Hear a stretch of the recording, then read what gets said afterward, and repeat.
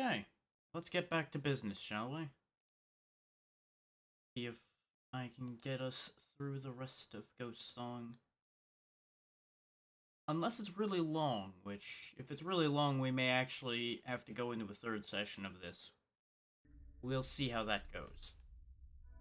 I don't know. I still don't know how long this game is. We've been at it almost 5 hours. We performed 304 flips, apparently. We only lost 2,000 nanogel because we only ever lost our stuff completely once so far. We have died 5 times there. 270,000 damage dealt so far. Huh. A lot of violence happening. Not really surprising. Okay, give me a moment to reacquaint myself with the map. This might be achievable now that we have double jump, because we picked that up last time right before we grabbed the green ship part down here from the lady that wanted to study the dead suit. Who did get away, so who knows what's going on with that. I'll remove that marker because that's not possible to deal with right now. I forgot to remove that. As far as we're aware, we can't open those red doors yet. Go ahead and remove that since we can actually go back and forth through there now. This is probably possible now. Might be able to get up in here now because of double jump.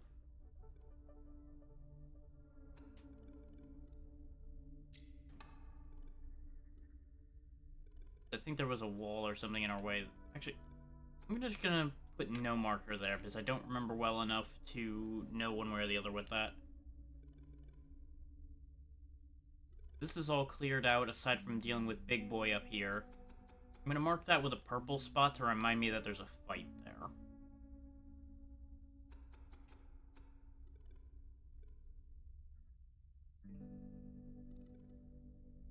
Wait, no, he's not there, he's here. So I don't know what this is, so I'll put a marker there to remind me to go back over there as well. I have every intention of coming back over here to deal with him, just not right this second. I would honestly ideally like to have like a stronger attack or something to deal with him because he seemed pretty beefy.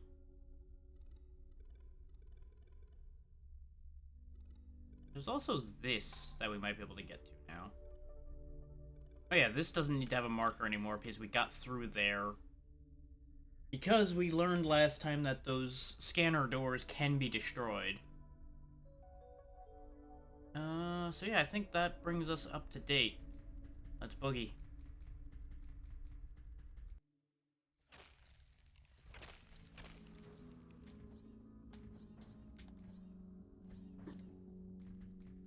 Yeah, because we talked to all the weirdos last time, but we didn't talk to the rest of the townsfolk, so I'll do that on my way by. See if any of them have anything to say about our current situation. Having gained one ship part of 5, I would assume they'd start having a little more hope now that there's at least a part put into their ship. There's definitely no way we're getting up there right now. We'd need to, like, fly or something.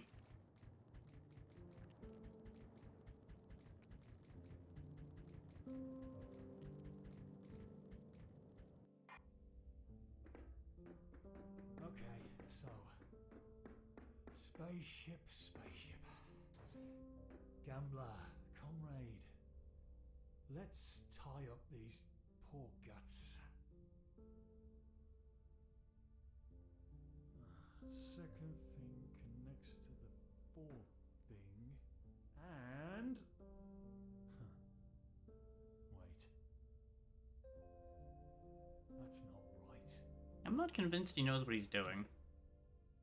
It'll work, though. It's fine. Fine. Just fine. Sure it is, Roper. You're working? Mm-hmm. Huh. It's a lot of work? Sure is. We met at a strange time, Blue. It must seem like a real hard worker was slogging away on the ship. An industrious man. I guess so? That's not me, though. Which isn't to say I'm lazy exactly, just my efforts aren't usually so structured. I like to stop off a few times, getting from one thing to the next. I like my days to drift. I guess we all do. It's just the situation we're in. There's not much room for that now. The ship's full of sharp edges and ill intent. And this moon, rather. If we don't keep at it, it'll kill us. So I have to keep at it. Did you hear the music like last night? After work, when I get to stretch out for a minute, that's when I feel like myself again. Guitar music? Was it too loud? We couldn't tell if you were awake or not. Gambler's got a few records from Instwaffle, and old Pathbreaker stuff, guitar stuff. We were playing one of those. We like to get a fire going, break out a deck of cards, sort through the day. You're welcome to join us next time. Not sure the dead suit's much for cards, but sure. Usually we play quints, but if you've got another game, that's okay too. I'll be here all day. It certainly looks like it. Right here, the whole day, deep in the ship guts again. Right here, the whole day, deep in the ship guts again.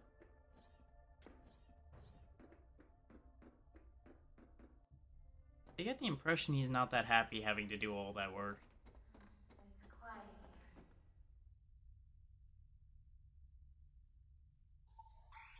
I don't mind the quiet, as a general matter. However, this entirely wrong sort of quiet. Low and awful quiet, don't you think? The quiet of tectonics, of mountains, of shifting lands and eternal erosions. A massive geographic quiet, creeping into your belly and spoiling your dreams. Stone quiet, dirt quiet. My quiet is empty. It rings true. A stretch of black, no gravity in sight, nothing but distance. A ship and her crew in the forever of space. The lengths between the stars, the nothing of nothing places. That's what I miss. I'm sorry. I miss the loud, too. The right sort of loud, when the crew is rowdy and full, singing songs and telling stories into the night. A good life. You have a good crew. 4 are dead. We lost 4 down there. We can't let the others die, Sister Ship. Working on it. We won't. We have to find our way back up. We have to find our way back up. Also working on that.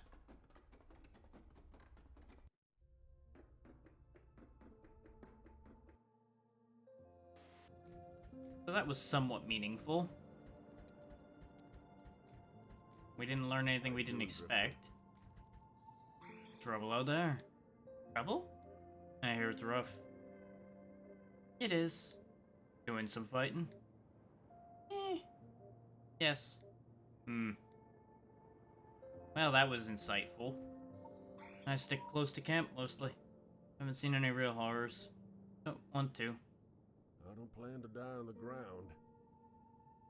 You'd rather die in space? If you got stuff to barter, I'll be here. I mean, to each their own. If you want to die in space, that's up to you. You have a moment.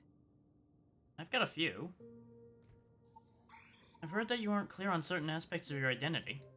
That's so. It might be useful to compare notes. Do you remember anything about how you came to be on this moon? How exactly was your ship affected by the static field? I assume you crashed as we did, but I'd appreciate detail. There's value in detail.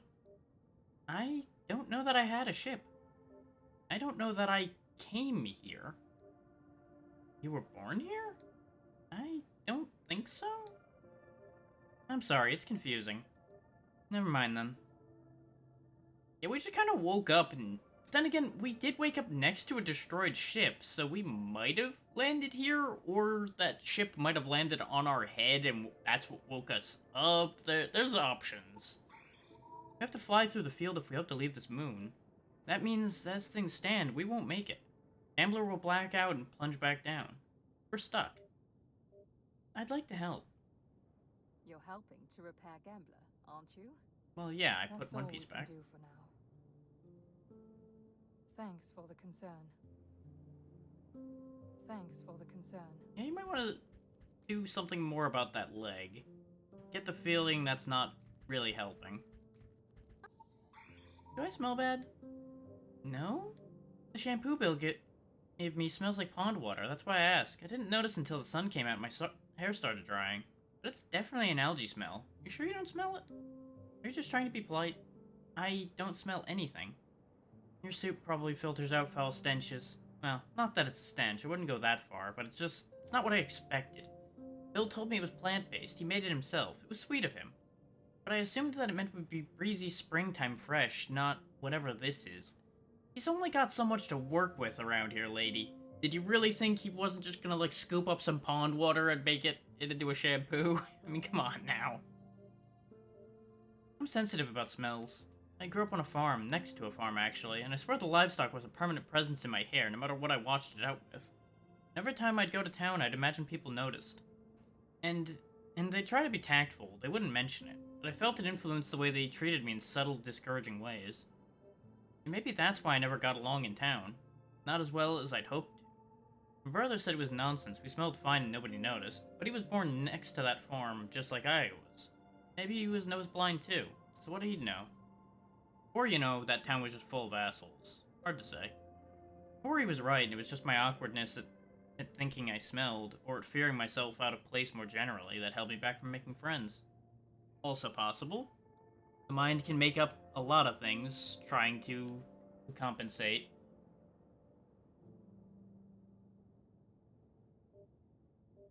I'm better about that stuff now, though. Well, that's good. Considering you're stuck here with these people, you best be able to handle being around them. Not so insecure, I hope. I wouldn't bank on that one with how you were sounding a minute ago. Anyway, I'll keep using the shampoo. Better than no shampoo at all. That's true. Bill's been good about food and supplies since the crash. We lost most of our stores, basically everything in the cargo hold, including most of our hygiene essentials.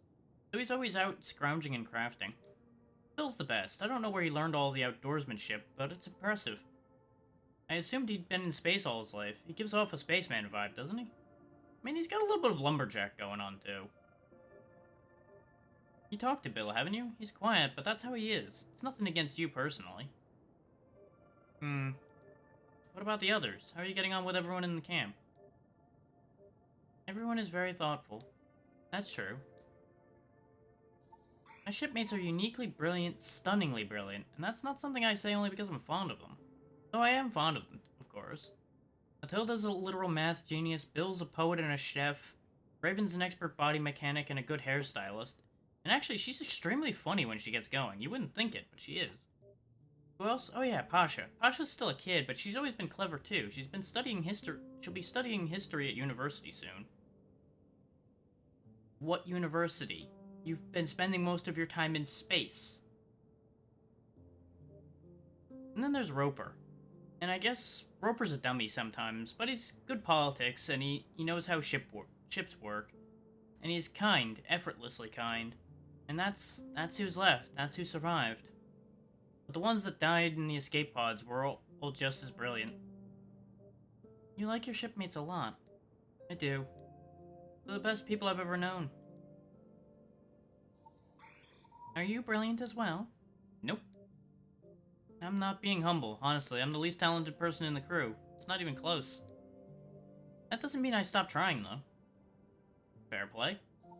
I could make something for your suit. A new module. Your gun sometimes overheats, right? Sometimes. What if I can make it so it doesn't? Would that help? Yes. It might take a while, but I'll come up with something. That's You don't incredible. need any shampoo, do you? I mean, it might work on this weird, Well, like, got plenty. cloak thing I'm A whole wearing, maybe. bucketful. My cloak probably stinks by now, Thanks. considering all the goo and nonsense I've tread through. That does remind me, though, I forgot to check in with the cyborg down below.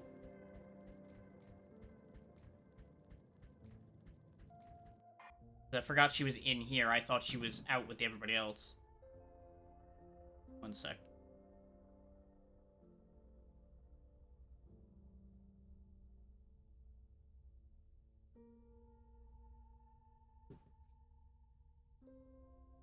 Double checking a couple things, since I was already stopping to answer that anyway. Okay. Looking good.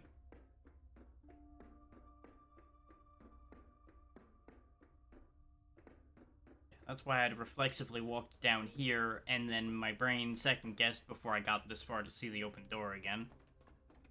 Watch your step. There's junk on the floor. I'm used to that. I keep meaning to clean up. You've got too much work to do. You might also only have one arm, considering I haven't seen the other one move at all. I can't imagine that makes it easier for you. What are you doing? I'm considering noses. Specifically a new nose for my new face. I haven't settled on one yet. Well, I have settled several times. Then I bolt up in the middle of the night feeling strange, and it's all unsettled again. You could just copy the same nose you have now. That's the sort of thinking I'm trying to avoid. There's an infinite variety of interesting shapes. Why default to some lame replication of this body? I'm creating an entirely new self. It should be a liberating experience. You know, I kind of dig that line of thinking. You make a new you. Do it. This is my first body.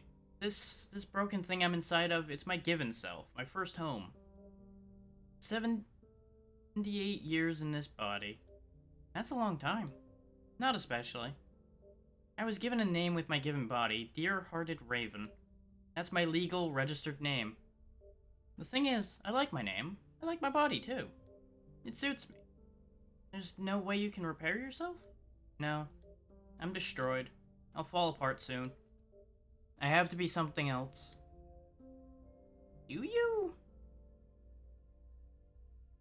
I mean, if that's how you feel about it, that's how you feel about it.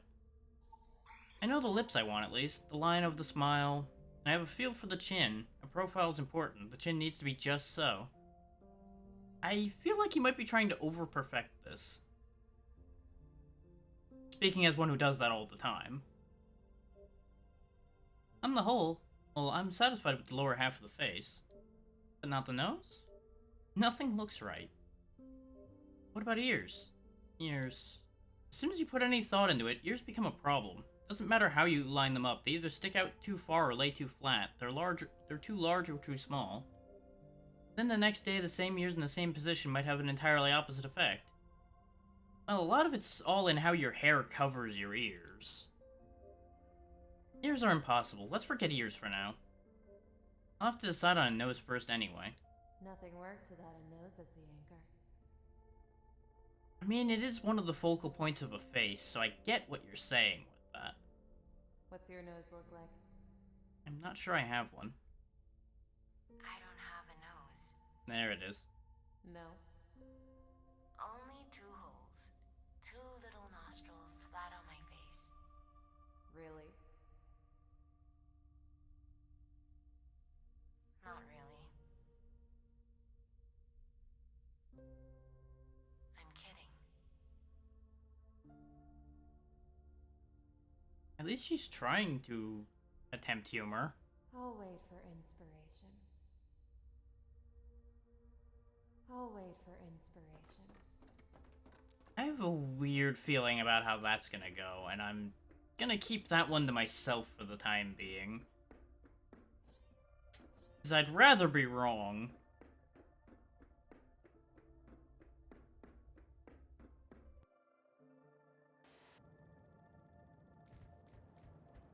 We talked to Pasha when we woke up, and we talked to everybody to the right already.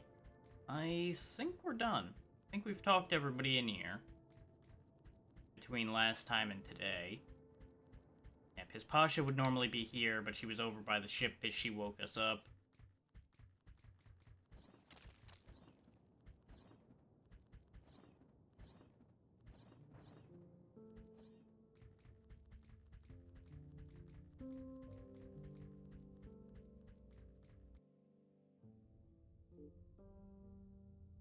With double jump, we might be able to get up here, is why I went this way first. And if we can just get to that ship part, that'll probably be the easiest one to bring back, considering it's right there. But I'm sure we all know that it's not going to be that easy. There's going to be a catch of some kind to it, for sure.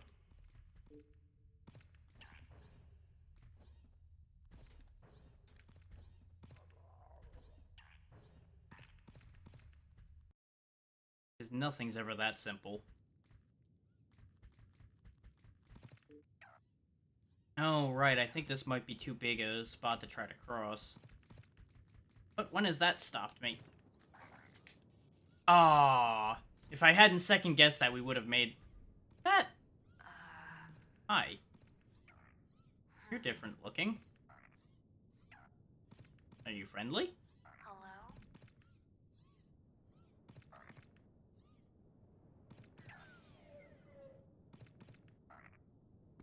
Uh-huh. He shut us down with a hand gesture. And then he fucked off. Well, that was different. He seemed busy. Busy's a word for it. But that tells me we might be on the right track going this way if something like that happened. Anytime something new happens, it's likely to be the right direction.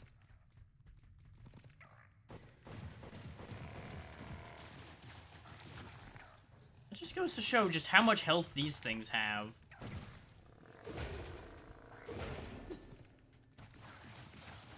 That I unload a bunch of missiles into it and its health bar didn't even move.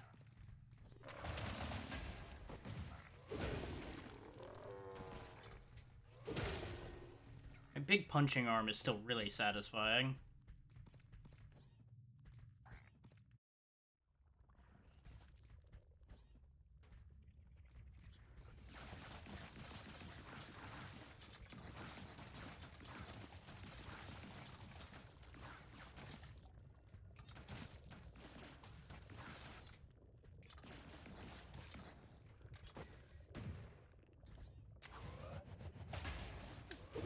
Of course it didn't goddamn die. Well, that was disappointing. Okay, going down here is the wrong way, though.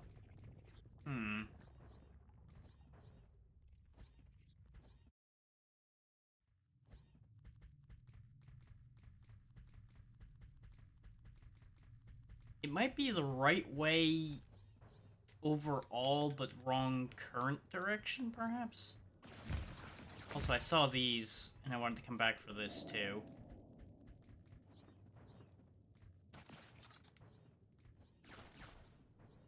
Problem is, this is a sheer wall. Do I perhaps, like, break through here, and that leads me back in and up? Because there's blatantly an opening here. Unless this is another one of those weird, they screwed up the line work there, or type deals. So it just looks like there's a door there. Because that is absolutely a sheer wall that goes way too high, so we do have to, at the very least, try to go around. Because we did have this door here that we were trying to get to, and that will likely lead up there.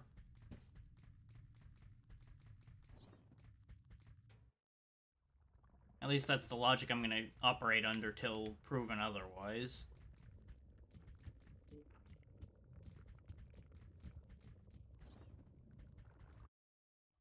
All in all, it's as good a thought as any, really.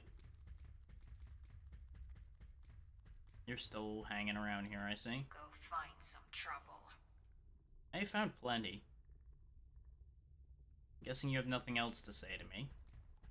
Bye-bye. I'm glad these don't all turn on right now. Because we were getting chased around by those red heads down in the graveyard place. That might still not be possible right there. Yep, that sure looks way too damn high to do anything with from here. Oh, next in line.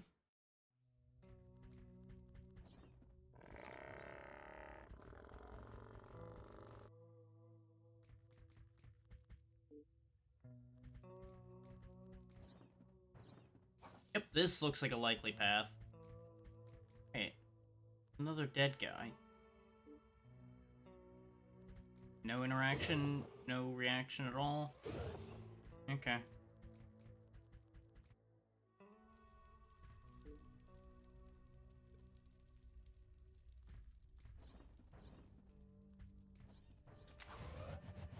Okay, that's not an actual exit hole.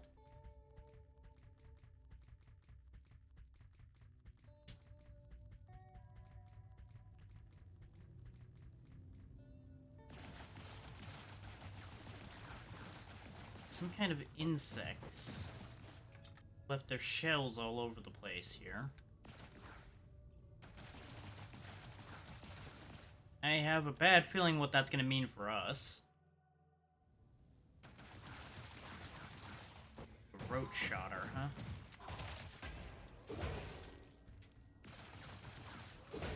And yes, for those wondering, it was especially satisfying to punch the puncher.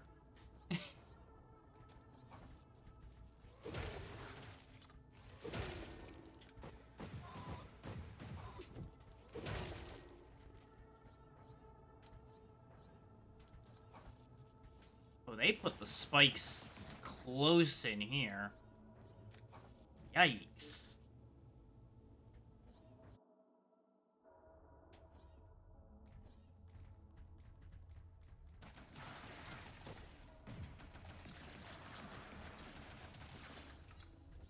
Okay, just kind of hovered there and looked at me funny. Hiya! That didn't really do a lot.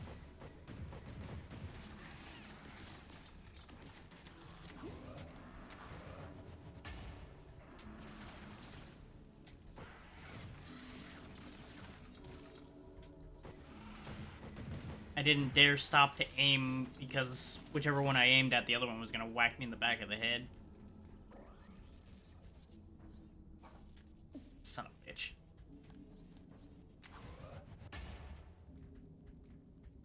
I almost wonder if the punch spin is actually meant to be required. Considering I don't think that jump was makeable without it. Unless there's something I'm misunderstanding.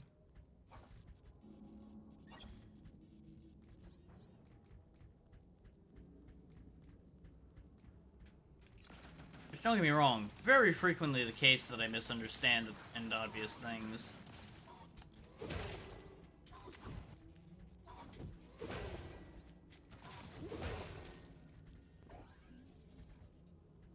There's an awful lot of you big bastards down here.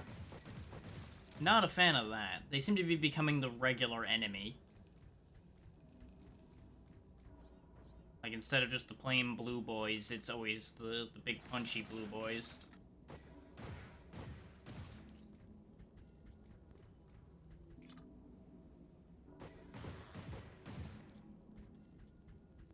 Seems as long as I can catch them before they really take to the sky, they're not really an issue.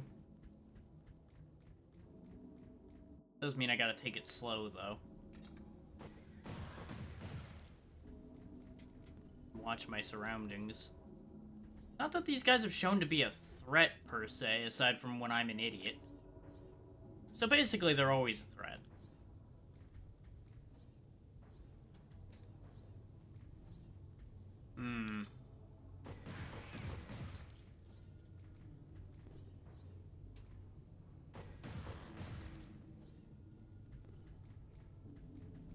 Not sure how I feel about all of that. This leads toward the ship part. Let's not go this way right this second. Let's check the vicinity for a save point, since we lost a couple of our heal charges.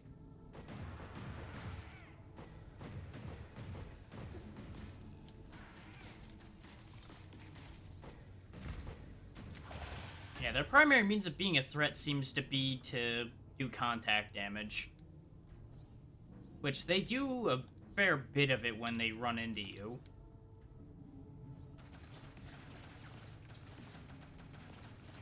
There it is. There had to have been a breakable wall in here. I don't like this. No, I don't like this, but I've got a plan.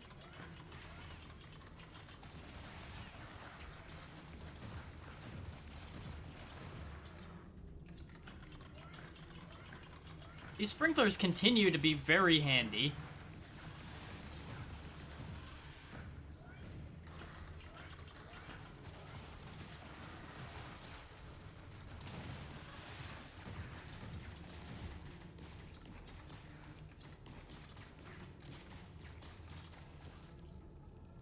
Thankfully, those things aren't super aggressive. If they were particularly aggressive, we would have been screwed in that situation. When I ended up aggroing more of them than I meant to. Man, there's a lot of them, though.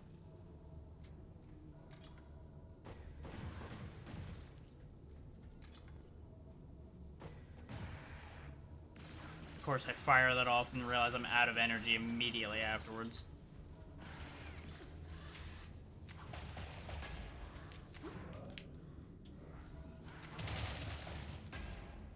There we go. That solves that problem. I think I'm going into their nest. And I've got a bad feeling about that idea. Can't imagine why I get a bad feeling from that plan.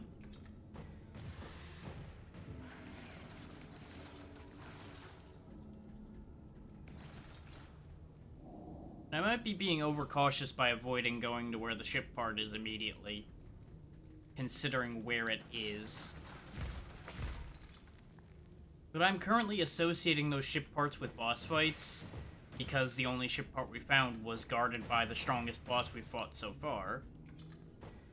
So the logic tracks that there'd be another boss fight at that ship part. It's also looking like we might not have a choice. So that's a concern. Fires curious eggs. Okay. I mean, we've got enough power to fit it in straight off. We just need to shut down to grab it.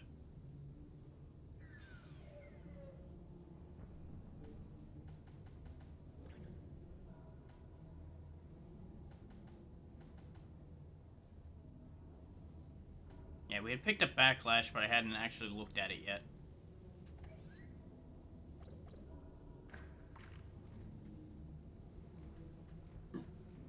Okay, it makes bugs. Sure. I was kind of hoping for the big bugs, like what we were fighting. But I'm not surprised that that's all we got out of that.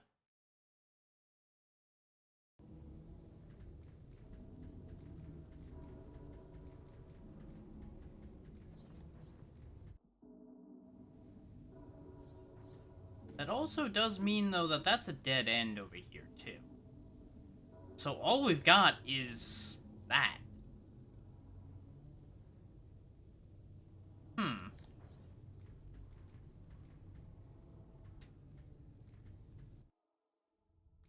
Guess we're going in. Oh. Ironic that this was the save point. And, wait. What? If this is the save point, then how do I guess we don't get to that ship part from here. Because this is all dead ends. I guess maybe this area was just extra? Because there's nothing here.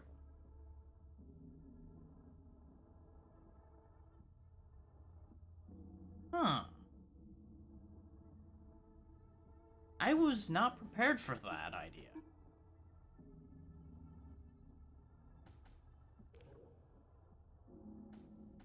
Sounds ridiculous, I know, but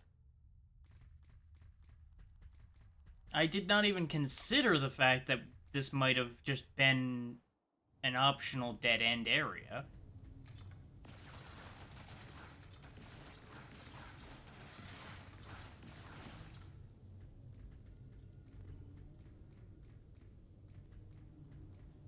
Like, legit, the thought hadn't even occurred to me that it could have been. But I guess it is. Just Bugland. Home of the bugs. All of the bugs.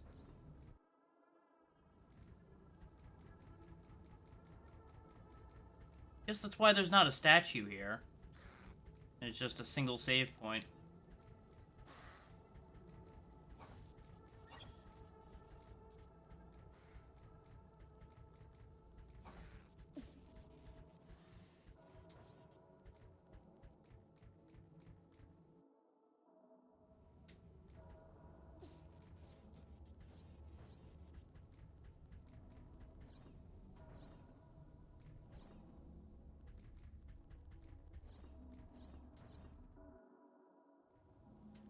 Well, we live, we learn. We got a couple odds and ends out of being in there. Nothing impressive, though. Considering we found the God Seed outside of there. So really, all in all we got was the Sked device.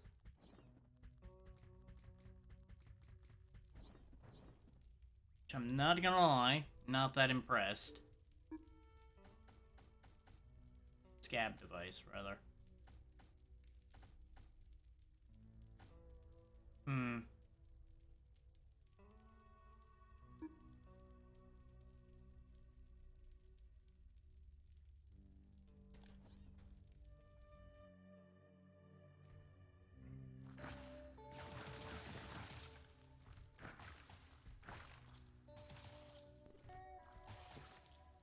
Does decent damage.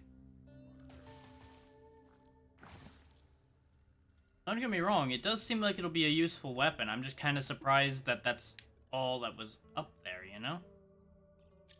Just seems odd to me. There's another door down there, though. Hang on. Wait a tick. Nope, I can't climb back up from here, though. I gotta go around now.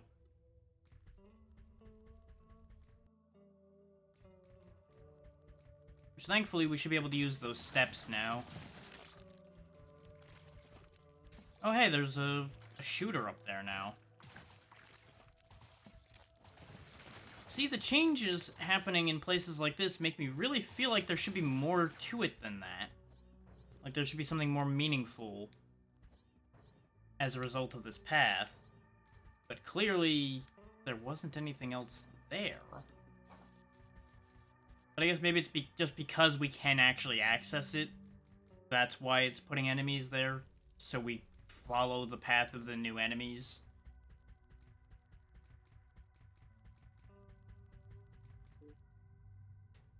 Let's go straight ahead again. Because maybe I missed a breakable wall and that's where the door is.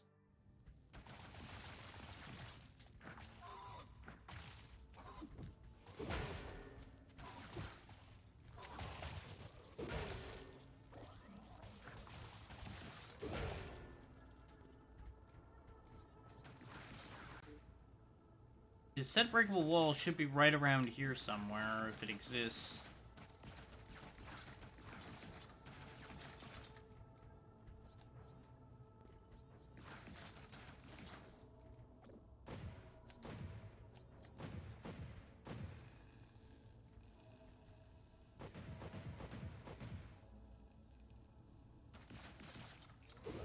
No, I think that's either a one-way door, or I'm being lied to by the map again. I'll check slightly higher just to make absolutely sure.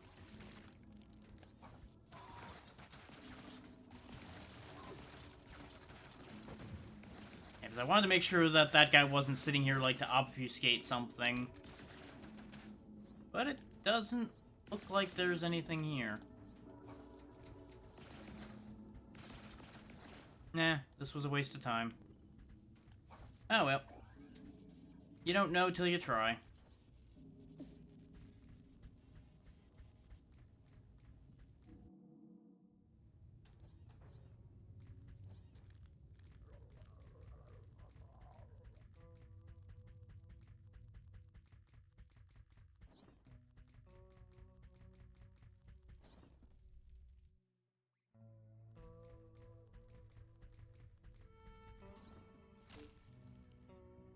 Let's see.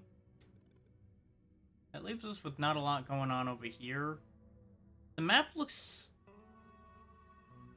odd up here, like there might be more above this place that's unmapped. So I'm gonna pop back over to where we started and use our double jump to see if there's anything hidden above it.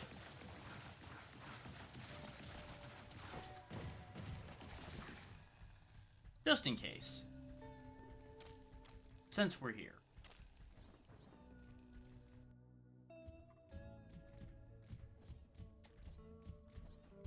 Still odd that... Oh. What happened to you? Why am I having this reaction now? That's another thing I was going to comment on. The fact that the dead suit had no reaction to the woman hanging here. Who was obviously either buried that way or placed here like that.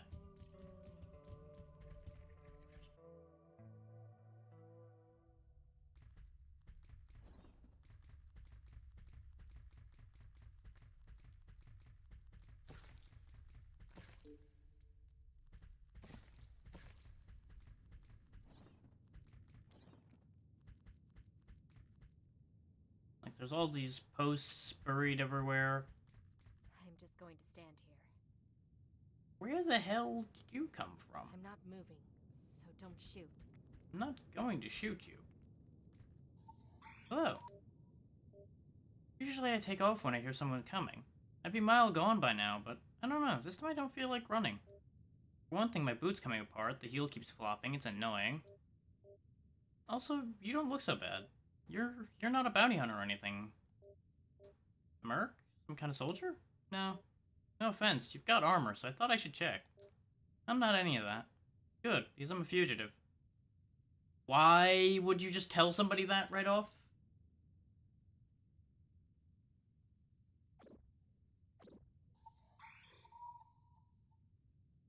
I wonder what you're thinking under that helmet. It's hard to trust someone when you can't see their face. Sorry. Are you glowering judgmentally? No. That's good, at least. Oh, my name's Gilly. Okay. You don't mind that I'm a fugitive? I killed someone. That's true, I guess. Why are you just immediately oversharing all of this upon meeting me? Why? Well, this is the best conversation I've had in weeks. It's probably the only conversation you've had in weeks, isn't it? The only one that hasn't ended with somebody shooting at me. You're not going to shoot, right? I mean, I could if that matches your expectations, but no. Probably best to keep moving. Probably best to keep moving.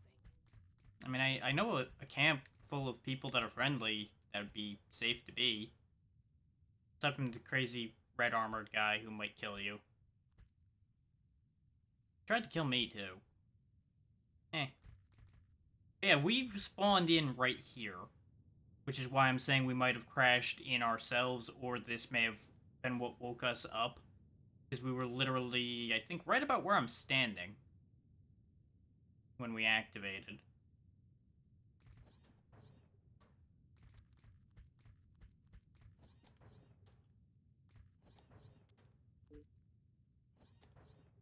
It looks like there is, in fact, nothing up here, so, again, the map is lying to me. Yeah, because there's this broken robot over here, next to another crashed ship. And that's the thing that's making me not really put a huge amount of stock into my own theory there, is the fact that this planet has that atmosphere that knocks all electronics out, so it's, of course, a graveyard of ships. The ship back there in the background might not be relevant at all. And I still don't know what that nonsense going on up there next to my health bar is. Like, I feel like it's trying to tell me something, but I don't know what. Sometimes that orb has a weird, like, blue engine-looking thing in it.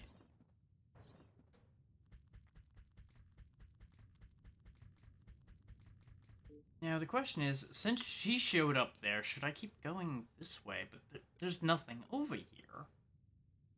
Or according to the map.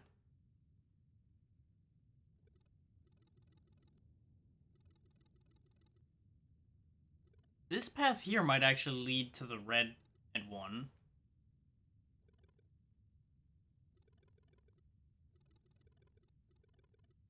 This I know we still can't get through, I don't think. Actually, no. Wasn't that too high? That might be doable now. This is an actual door, so I know we can't do that.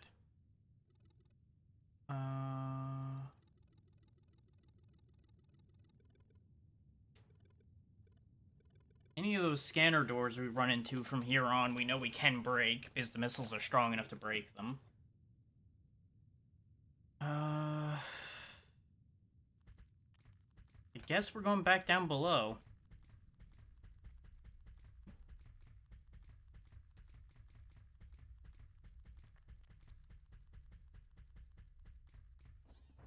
I was hoping to stay away from the exploding robots for a little bit longer, because they're kind of annoying. But it looks like we don't have a choice on that matter.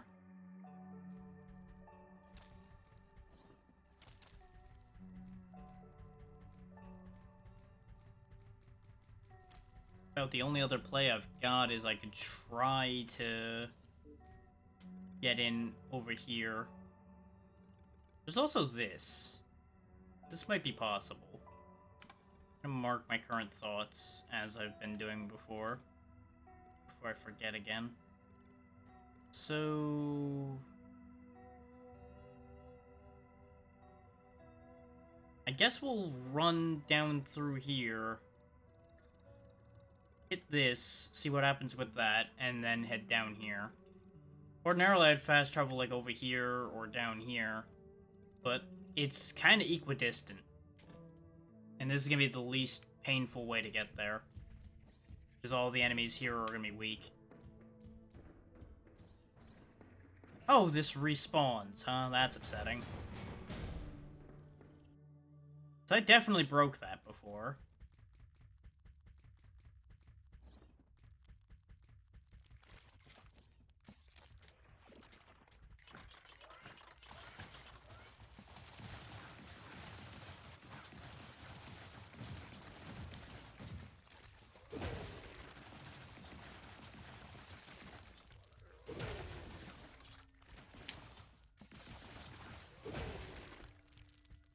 Easily dealt with.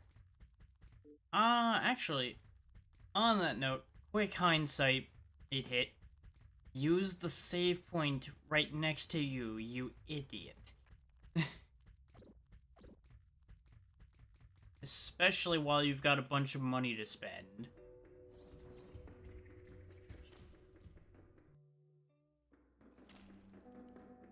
Because we've always got more room to become more powerful. So we're only gonna actually be able to get one hit out of this. I forgot. We've already hit the point where it's starting to get very expensive. Very expensive, Douglas. Very expensive. That only really affects our max HP, and our max HP is quite high at this point. I'm feeling like actually increasing our resolve further to get our stamina and energy pool up further.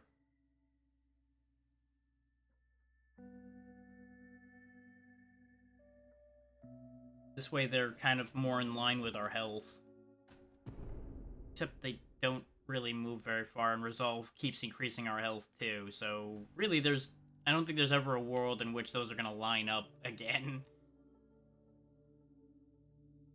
Unless I get, like, some modules that will boost that.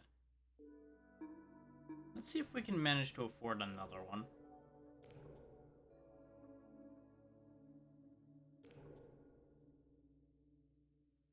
That should be enough, I think. Yeah, just barely.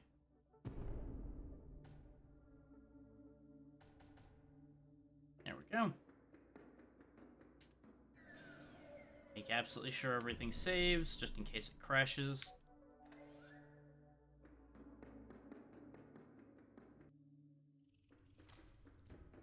And I'll be honest, the main reason I want more stamina is just so we can sprint longer. Even though it's not actually that much faster, it just feels better.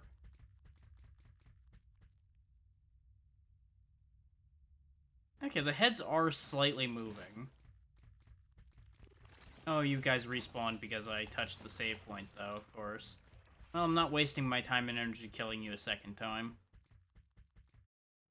Or more realistically, at this point, it'd be more like the fourth time I've killed them.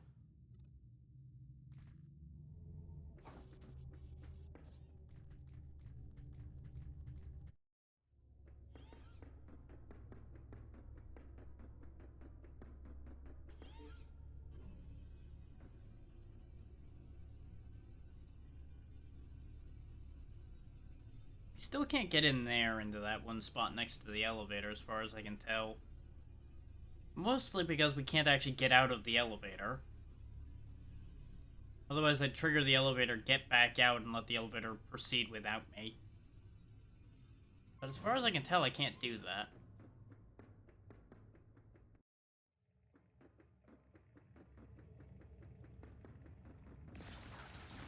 And the one who was talking to me in the elevator before apparently is not talking to me anymore.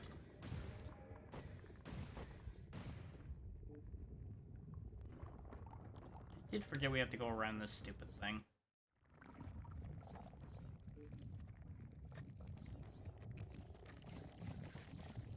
Not that it takes long and not like there's anything in the way here, it just is extra travel. Of course, this would have been the time where something would have been there.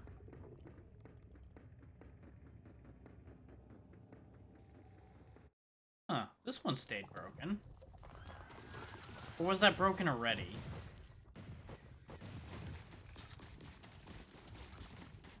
I think that one might have never actually been active.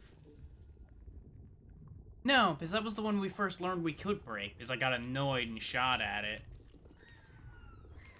Trying to break it again.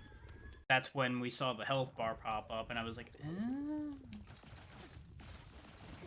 And then ever since, things got better.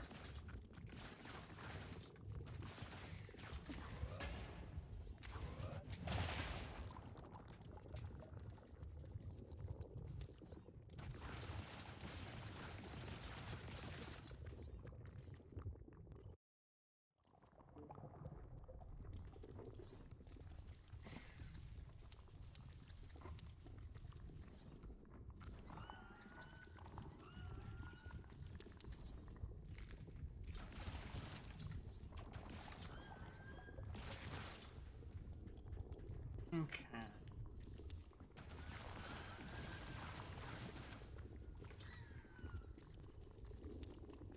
So somewhere around here, there's supposed to be a path up. Is this another one of those ones where the map's just lying to me? Because that's getting annoying at this point.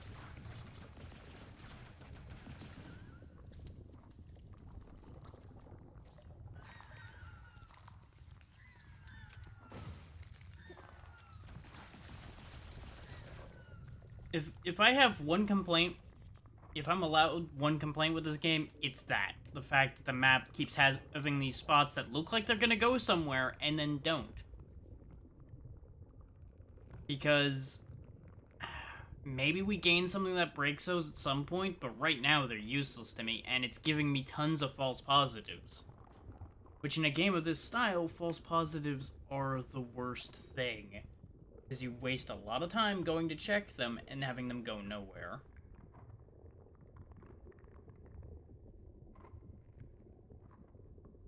It's really kind of awful.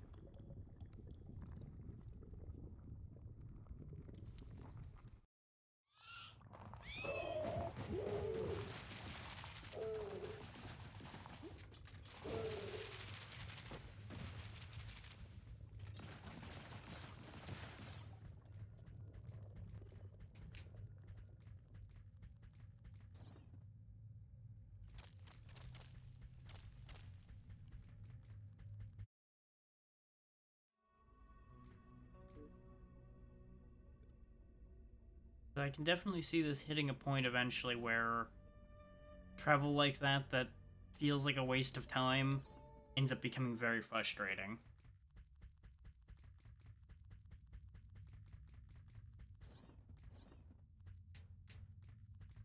Like, it's bad enough when I myself start getting stupid and start traveling to places I don't need to be or can't go.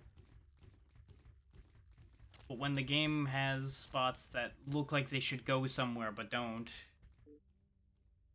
it's a whole different problem.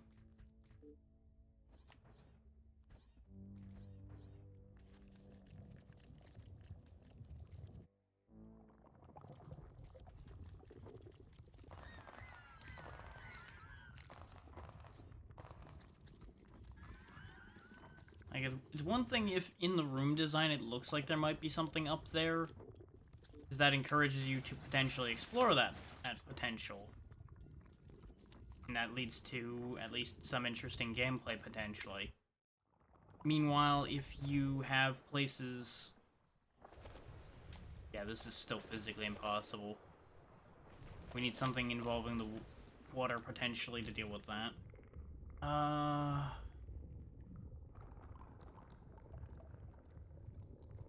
But yeah, having spots on the map that just don't mean anything,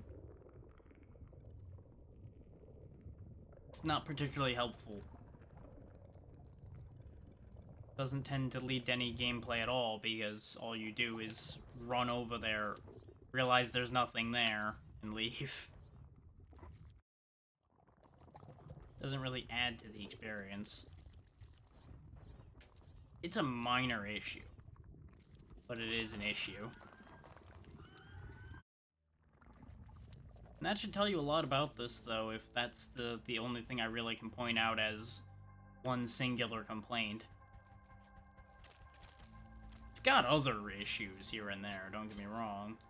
There are other things that are annoying, but that's the biggest of the minor gripes. And it probably won't even bother that many people. It bothers the hell out of me because I'm the type to go check every door when I see doors. And those spots on the maps, of course, look like doors. Like, it's one thing when you're out of other options and have to go check every door. Then that's, in particular, an issue.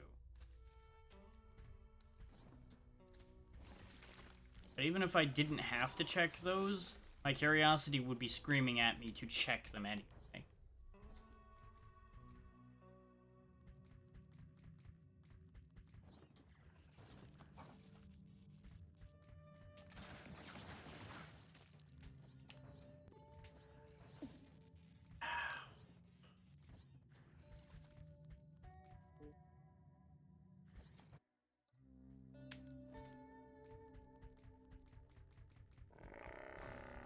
Not wasting my time with you, big boy.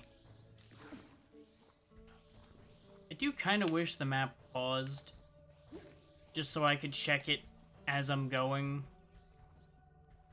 a little better. I don't have to make sure I'm in a safe spot to check my damn map so I can tell where I'm going. But that is not as big an issue as the aforementioned false spots on the map. This at least seems like it's leading somewhere. We haven't been up here, I don't think. Actually, no, we've been in there. It's the other side of this we haven't been in.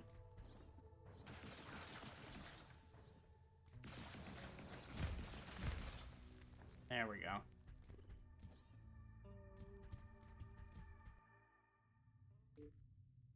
So this just leads back. So this is not exactly productive.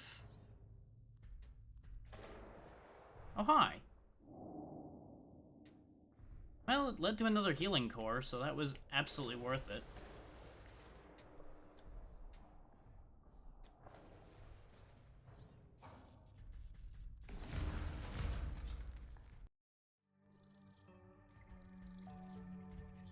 Okay, we could have found this from the other side as well.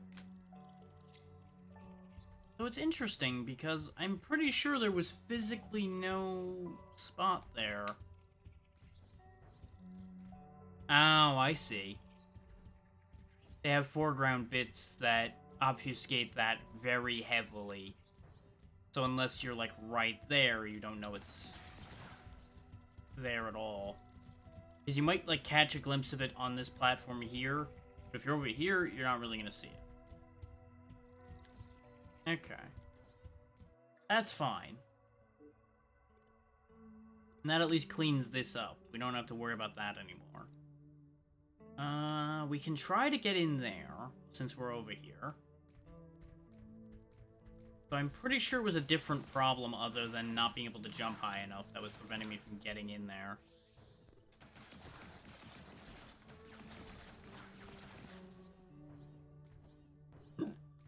Like, I feel like there was more than one issue at play on that one.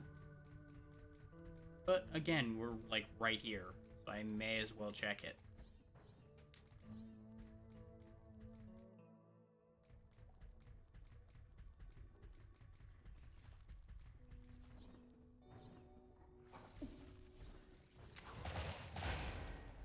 It's not like any of the stuff along the way here is going to be a threat to us at this point. You smell the bugs stink? Oh, hi. Why are you here? The bugs are near. Well, yeah, they're literally right over there. The bugs, the Roslock. This is their tunnel. They were meant to kill me, you know. And Construct as well. Tear us apart and end our rebellion. Still, fine creatures in their way. Interesting. The Roslock are extraterrestrial in origin, sent from deep space. Although some contemporaneous accounts claim the invasion began during the annual Sistal Parades. An irresistible irony, I suppose. It was actually the following day, the end of the world. I recall I was outside the Bourne Labs, somewhere in the mountains, still settling into my new form. All evening I'd been speaking with the ghost of a septic engineer who had died in a work accident the week before. She was unusually lucid, and I was about to unveil the mysteries of the universe when the sky began to flash.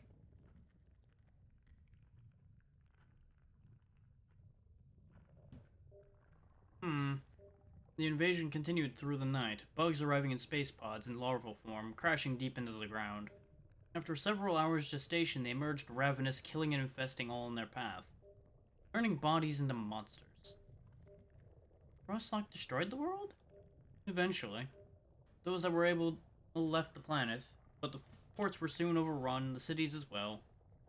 Survivors struggled on, retreating ever farther into the mountains. In the end, they all died. Why aren't you dead, then, if you were there? These days, the Roslock aren't such a problem. Not if you were careful. Some years after the end of the world, finally beginning to understand our limits, our lack of limits, my brother and I decided to fight the Roslock. At least push them back somewhat. A shove in the right direction. Their presence was an annoyance, of course, and a reminder of our failure. But more importantly, it was disrupting our research. And if not for the research, what else is there? So Construct and I swept through the cities in no kind mood, thinning the Roslock's numbers and driving them underground. After months of sustained effort, feeling a little bored, I admit, we declared victory. The dead still roamed and the world was still ruined, but there was room to work at least. So I guess that's what the blue guys are, is Roslock-infested people? That would make some sense why they're all weird and mutated. We've spent these last centuries at work. In that time, the remaining Roslock have kept mostly to their tunnels. I'm unsure as to why. Perhaps instinctual self-preservation. Maybe they just don't like the sun. There remains, perhaps, some distant sentient force at work, guiding their movements. They might just be gathering their forces. There remains, perhaps, some distant sentient force at work, guiding their movements. Hard to say.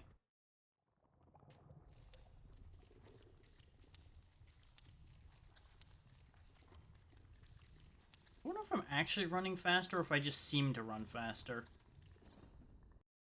in some of these places.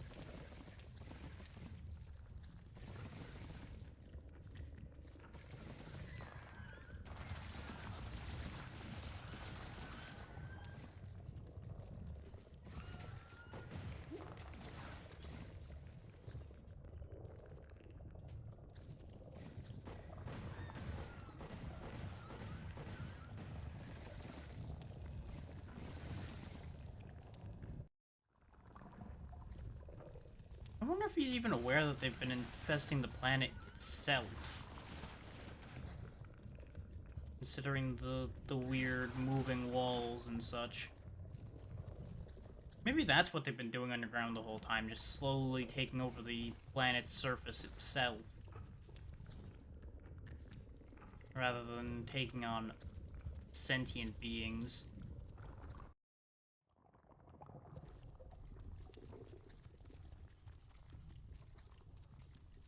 And he's busy enough with his research and everything, he may not be noticing.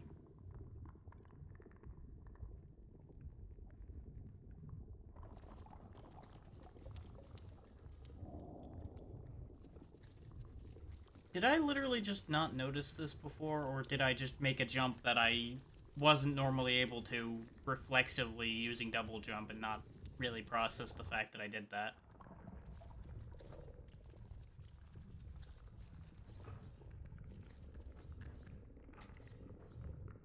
Oh yeah, I jumped up here, which we ordinarily wouldn't be able to do. Yeah, okay. I just had a complete space out moment there. Okay, so now we have the Heart of Fire. Grants a bonus to gunpowder that scales with suit level. Oh my. So, yeah. Yeah, I want that. Want that.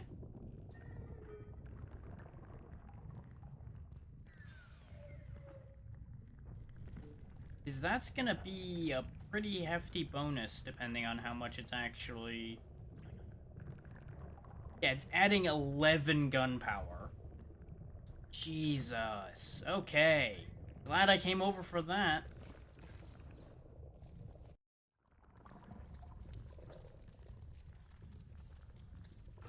That might be exactly the edge I need.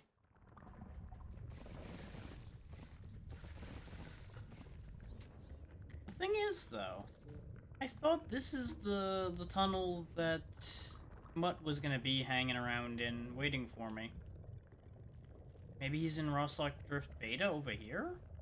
But we were just there and didn't see him. Unless he's, like, all the way down here somewhere. Because he said he was gonna go fight more of the bugs. And we last saw him when he was fighting bugs over here. But then again, he hadn't left up top yet last we saw either, so maybe whatever plot element that makes him actually go down there hasn't happened yet.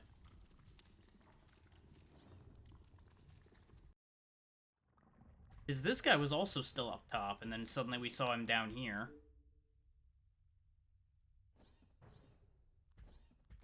So, hard to say what's really going on with any of these people. We're definitely doing more damage, though.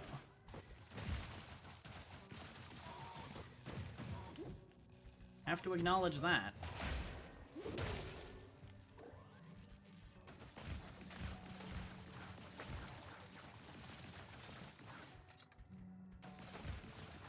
I didn't know these graves were breakable. At least some of them are. Anything in them? Nope. Just a rude thing for me to do, I guess.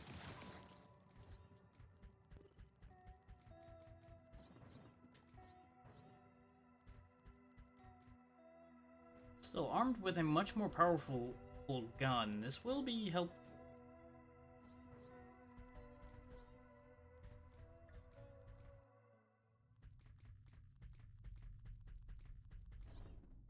But we are once again at the impasse of where are we meant to be going? And at this point, the only answer I can come up with is we are meant to be down here still. I guess we were meant to go up, drop off the ship part, and come back? That seems a little dumb, but I wouldn't be surprised.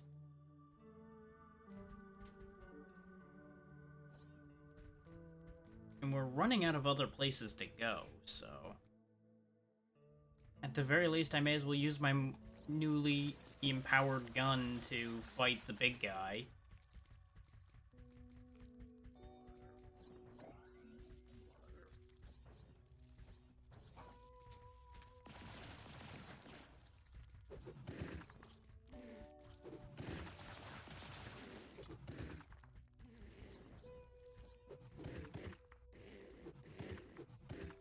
I fucked up on my path thing.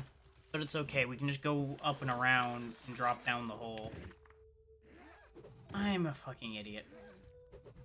Hey, Brainiac, why not just use the fast travel that you have available to get to where you're trying to go, since there's a fast travel point like 2 feet away from it?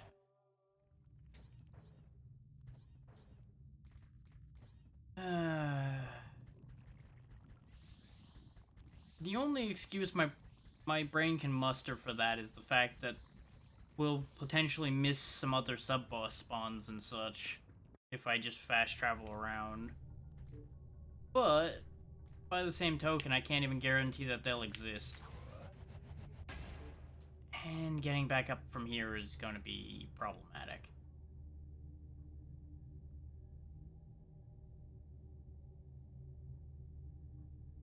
Guess we're going the old-fashioned way.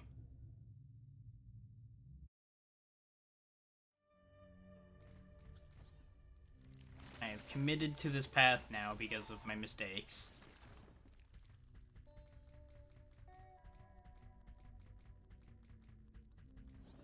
It's honestly not that long a trip anyway, so it doesn't really matter. I'm just mildly frustrated with myself because of life choices that were made.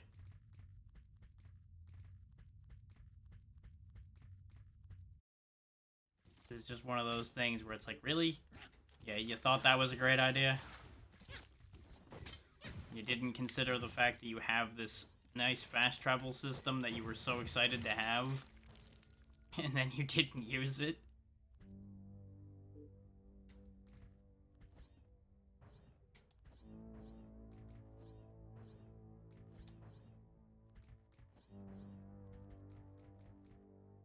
Especially since we were going to go to the fast travel point here anyway, just to have a local save point.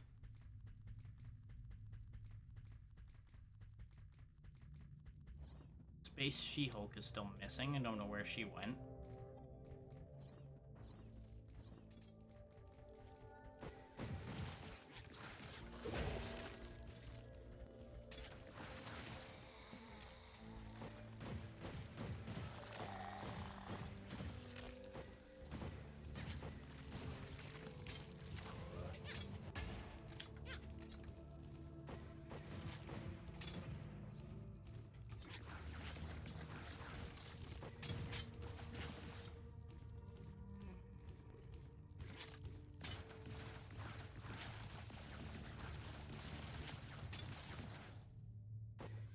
For anyone wondering if those have like high resists or something, no. Remember, our gun does more damage the closer we are to our target.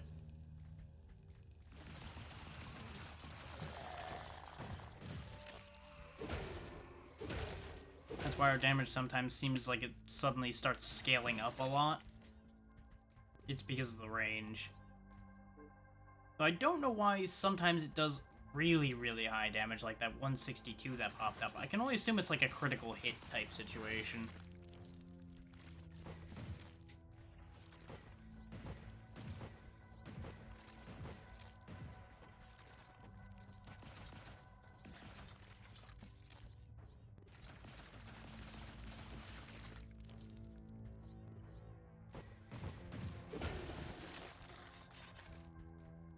Huh, still played the sound effect, even though I obliterated him before he had a chance to do that.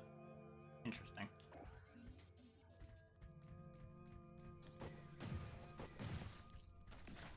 Oh, looks like these guys are inactive again, so that's good.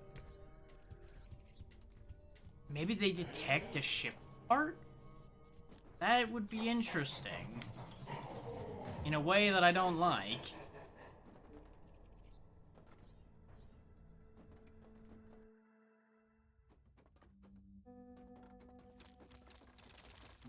Still, there's all our healing charges back. And we may as well... How much does it cost for the next one? No, we wouldn't be able to afford it. We'd be just short. Because we'd be able to add 500, which would be like 50 short of what we need. Since we were gonna go do a boss fight, I was like, I should get rid of my stuff before I lose it. Okay. I was looking at the map to form a route in my brain.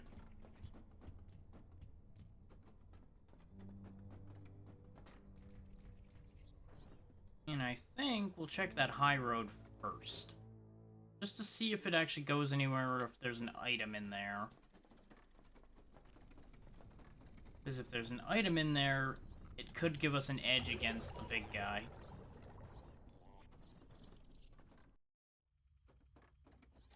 And I'm in the market for any edge I can get against him. Oh, you're here too, huh? She was Amanda. Okay. Have you seen her before? The monster? Maybe? They keep attacking me. I don't know why. This one. At the end, a monster, as you say, but once she was a woman, a mechanic, I believe. Amanda was her name.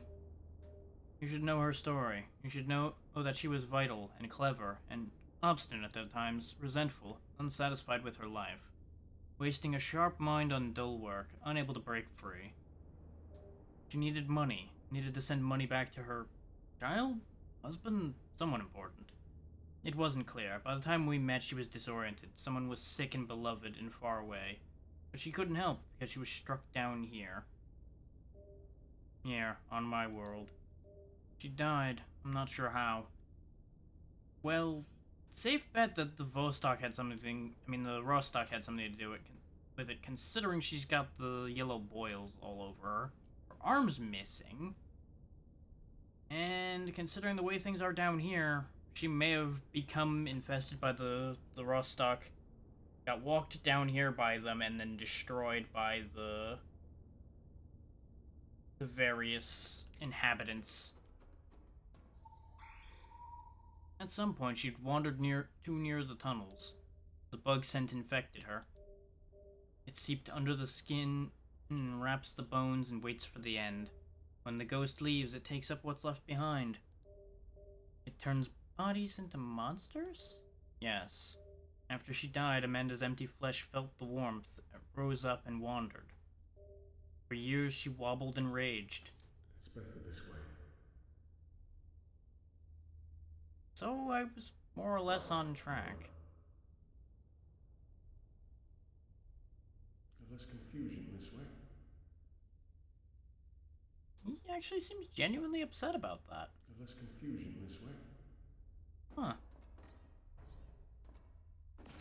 Didn't really think he actually had much of a heart, the way he was talking originally. I think it might just be that he's just tired.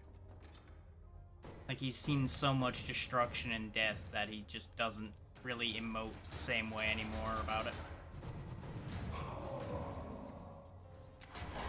Which if he's some kind of long-lived being like he's coming off as, I could see it.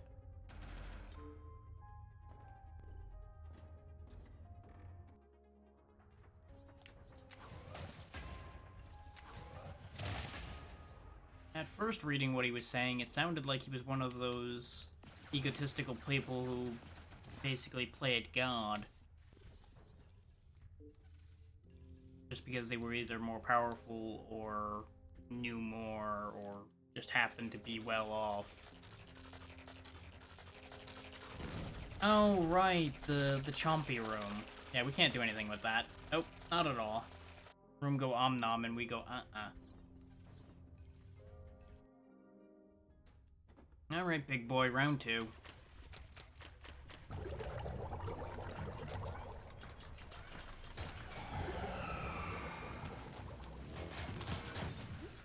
The fact that we can land on his mace is a real issue. Like, he can get us on the backswing, he can catch us jumping away. He's got a lot of damn coverage. And the fact that there's constantly goddamn skeletons spawning at my feet really makes this a pain in my ass.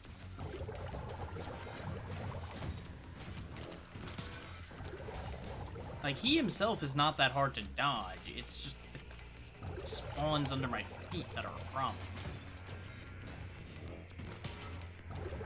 And the fact that he can sometimes just completely pen you in really doesn't help anything. Fucking hell.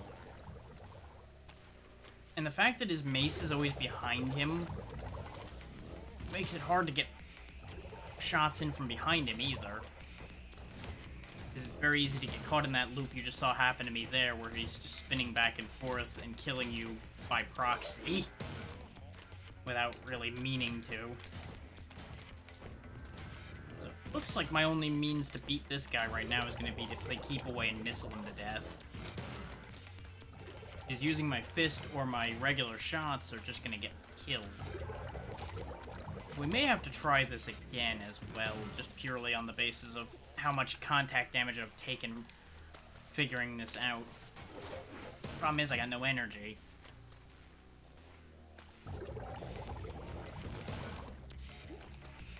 Wait.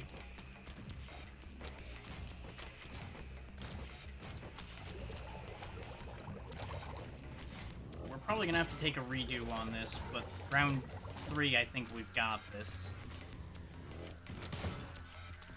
Thankfully, he crushes the undead for me. We can just get him to jump over us. But that's a bit of a gamble move. I'm not sure I like that idea that much. Ah, I thought he was gonna still jump.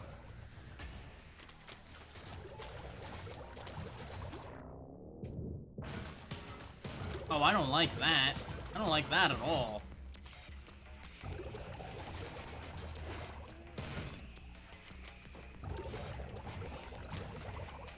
That said, baiting him into swinging and then backing off also seems viable, now that I know that he doesn't always jump.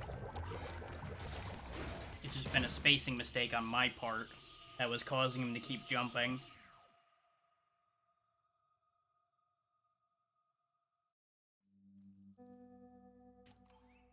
Oh, because I didn't properly touch the save point there, I guess. Well, that's fine. We can still just teleport down there, so it doesn't really matter that much. Mildly upsetting, though. I think we didn't actually, like, crouch down in front of this one. I'm gonna accept the slight damage because he does enough damage that 3 or 4 hits would kill us even with this small chunk intact. So really, it's not gonna matter that much. If we lose again without getting to repair, I will repair at that point.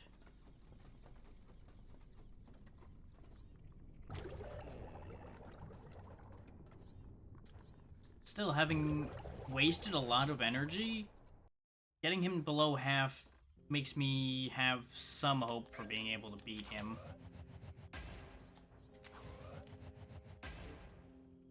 I can't make it there. I still want to, but I can't. Wait, didn't we jump up there? I feel like we did jump up there last time we were here. I don't know why I wasn't making it. No, doesn't matter.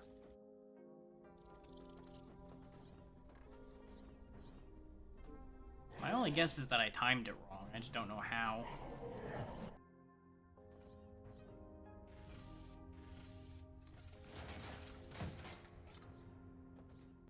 For fuck's sake, game. I did press the button, but they apparently made contact with me before I made the input. Or at least before it registered my input. Can't really be affording to waste health here, game. Alright, round 3, big guy.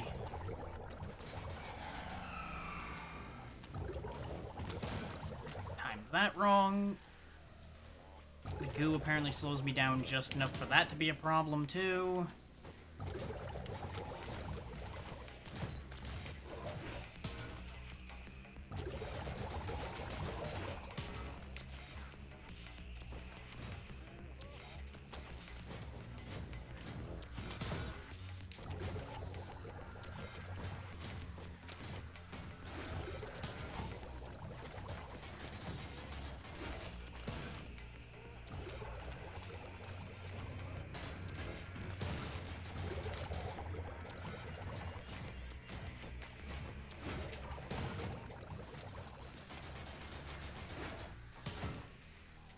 can just dash away from the initial slam and then do the other dodge.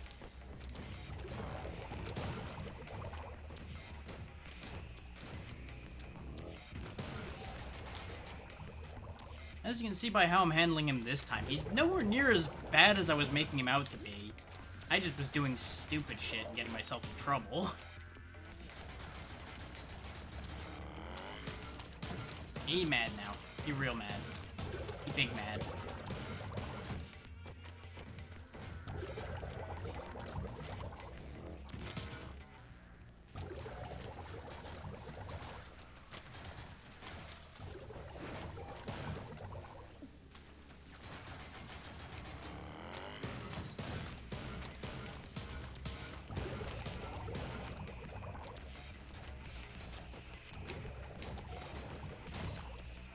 This is why I was saying this time we've pretty safely got it. That's not saying he can't still kill me. He absolutely still could. He is a powerful big boy. But we've at least got more of a chance than we had last time, by a long shot.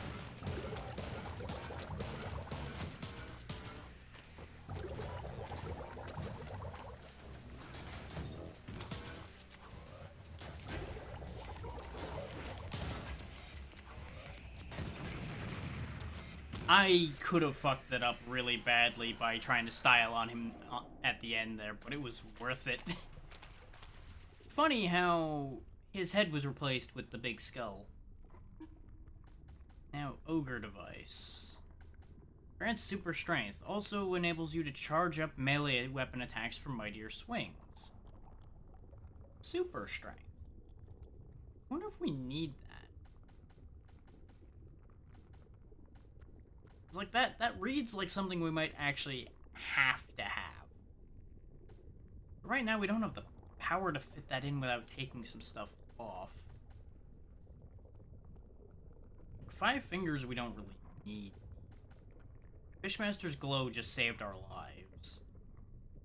And Robotic Heart is very handy. Heart of Fire we're of course keeping.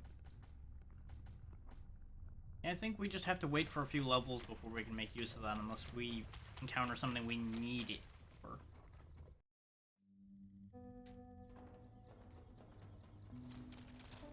Of course, after that, we get another save point, huh? Well, funny how that works, isn't it? You're broken. Still okay on the inside, though.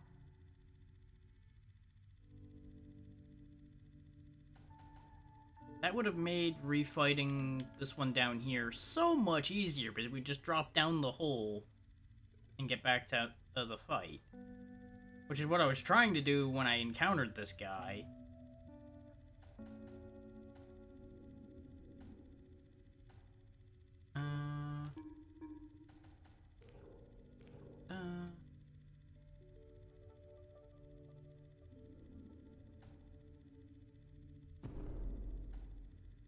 Keep up in our resolve.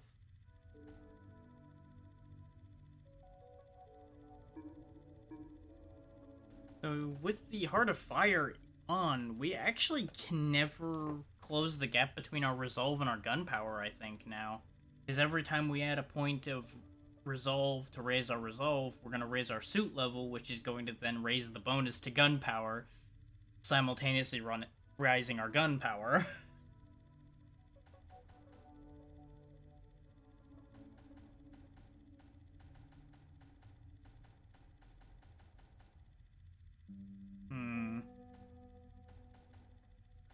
We need 6 points to get the Ogre Device in.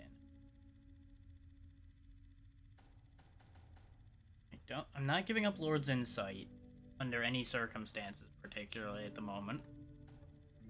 Fishmaster's Glow I can take or leave at the moment, but I would rather keep it. I could just take off the Robotic Heart temporarily and see how the Ogre Device actually works. Because there's something I'm wondering with the ogre device specifically, and that is, I'm wondering if it actually will increase my vigor. And that's what it means by granting super strength, or not.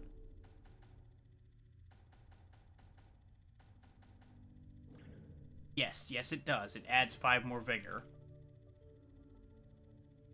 That's probably worth it then, because that also inflates our health pool.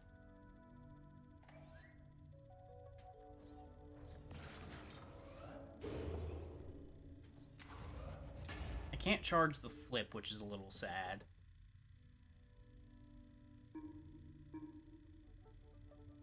We'll roll with this for a little bit. With the other overheat reduction from the Heat Hawk, we already don't overheat that quickly. So I don't think it'll be that big a deal.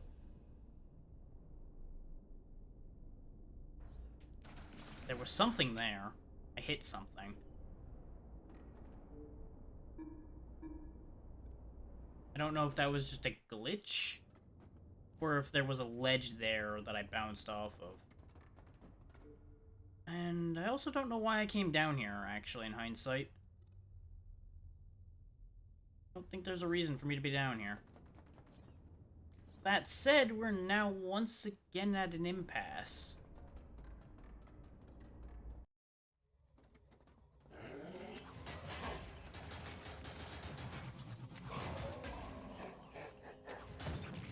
Specifically, that impasse is that we don't know where the hell we're going now. Is we killed the big guy that defeated us, which is all well and good, but doesn't actually amount to anything important. We can't get up there because of the fact that that shaft is just too damn tall, and the flyers don't help us in any real way that we can figure out.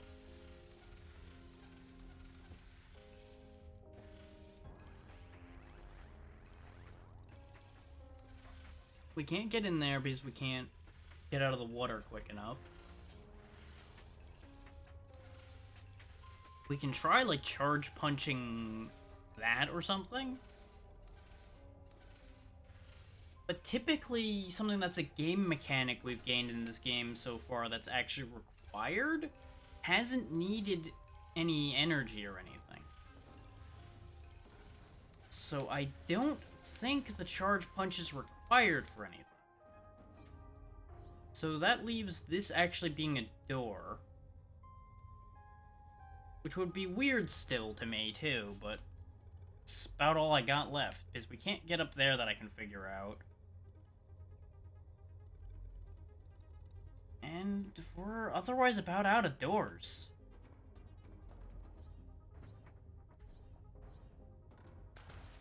Unless something triggers with Mutt when we go into the other Rostock section at this point in the game. Now that he talked about going back down and fighting more bugs.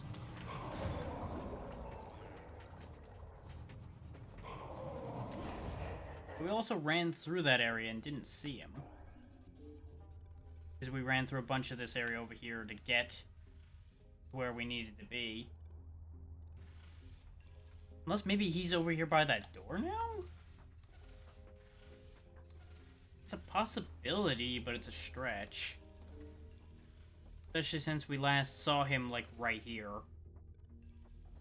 It's a little bit odd that they would move him twice in such a small space.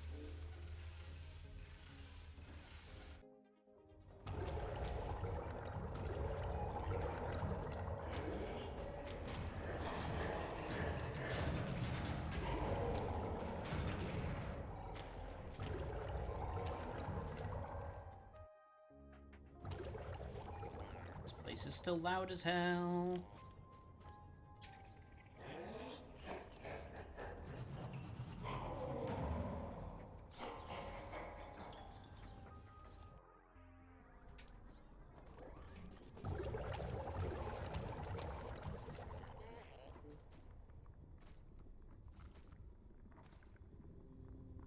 Wait a minute.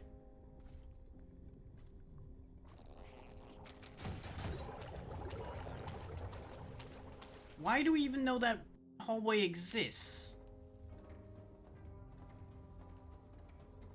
Hang on. Something doesn't add up here. Okay, this is a hallway. And there's a door there.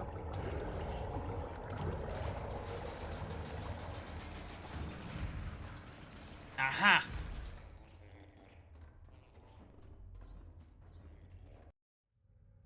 That's what I was questioning. It's like, wait a minute. We have been in a dead-end hallway that looks exactly like that before. Why is this a problem? And then, lo and behold, there's a hidden wall there again. The game really does like its hidden walls ever damn where. Hi.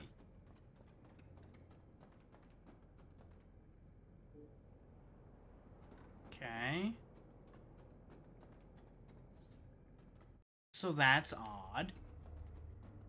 Ooh, is that a new melee weapon? The Hazard Blade. Okay. Sort of a master or a fool. It's a little slow. We'll try it out for a bit, but I'm probably gonna go back to the Punchy Fist. I'm also disappointed because this didn't actually lead anywhere meaningful. I have a bad feeling, though, as soon as we walk back out of here, that head's gonna wake up and be mad as hell that I took this sword. Yeah, nothing. No response to me having your sword? Oh, okay then.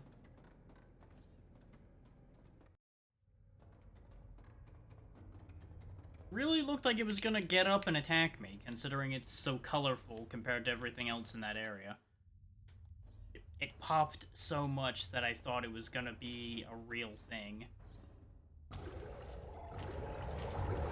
There's also what looks to be a hole down there.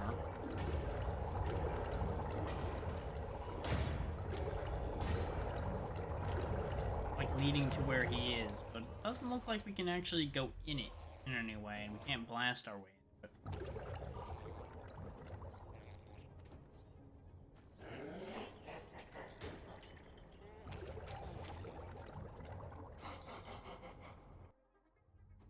For safety reasons, go touch the save point.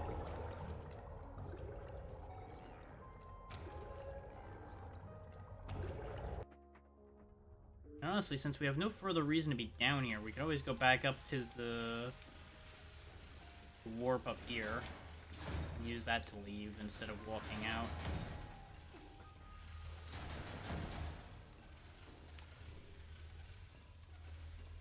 We have been here, but I think we fell down through here instead of climbing up.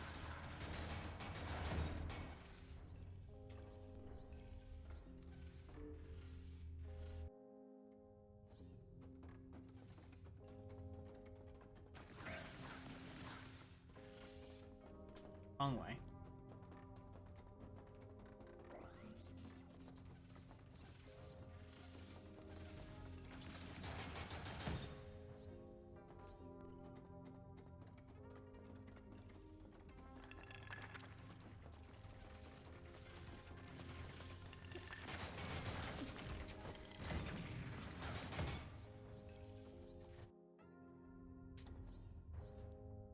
Yeah, considering how kind of wonky and janky that the sword is, I'm gonna go back to the fist sooner than I had originally intended.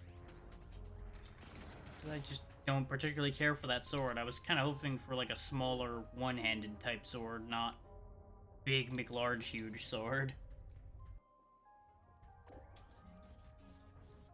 Which, it's not even that big a sword, it's like half handle, half sword. Which is not the best. Apparently really fucking heavy from the way Mirror Suit here swings it.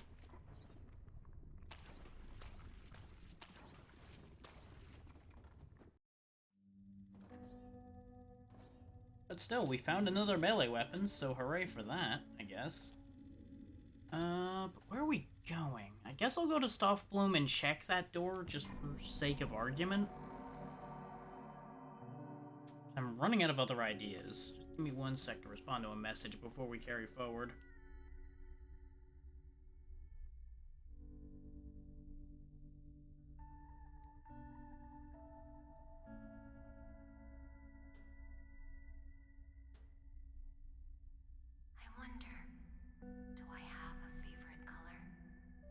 Maybe. Is it blue?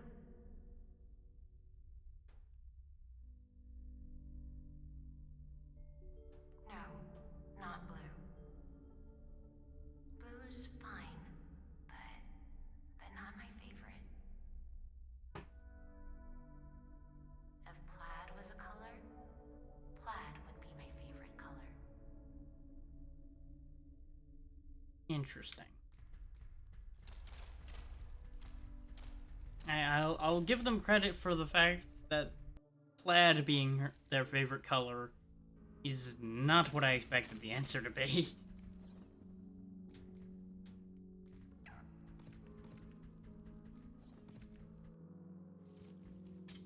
There was a part of me that honestly had expected blue to be her favorite color.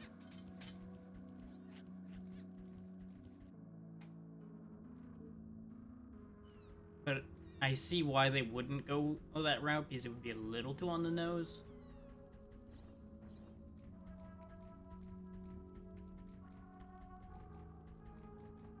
Nope, nobody here. I can't super punch this. Doesn't have a health bar.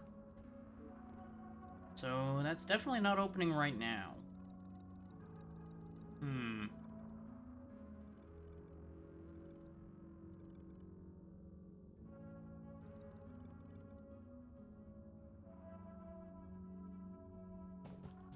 My only assumption at this point is that I missed something. Like, either I can break through here somehow so that I can access that. That's way too high for us to jump from down there. And that would then give us access to the blue ship part. Maybe there's a mechanic I don't understand with the flyers in the shaft over here, and that's why we couldn't climb up.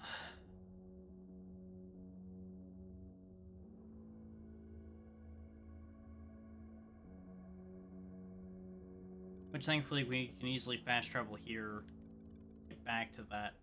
Which is why I don't think we can do anything with that right now. That feels like a fast travel point of back out of here. You can't do anything.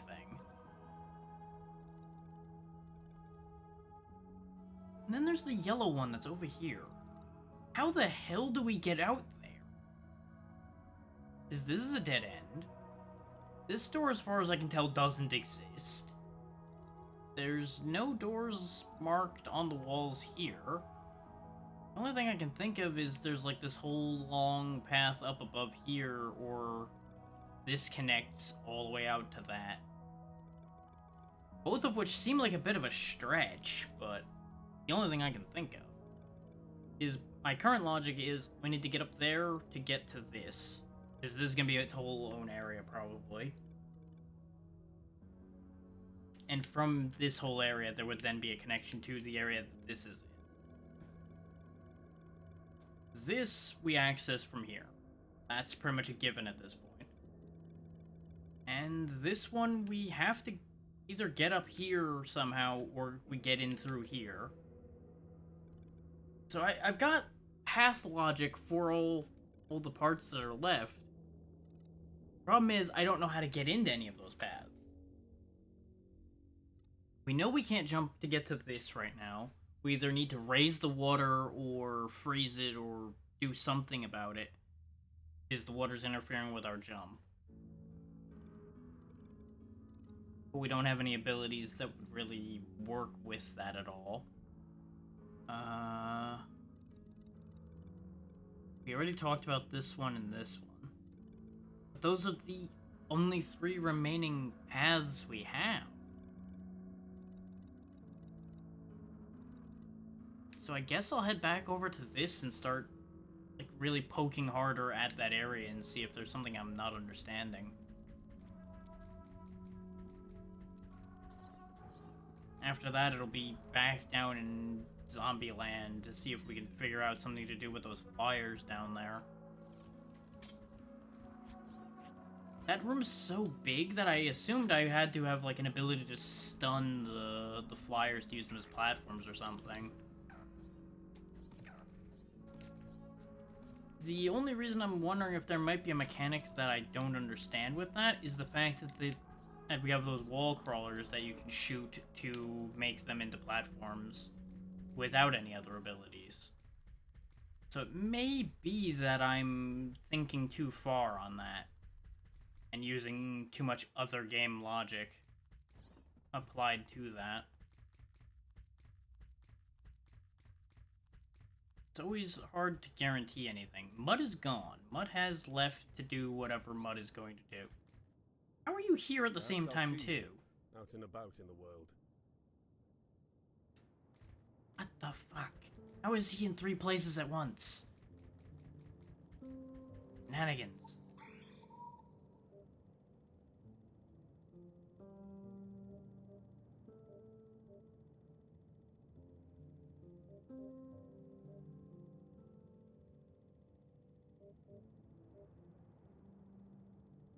I'm pretty sure we had this conversation before, but I'm just double checking.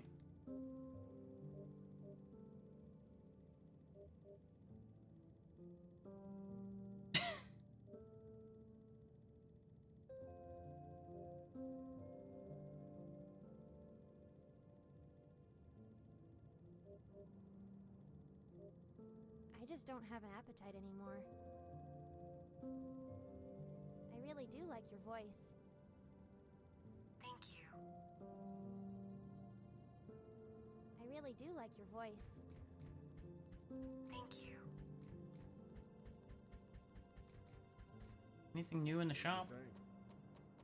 There is. There's a shotgun. Okay. Not something I'm gonna need or want, but it's good that it exists, because that proves that the shop does update as we go.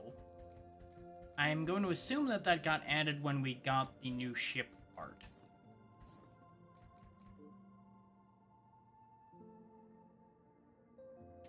You know, coming out there from below is useless, so let's go back up here again. I know we were in this room already earlier, but this is all I got to work with, really.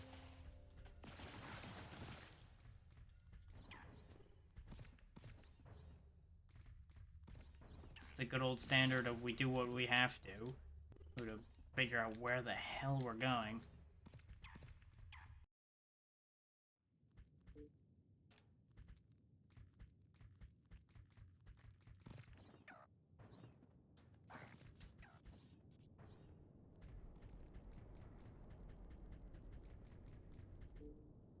I'm gonna try to make my way to where that split is. Wait, yeah, that's a point, actually. Wait a minute. There's a whole left half of this room we don't have access to. Hold up, hold up, hold up.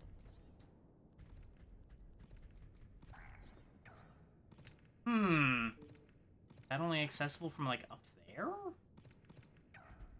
Or is it actually down there?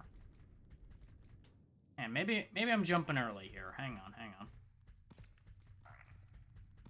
I'm pretty sure the room exit's, like, right here. Yeah, this is the room exit right here.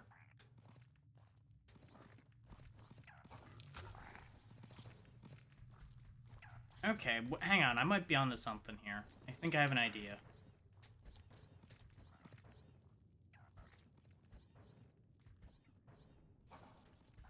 I might have been leaving the right side of the room too soon. No, because there's a cliff above us. And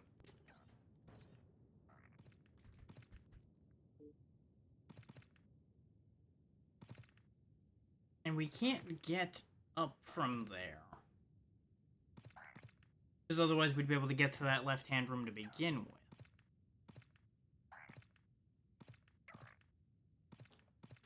Because the fact that we can't get there predicates that we can't get there either.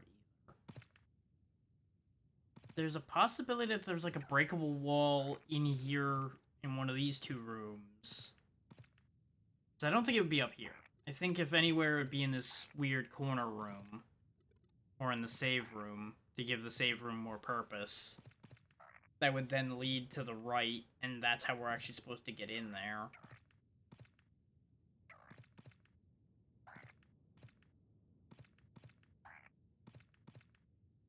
There's also still this oddity here, but I don't think this will actually lead to something meaningful. If anything, it'll lead to a secret extra item or something.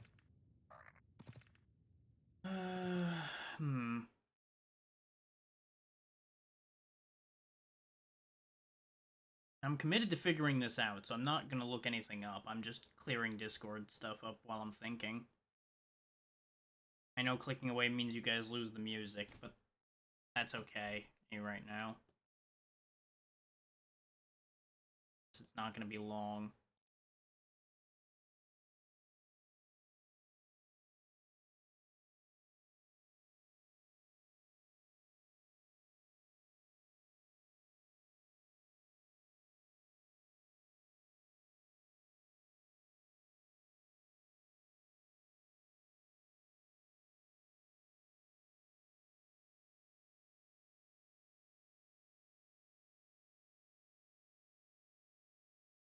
Okay, that clears all that up.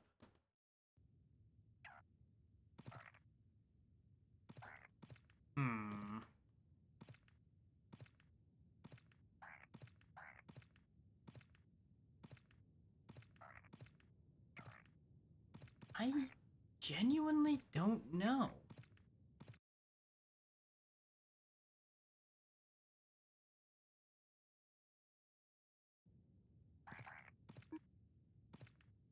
Like, I'm open to suggestions at this stage of things if anybody's got any ideas. But I would not be surprised if everybody else is as stumped as I am right now, because this doesn't make any sense. There's only two things I can think of. One, we've misunderstood something with one of the paths we've talked about, right? Two, there's a plot trigger that's now happened, and I need to find where it happened. Like, we've encountered multiple people as we were running around. Maybe one of them was a trigger for something.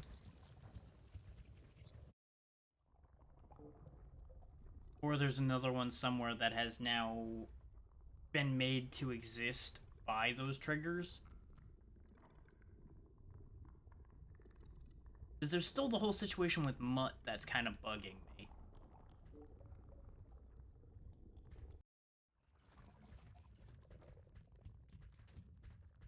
He specifically mentioned he was going to go deeper to go fight the bugs. So he's either around in here,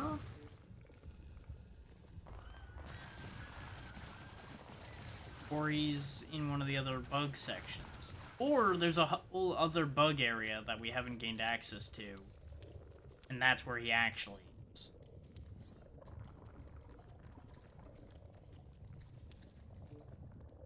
I'm just gonna do a quick check around. We also didn't actually follow up on going in here last time, because we were carting around the ship part, and I didn't want to stop for it on our way. I doubt there's anything really significant in here, but this might be... It might also be the key to this whole situation. Or not. Yeah, not surprised. I was hoping. But that was a foolish hope. Still, at least that's another bit of nanogel, which will be helpful. I am going to follow up my logic and go look around the various bug areas to see if we can find Mutt hanging around somewhere.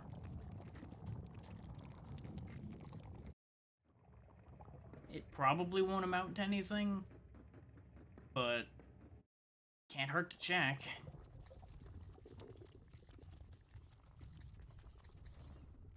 Another dead hunter. Oh, this guy's hanging around here now, so that's different. Did you kill him? No, not this one. Others, though. Hundreds. We understood, my brother and I, that we'd upset It's some horrific balance. Our experiments had clawed a little at the roots of cosmic order. We knew they'd never let us alone. When they first set up the bounty, whoever they are, it seemed fair enough. Bounty? Such a bounty. So many at first, a rush of blood and vigor, the preening killers of an age converging on my broken moon. Gleaming in their fine armors, smiling up from behind their true and trusted weapons. We fought them, Construct and I. We kept our heads. They all died or ran away, or gave up and lived out their lives in the quiet of the debris.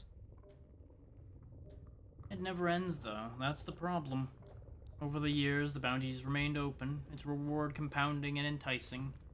The hunters keep coming and keep dying. A trickle now, a few each years. There are amateurs, debtors, fools. No idea and no chance. You don't know who set up the bounty? No. The same that sent the Rostlock, I suppose. The bugs that ate our world.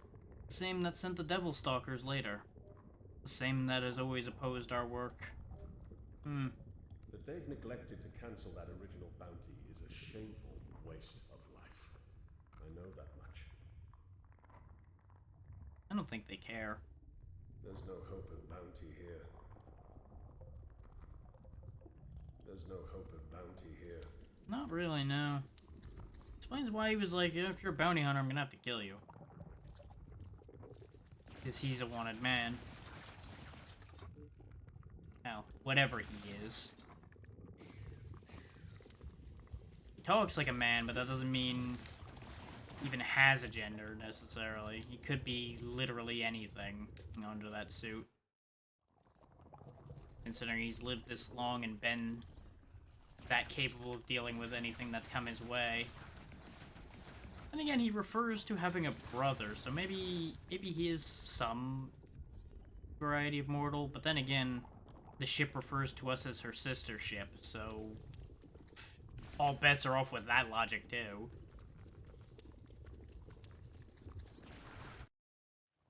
This world's been throwing curveball after curveball at us, to the point where curveballs feel like they're the straight shots.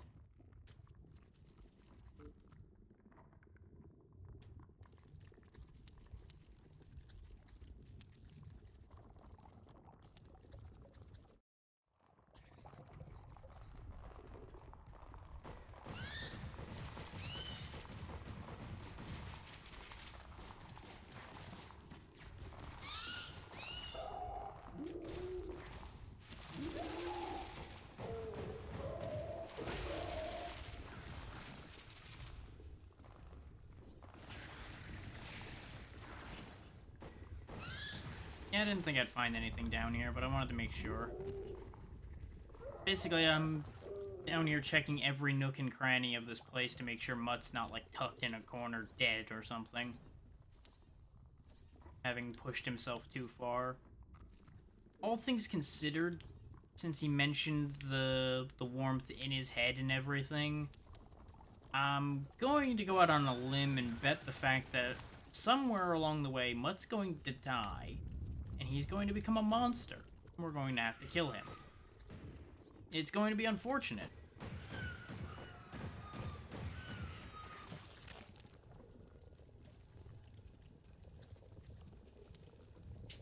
But I fully anticipate that that's going to be a reality we're going to have to deal with at some point.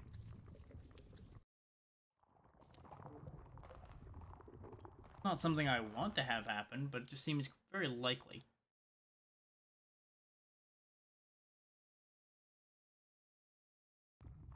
Oh, I do wish people would stop using the add everyone's in random channels when they're promoting their shit. I get that they want attention, but it's very distracting for those of us who actually pay attention to their notifications.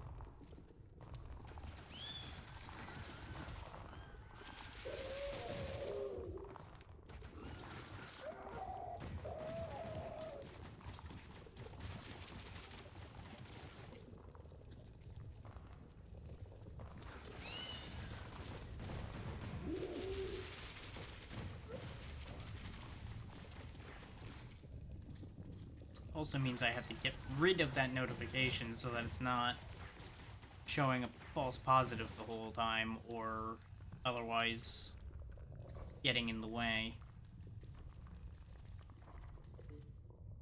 And yes, I do have streamer mode on. That just means it doesn't make a sound. It's not gonna make there not be a little 1 symbol on my Discord icon over there.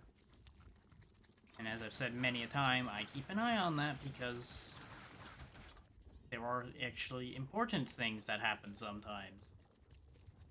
And without seeing the notification pop up, you have no idea whether that notification is important or not.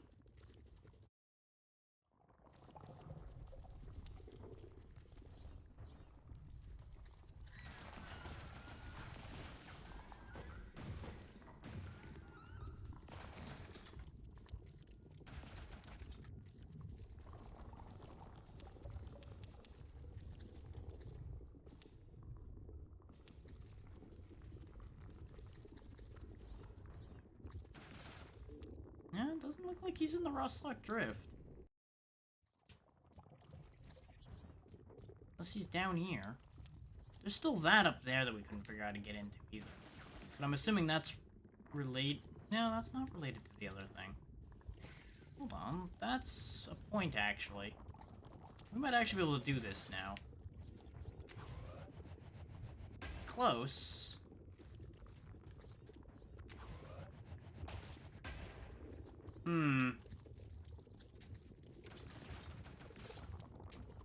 Really need him not in my way. So the fact that there's an enemy crawling there also might be indicative of something. Like maybe there's a ability we'll get where we can use him as a stepping stone. And I might be barking up the wrong tree trying to get up there right now. Nope, we can get up here. We can't go anywhere from here, but we got up here. Hooray.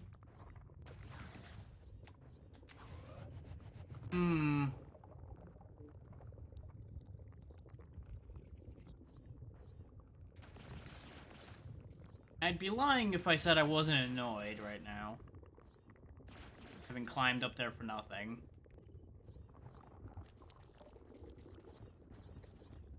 But by the same token, I'm also pleased with myself for having managed to do it. There's always that weird duality between, yay, I did it, damn it, it was useless.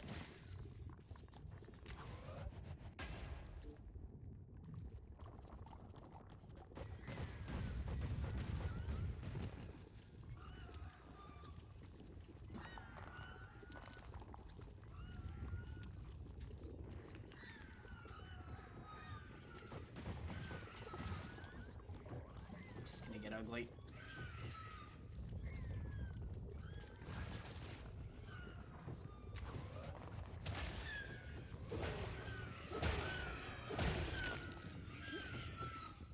God damn it.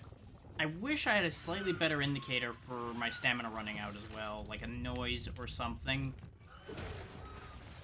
Because a lot of the time, it just... nothing happens when I try to punch when my stamina runs out, which is not a great indicator of anything. This is a stronger spider. Hold up. We might be onto something here. I can do that too.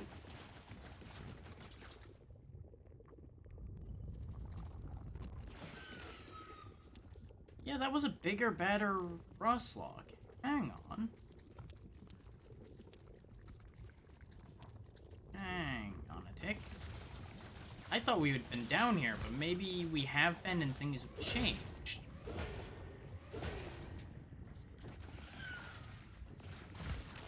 Either that or I avoided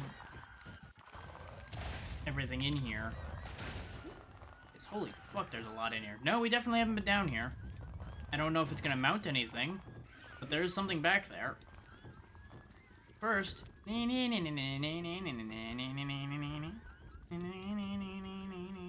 Oh my god, fuck this.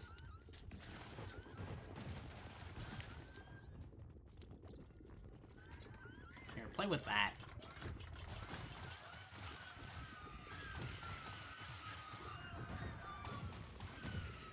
That sounds just so bad.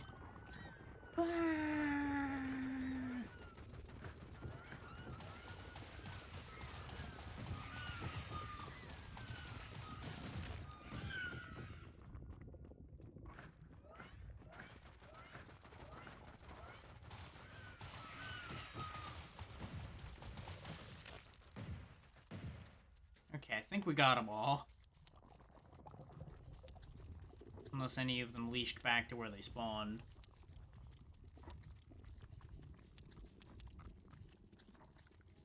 What do we got here? Nano boost. Okay. Increases the rate at which nano gel is gained. Okay. That's actually legitimately useful. Okay. I'm still upset because that still amounted to nothing in terms of moving us forward. And that's another thing, by the way, is the fact that entire rooms get shown whenever you walk into a room. Or even when you pass near them in some cases.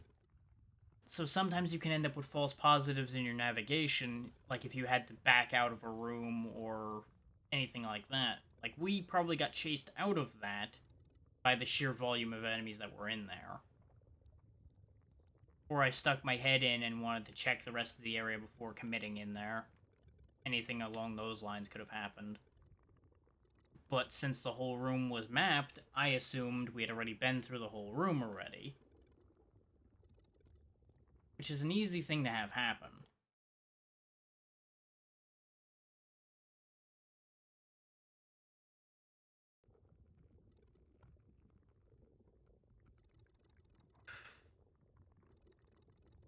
That said, we are now once again back at that same impasse.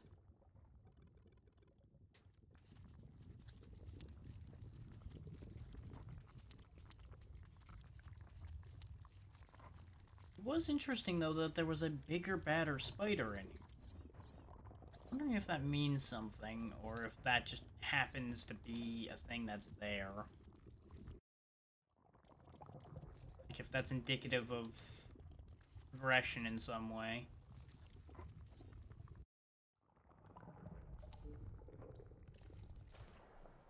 And then there's this pool over here. Which apparently doesn't mean anything.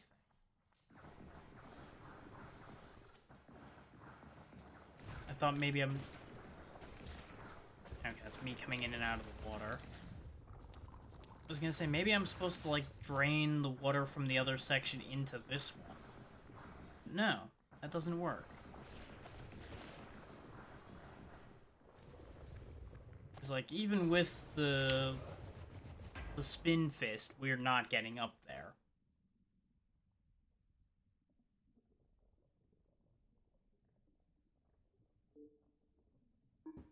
We have no tools that would gain us platforms unless the bloblings do it, but I find that highly unlikely.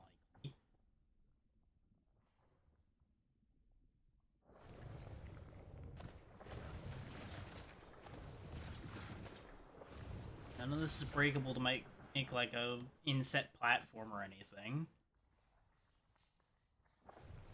Can I push this? No. Okay. That was the only other thing I had left in mind, was maybe I could push the block that's under the water and gain a slight height advantage. But even if I did that, that wouldn't actually make a difference in our situation there. None of this shakes, so that's useless. Yeah, no, this is still a dead end.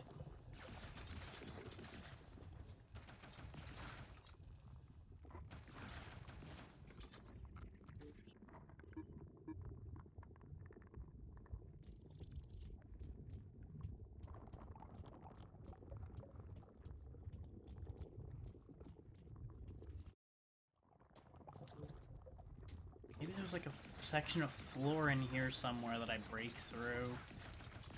And that gets me into that section from the other side. So I'm pretty sure we already checked through this room multiple other times.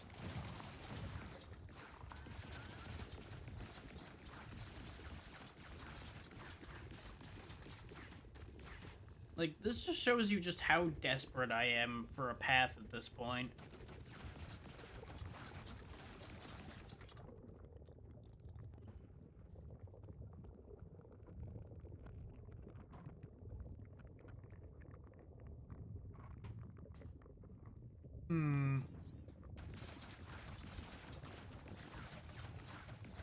It doesn't make any sense.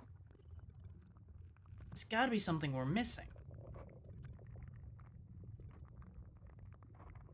Because we can't get up there because we presumably have to get up to this whole upper section that I'm assuming exists up here, considering we have it mapped available up here, but about here is as high as we ever get. So there's probably a path across the top here that leads to that door that would then lead to that. Or this leads up and in there, and then there's just like an outcropping or something there. Those are the two realities I see being true up here. We talked about the possibilities with the flyers becoming inactive when they die or something and just hovering. And that's about the only play I've got left to try, is to shoot those things down and see what they do. I avoided them the whole time before because they were so fast and we were always in kind of rough shape when we got there. We know we can't do anything with this because we've now walked the entire room. I can try, like, poking at this corner down here of this room on my way through, but I doubt that'll amount to anything either.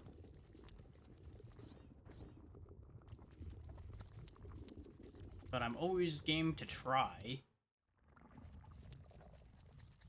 Just in case there's a surprise. Wait, yeah, no, there's unlikely to be anything there because of the fact that there's already this item alcove here, which I think we blasted into. I don't remember if I had to break this open or if this was just chilling here. But either way, makes it a safe bet that there's not anything further back there. That's a no-go.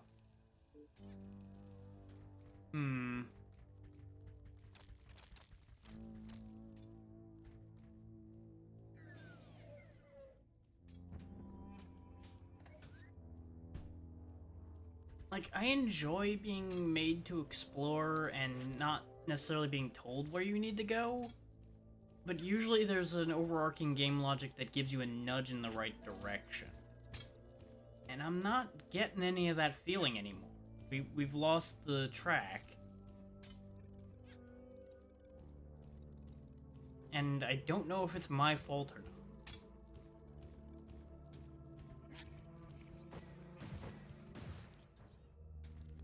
Like, multiple times I would be able to tell you, yeah, I got sidetracked onto something and that's where we lost the plot of what's going on. I have as much of an understanding of what's going on as we've been given, and I can't make head or tail of where I'm meant to be.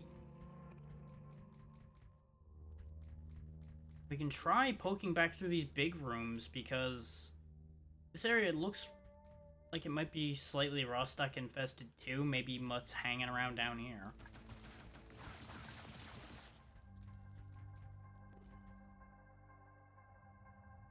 Also just a place we haven't been since things were triggered, so maybe there's something here.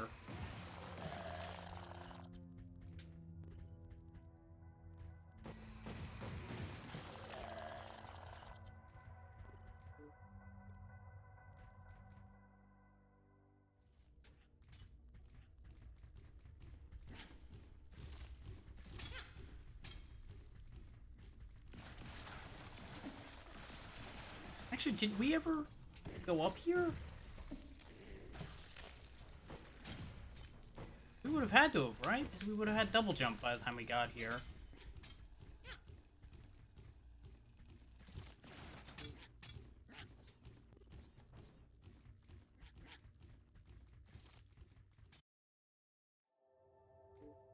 Yeah, because that just leads us back in here.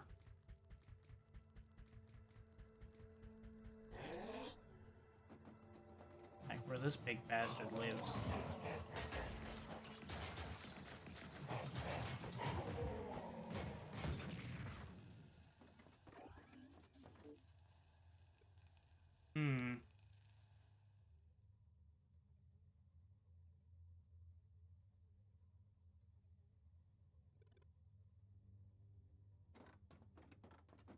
I don't get it. Like, if it does prove out that I'm supposed to be going up there, I will fully accept that. And I'll honestly be kinda happy.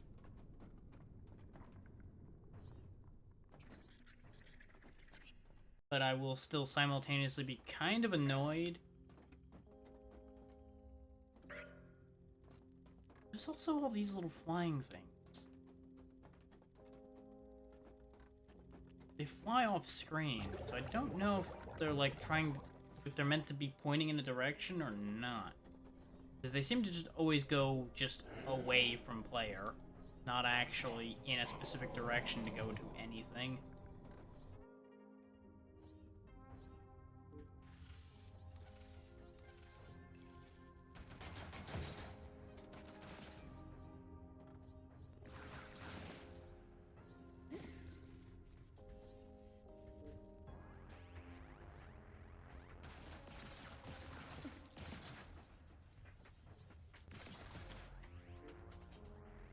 Let's touch the save point over here before we do anything else.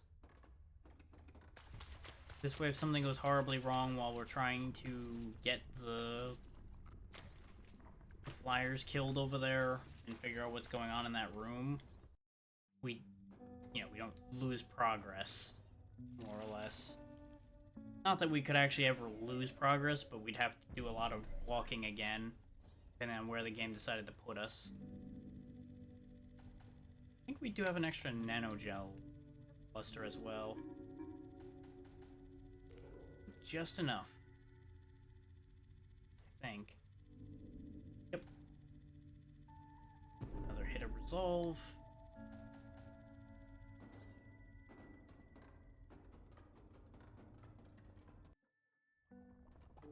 The resolve's the only one we don't have a means of getting ready bonuses towards to keep our stats a bit balanced.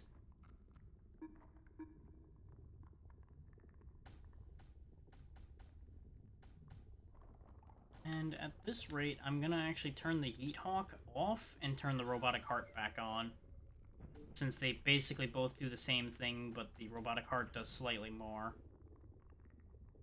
That's also what was boosting our resolve before, and gives us 2 vigor.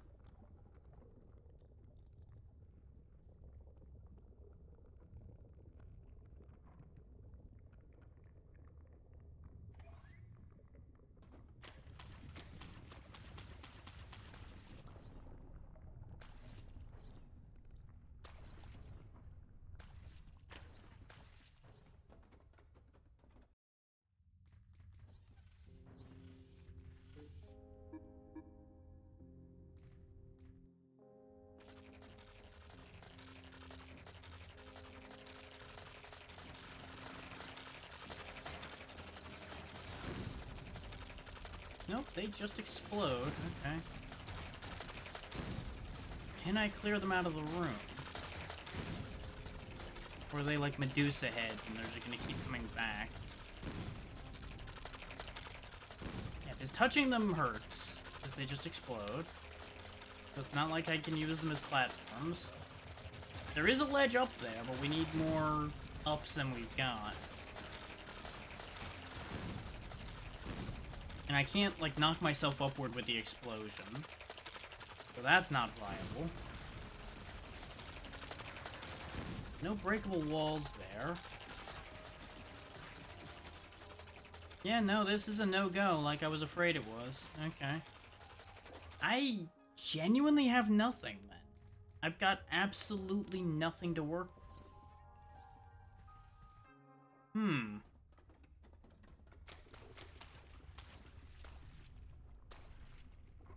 This is what I mean about the difference between a game that's encouraging you to explore and a game that gets a little bit too obtuse.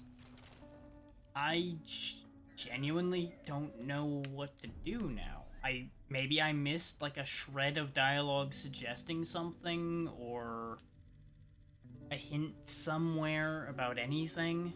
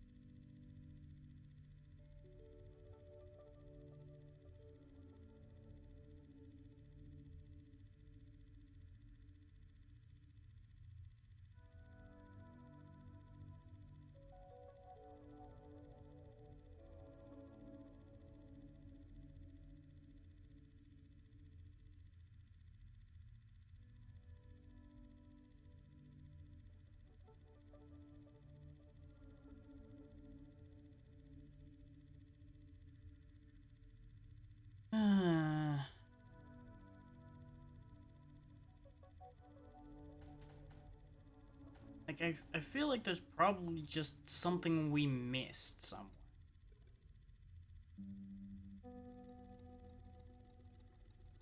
Like, in the way I was pathing, maybe I missed running into someone somewhere, which was supposed to trigger everything to happen, or any number of things along that line. Because we found the fugitive girl over here, back where we spawned, which, under normal circumstances, I have no idea how you would have ever found her. Because we only ended up there because I was like, I'll show everybody where our spawn looked.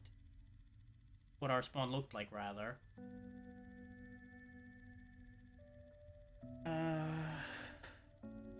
And that's how we ended up there.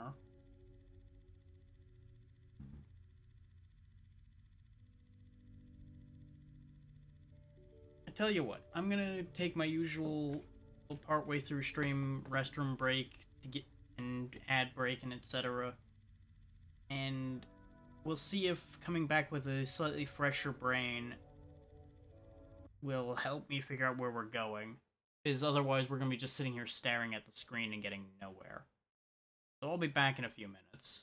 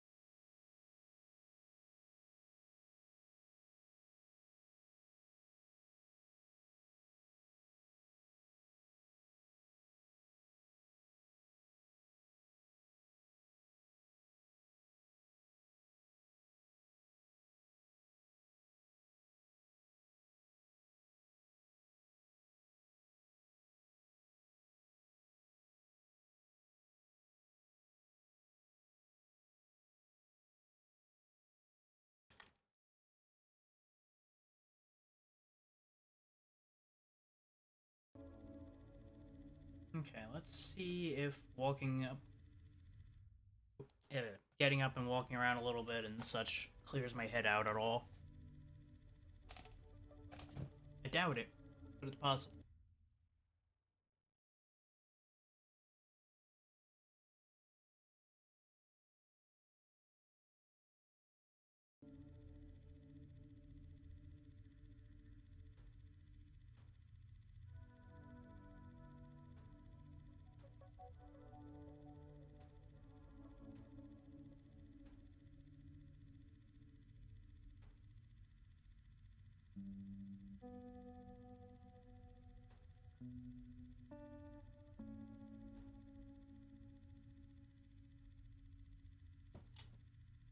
Everybody needs my attention while I'm trying to work.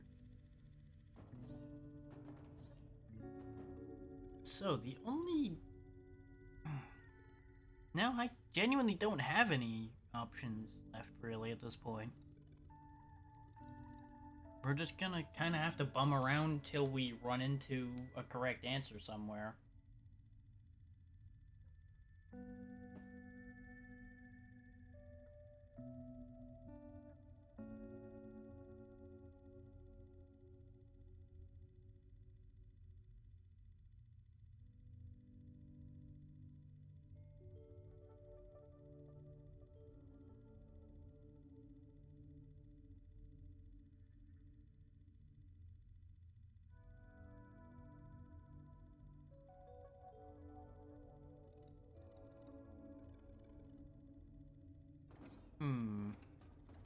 Just on a lark.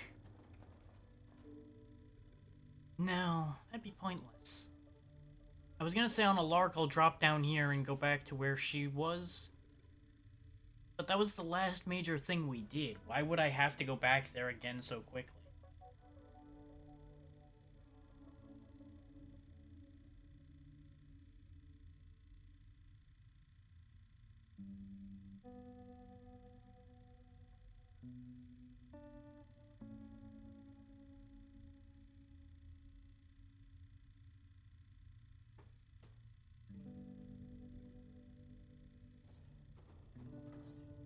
I regret coordinating things. Means answering thousands of messages. Ah! Ah! Ah!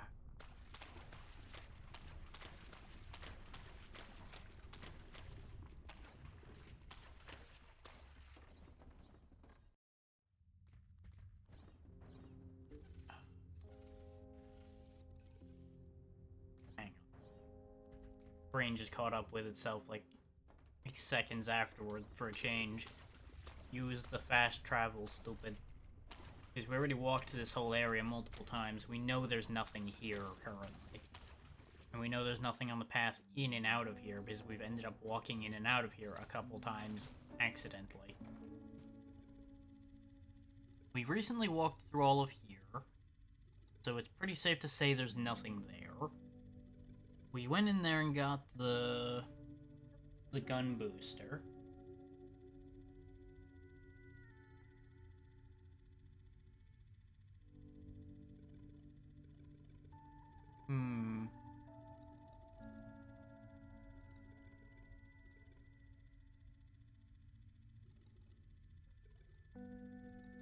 Like, I really feel like I'm stupid right now.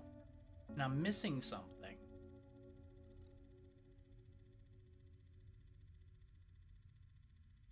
Okay, you know what? This is bugging me.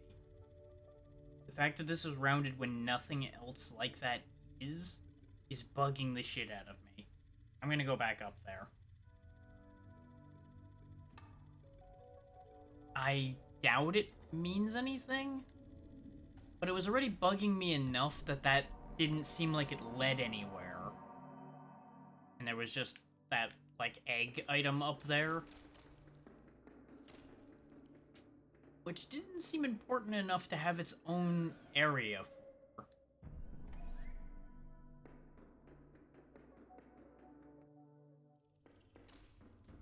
And when we turned away from there is also, I feel like, when we really felt like we lost the plot of what's going on. aside from we were still finding NPCs actively doing things.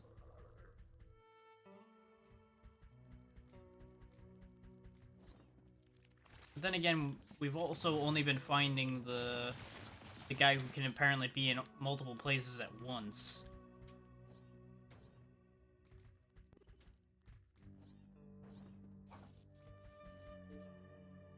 I don't know how meaningful his presence in places is. Is the trigger for him showing up in those places may have just been the fact that we met him. Is we met him after we brought the ship piece up. So I might have been making too great an assumption about what him popping up in places was meaning for us.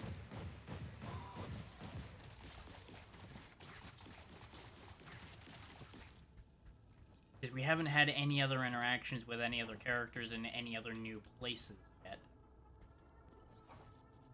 The only other progression confirmation we've had is after we talked to Mutt near the town and he realized nobody wanted to help him on his bug hunt other than us, he left town. So we know he's somewhere. And as far as we know, these aren't the kind of bugs he's interested in. He's focused on the raw stock. The other side of that coin might be, though, that these might be related to the raw stock in some way. Like, maybe these are like a more highly evolved form of the raw stock. There's no real way for us to know currently that kind of information.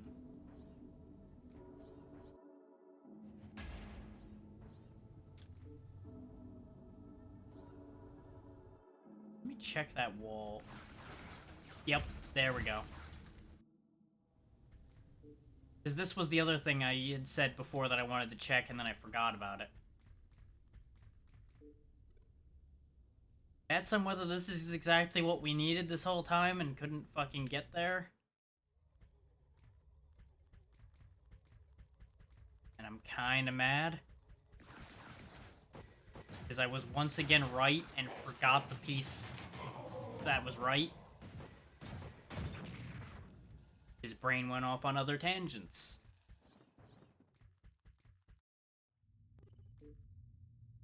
Yep. This door was the key the entire time, just from the wrong side. Son of a bitch.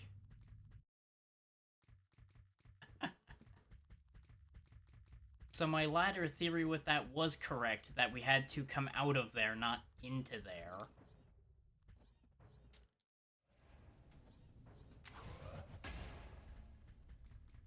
At least at current game stage. I'm both kind of happy and kind of annoyed, as usual with this kind of thing. The bright side is we weren't stuck with that for that long. We were still finding helpful things most of the time throughout that process. And we found a dead end anyway. Well, fuck me sideways.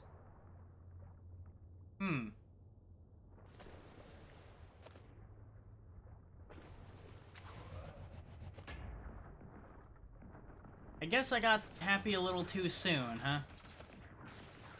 That said, this does indicate something to me. Specifically, that we need whatever that ability pertaining to water is. We need to find somewhere where we can gain an ability that helps us deal with water. Because we now have two separate dead ends involving a pool of water.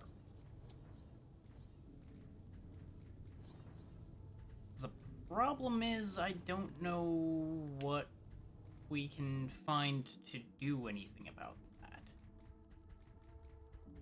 It is a matter, I will say though, once again, of this game using hidden walls for game progression. And that one had no indications on it, other than the fact that the space in between these was odd. Like, there was too much space that was empty in here. And there was no other ways that were obvious to get into it.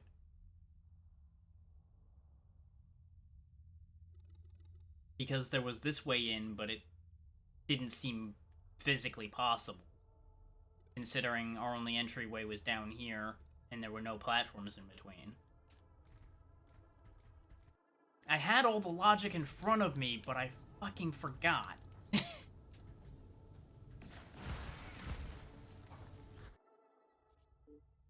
And here's the key to this whole situation. Though I swear I shot this wall. I swear to you I shot that wall. But maybe I got distracted by the bugs as soon as I did hit it. But that solves our problem, at least. So maybe we get that... No, now that puts a hole in my thoughts about what we need, though.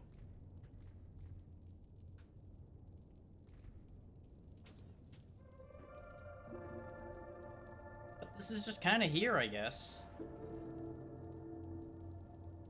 to bring this part back to the ship.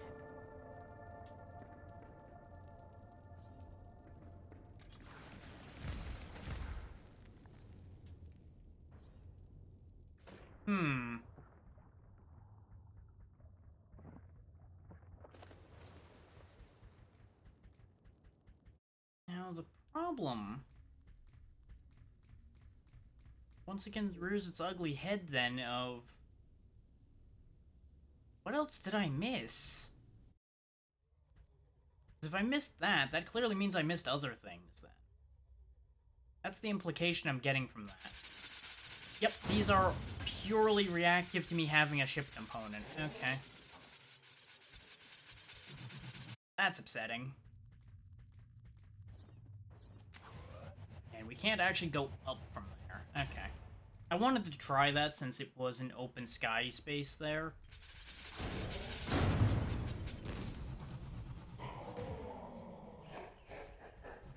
And I knew her giant damn pile of skulls was gonna try to kick my ass at some point.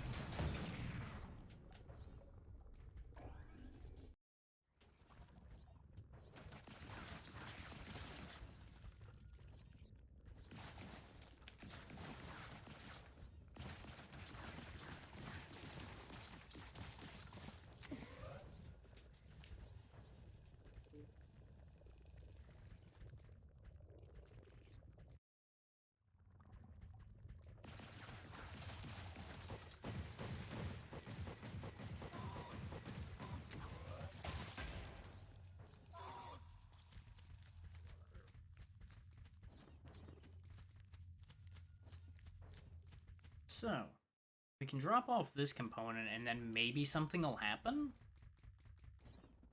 Like, maybe possession of this component is the trigger I needed for whatever else I needed to happen. Don't get me wrong, I'm pleased with myself for having managed to eventually figure this situation out. I'm just very annoyed that we could have been done with that an hour ago. Oh, roughly. Another part? Perfect. Is it the right one? Well, there's no right one. Just whatever we can manage to make right. Whatever's close enough, we can rig up. Can I sleep now? I'm tired. Every time the dead suit sleeps, I think, is what's triggering things to change. So this should cause something to happen. Sure, of course. I get so tired lately. We actually went ahead and set up a tent for you. Figured we'd have it ready this time, over by the others, not too far. I'll show you. It's fine here, thanks. Good night, Roper. Thump. Oh. Sleeping on the ground again. I guess it must be comfortable. That's one way to look at it.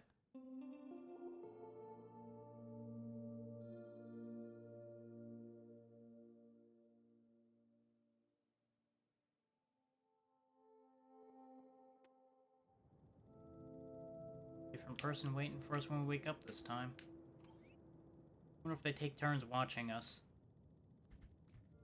Are you awake? Relatively. I need to ask a favor. Well, I guess this is where a plot starts happening from.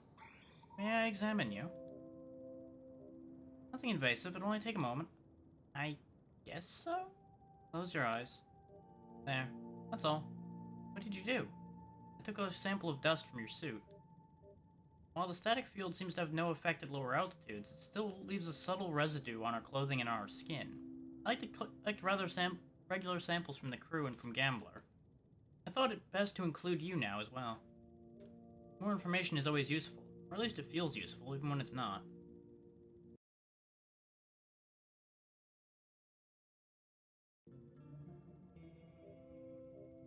I had actually hoped, not knowing the material of your suit, for some unique interaction, something new. Did you find anything like that? At a glance, nothing unusual. I'm not making the progress I'd hoped. I suppose I'm flailing. I assumed by the time we repaired Gambler, I'd come up with some clever way to navigate the field. But I don't know any more now than I did the day of the crash. I don't even know how to begin to know. I study the problem, turn the possibilities in my head, sometimes I feel near a good thought. I sense I'm approaching something, some trick in the pattern, but then it's gone. It's beyond me. The math is beyond me. I'll have to be smarter. There's no choice. I'll help you. I know you'd like to, but I don't see how. This isn't a problem you can carry on your back. Doesn't have Keep to be. working on Gambler. I'll keep working on the field. Keep working on Gambler. Well, let's check in with everybody again.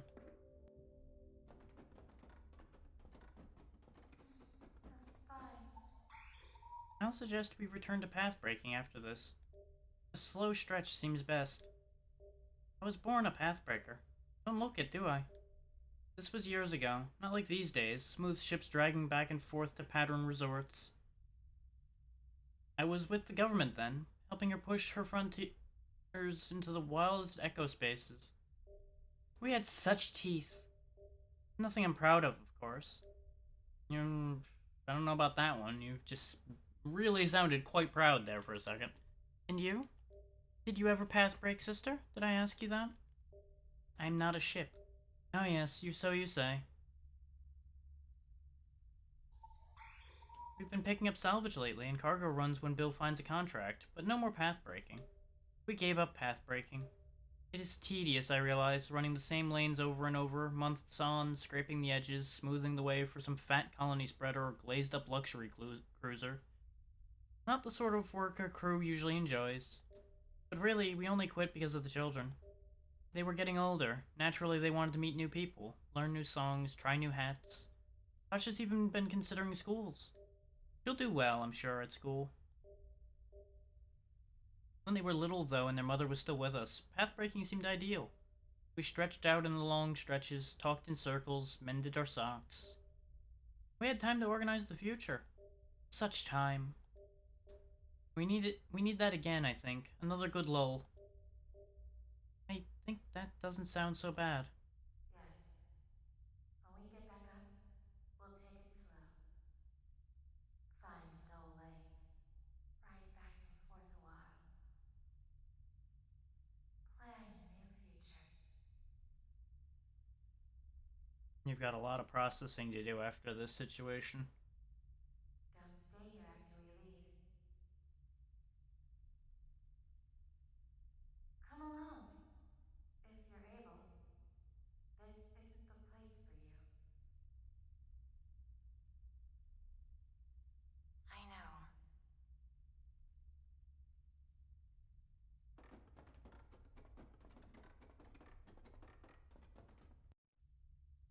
That's a whole weird feeling in and of itself, isn't it?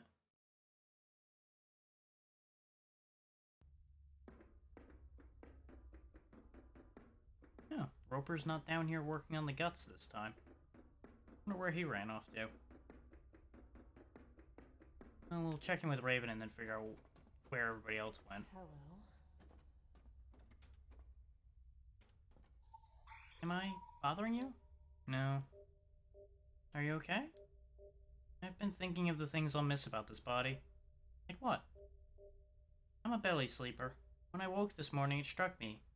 It felt suddenly essential to my sense of self. How could I ever not be a belly sleeper? My whole life, the only way I can fall asleep with any consistency is to lie flat on my belly, my legs straight, my arms at my side. It's silly, I guess, but it's comfortable. It's the way I am. It's part of me. I'll miss that aspect of myself. You could still sleep on your belly. I could, yes, but I might not want to. Once I'm in my new body, it might feel more natural to sleep on my back instead. All that space above, the empty air, and room to breathe. I might become a back sleeper. Sleeping on my back might become part of who I am. I mean, your changeability is already a part of who you are if you think about it. You can be anyone, considering you can just enter a new body. So really, the world's your oyster as far as that goes. And even if I do continue to sleep on my belly, it won't be this belly. It'll be a strange new belly.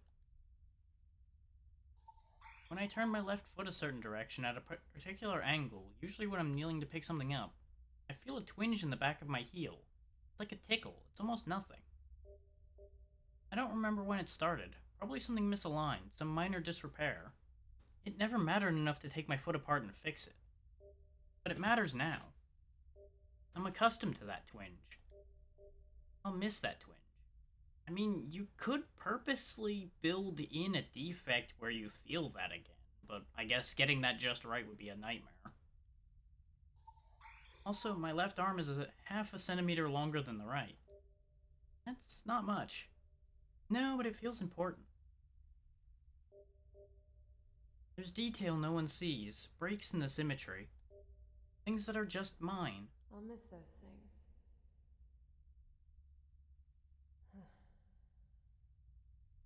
I'll miss all of my strangeness. And that's a point. Everybody should embrace what's unique and strange about themselves. Not enough people do that. Too many people are worried about blending in. But it's exciting, too. An entirely new body.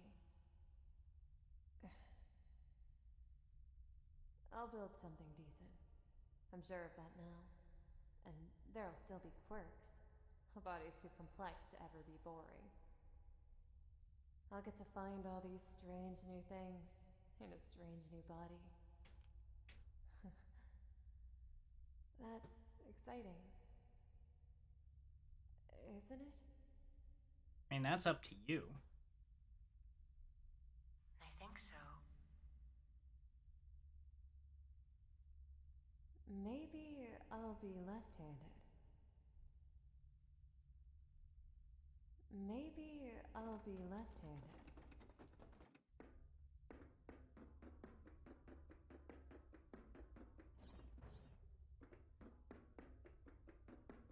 A hell of a thing when you think about it, considering somewhere in the future we might have that same kind of quandary to figure out, building ourselves new bodies. Fine day, Drifter. There we go. Wanted to see if there was something new in his shop before I forgot. He has a healing core in there now. Core amplifier, which makes the healing core stronger, and boosted range on our basic shots. I want all of those things. Need something? I'm just checking in. Are you okay, Bill? Fairly okay. What are you doing, Bill? Nothing. Nothing? I'm writing a poem in my head. You're a poet? Sure am. I thought so. You did? I noticed the way you looked at the things around you. Weeds and scrap metal and stumps and other things. You look at things the way a poet looks at things. You have curious eyes. So I assumed you were a poet.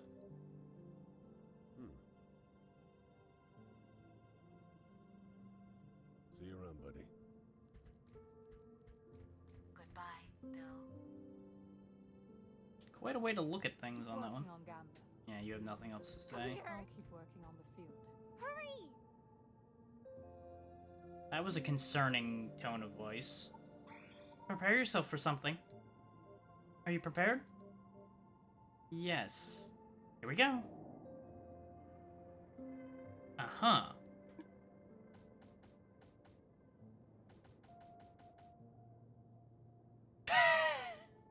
Molly hoped this would help with overheating. It will probably do the opposite. Good. Well, let's try it.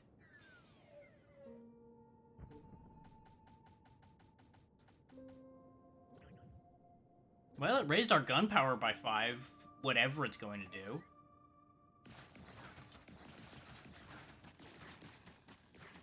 Yep, we definitely overheat faster now. It's pretty. Yeah, it's not going to show or anything, it's all internal, but I like my work to look a certain way. What does it do? It doesn't do that. It's for your gun arm thingy. It'll eliminate overheating, or at least reduce it. I used one of Raven's old bloater cores to grow out the crystals. Then I had to arrange them in the casing so that they slot in your suit the right way. That was the tricky part. Mathilda helped with the growth assumptions, the equations for the rate of burn and stuff, but I did the rest myself. You'll let me know if it works. Yes. Thank you. It might not work at all. I enjoy building things, working with metals and wires and circuits, but I'm no good at it. Well, that's why you gotta keep doing it. The majority of my creations don't work, or don't work correctly. Or work correctly, then fall apart immediately. It's always been like that. It seems like with Raven and Roper and Gambler to teach me, all these literal geniuses around, seems like it's something I should be able to learn. That's why I keep at it, I guess. You might just be going about it the wrong way. Trying to do it the way they do it may not match for you. And I really do enjoy it. The feeling of piecing things together. Maybe this time I made something useful? It's useful. I'm not sure it's something I want, but it's useful. Make sure you try it out in a real actual combat situation. So you want me to throw myself in danger and cross my fingers that what you made works? Are you trying to kill me? Make sure you try it out in a real actual combat situation. So, hey, tell me something. What do you think about ghosts? It might be one.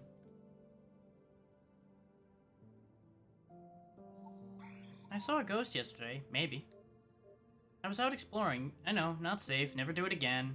And on the way back, I noticed these puddles, the rain puddles past the west turrets. I was thinking how weird these particular puddles are.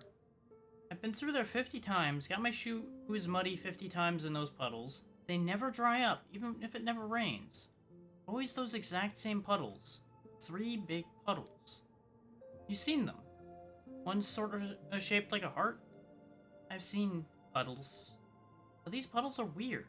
I thought maybe it was to do with the water table, just water seeping up, and that's why they never ever dry out.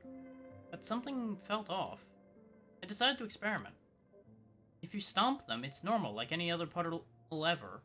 But then you really have to pay attention. If you watch close afterward, the water stills itself. Stills itself? It settles too quick, you know. There's a will to it. Just the slightest bit too fast after you stomp or toss a pebble, the ripples die out, the waters go calm. It's like it wants to be calm. It tries to play it off like it's normal, but it's not, at all. I must be bored if I'm staring at puddles, right? But that's what I did. I scooted back enough so they'd ignore me, got a book out, and pretended I was reading. I watched those puddles for 2 hours. That's when I saw a ghost. And that's what you end that line of thought on? You're not gonna explain the ghost part? I know it wasn't a ghost, not like a dead person ghost, but it was still neat. He peeked up from the water a few inches, looked around, and slipped back under. Just a funny little dude. A puddle ghost. Some energy, some intelligence, maybe an animal. Who knows? Gambler says people don't have souls, only ships have souls. There's no such thing as a human ghost. I feel like that's biased somehow. I think she's teasing, but I don't know. I might be a ghost. Nah, you don't sound like a ghost. I might be anything. Then maybe you're a cat? You'd be a calico. A stringy old calico with a notch in your ear. That was my cat when I was little. Miss Prescott Christmas. She was mean, but I liked her. Are you trying to say I'm mean? Because you'd be right. But You were just a ghost inside a suit. You wouldn't have a mouth. Did you consider that? Pardon? You wouldn't be able to form words. Why not? So you must have a mouth at least, because you talk well. When I speak, I seem to have a mouth. I assume that I have a face as well. I feel my lips and my teeth and my tongue. It's all very natural. And there you go, not a ghost. When I'm quiet, I feel nothing. Can you wiggle your nose? No. You tried? Nothing happens. Well, that doesn't prove much. No, but you asked me to do it anyway. I can't wiggle my nose either. Then why did you ask me? I don't mind if you're a ghost. I mean, I've got a solid form in the end either way, so it really doesn't matter if I'm a ghost. I don't mind if you're a ghost.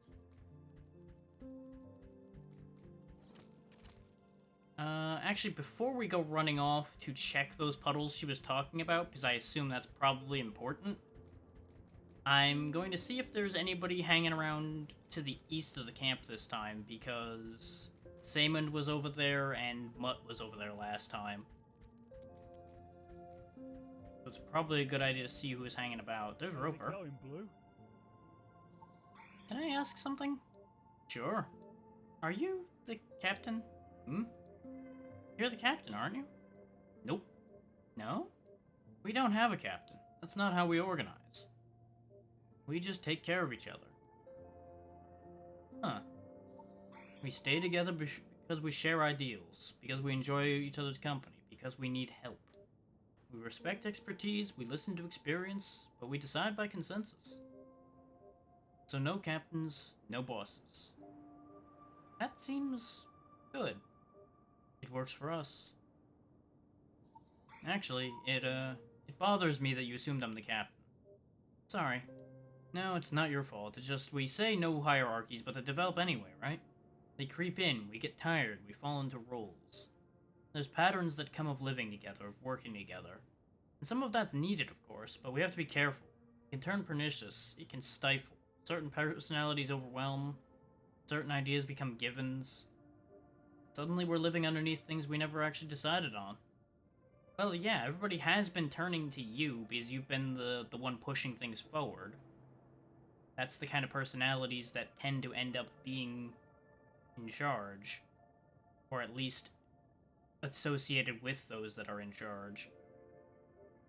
What I mean is, if you call me captain, that makes me afraid we're failing. The crash, maybe? We can't let tragedy push us into roles that shouldn't even exist. Either that or you're just fighting a concept that should be true to begin with. No captains. Not ever. Right. No captains. Sorry about the rambling.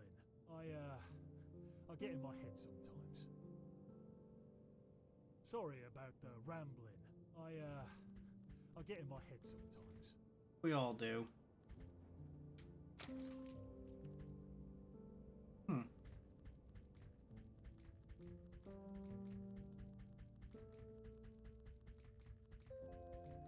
Doesn't look like anybody's over here this time.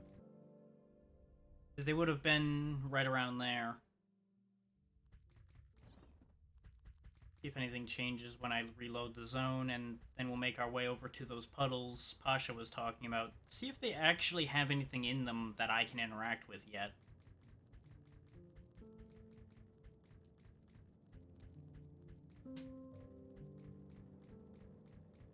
Because I feel like we wouldn't be given that whole long story if there wasn't something to it. And I'm not saying that there will actually be something meaningful or... Where'd Pasha go? Did she go over to the puddles? Because she wasn't anywhere along our path, I don't recall seeing.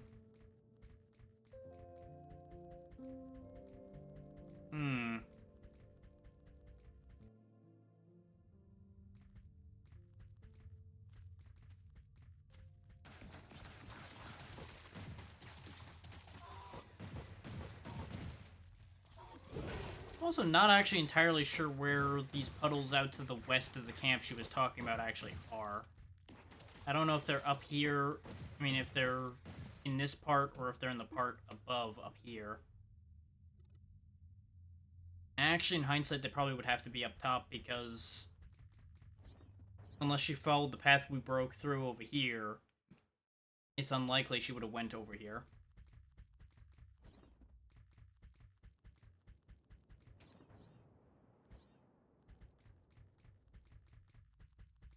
Both because of the volume of monsters and the fact that there was a breakable wall there that we broke a while ago. And there's no guarantee that the player would have broken that wall before that triggered. Because they could have taken a whole long way around to get there, instead of the way we did.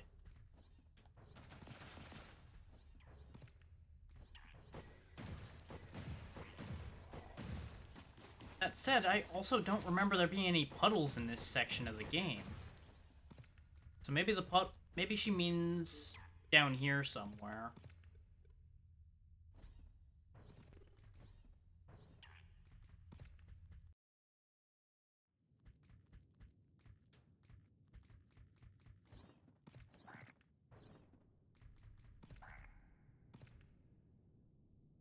Okay, the camera keeps fixing there even after that fight was done already. I paused for a second because I wanted to see if something was actually going to happen because of that change in camera.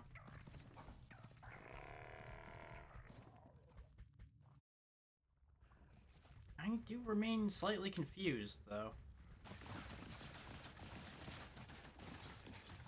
Hey, I didn't swap off the tweak that's causing the rapid overheating.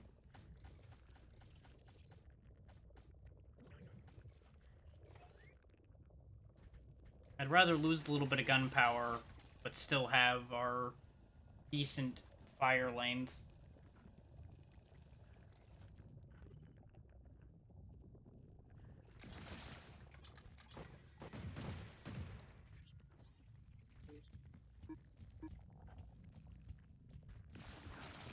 That said, in the end, all roads are leading to Rome anyway.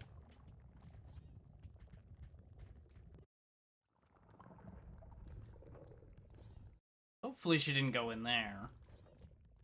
I also don't think there'd be any puddles there anyway.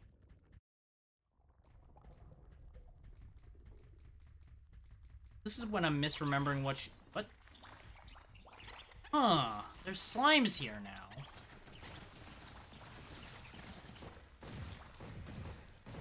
These weren't here before. Hey there. You know anything?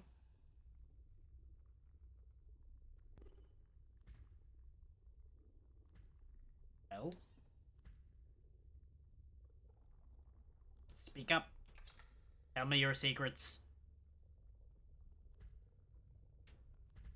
Right then. Bye-bye.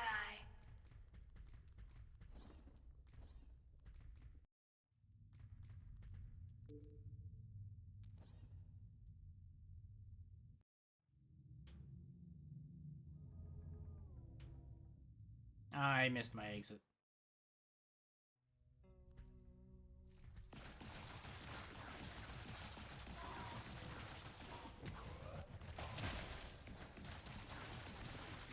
Now, I will say, Molly's tweak is probably very good for a melee build, because it takes less shots to get to maximum overheat, so you do as much damage as possible.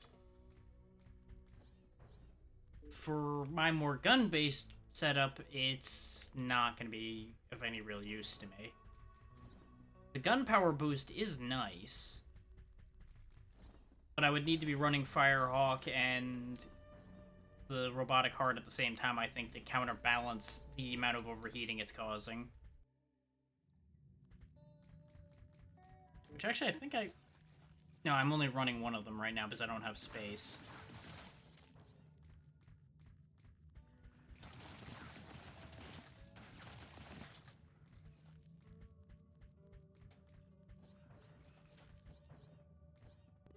Now, she said specifically that there were 3 puddles in an area. And it was to the west of camp. I was gonna double check with her on my way through to make sure I was remembering things right, and that's when she disappeared. Hello? How do I keep finding all this shit that I missed? Oh, right, because I missed a lot. That would make sense. Yeah, this wasn't here before. Certainly possible.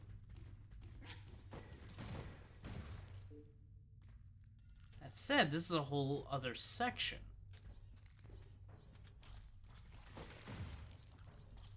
Judging from the strength of the enemies in here, I think I was supposed to have been in here already. That said, this this would have been awful without double jump, so I'm kind of glad to get here when I did. Adam's Tweak. Increases melee and electrical damage, but also increases damage received. Yikes. Well, I would have had to have come here with double jump anyway, in order to get over to this side.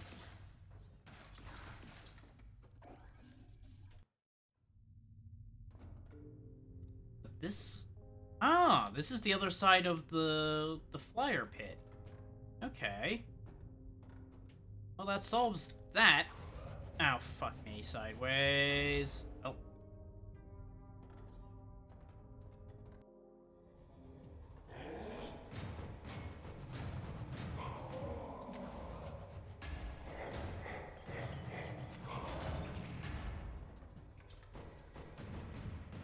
Well, I don't like any of this.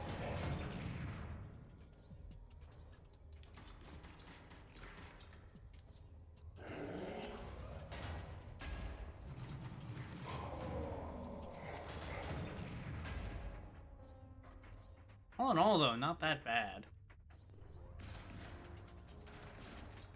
The biggest issue is the fact that we are probably going to have to go back down into Junk Pit now, because the only way out is to fast travel or to walk back out.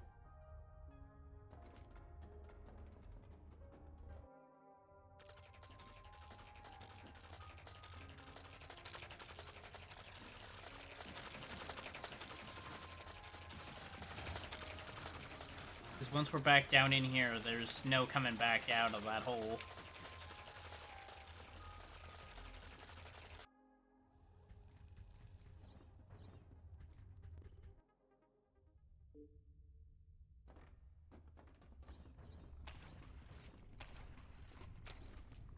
That said, I'm not sure there's actually any benefit to going back through that pathway right now anyway. Because there's that right in the middle there, but I don't know if we need to be there. I can remove that marker now. We don't need that. Put the marker there instead.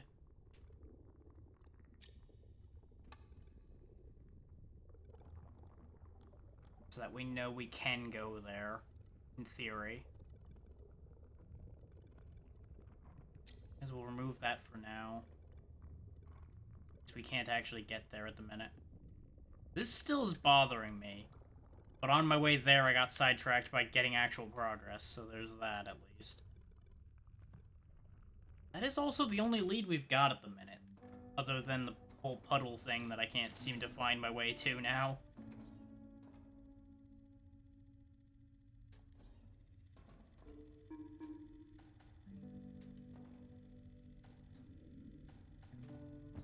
So let's warp back up to the lab.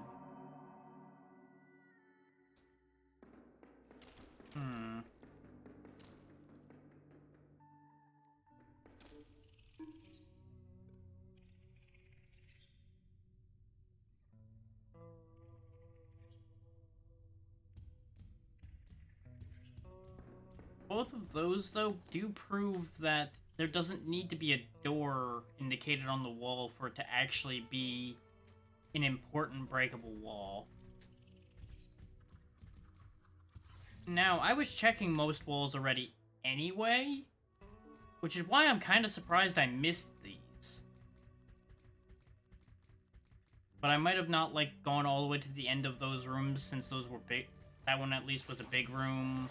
There's options for how this went wrong.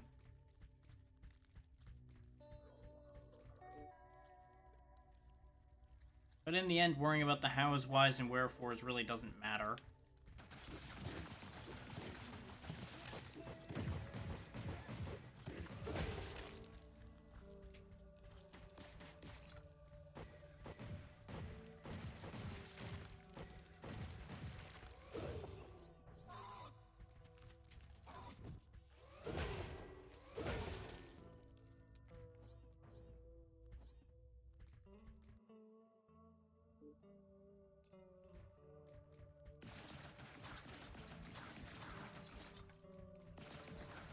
So it's kind of, once again, bothering me that there's this theoretical opening down here. Wait, no, it's not a... It is an actual opening, it just looks weird on the map for some reason.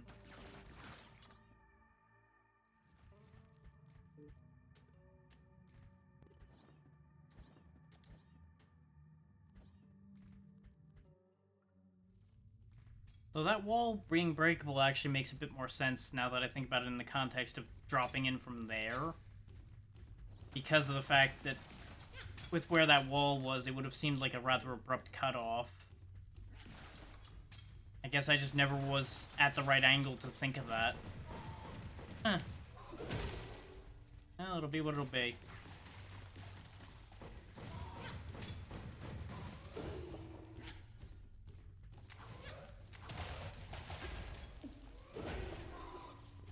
Wow, none of that worked out in my favor at all.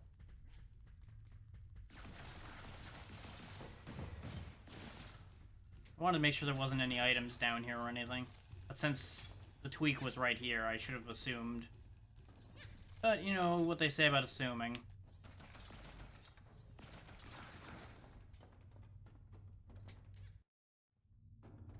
Now that we know that there's an opening to hit, I'm gonna try to hold left as hard as I can on the way down now. Oh, right, it's... Yeah, I don't think I can do that. I don't think that's physically possible right now.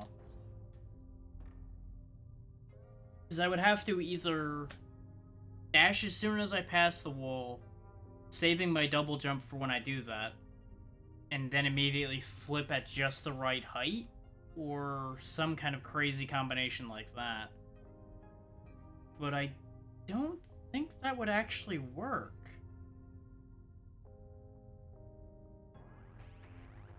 Like, that doesn't feel right. I could still be wrong, but that doesn't add quite right in my head. This does leave me with the question, though, where are the 3 puddles she's talking about? Were those yellow lines always there?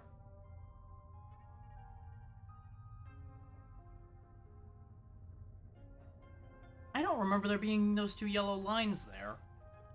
Hang on. That's odd enough that I'm going to investigate that.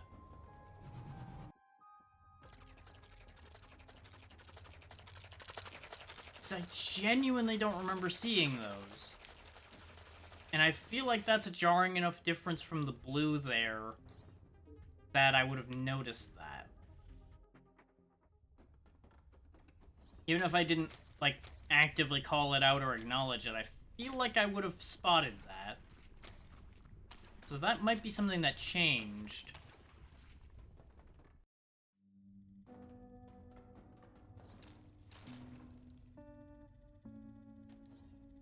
Now, admittedly, it's a stupid thing, and it may not matter. But it's bothering me enough that I'm gonna check. And honestly, at this point, stupid things are most of what we got left, so... may as well check.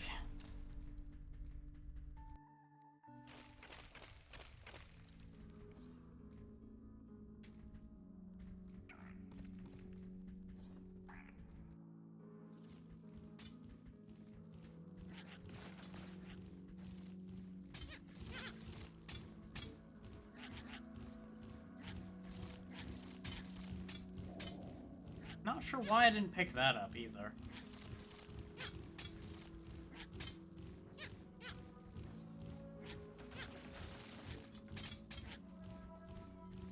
Like, there's just all kinds of small little kind of mistakes I made when I was playing this on Saturday.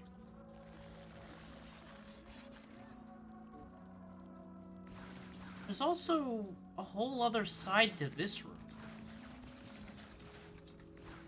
This is the other reason why I'm double checking a bunch of shit now. Yep, there we go.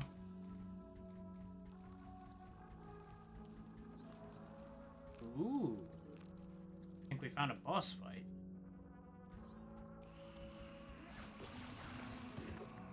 Or not.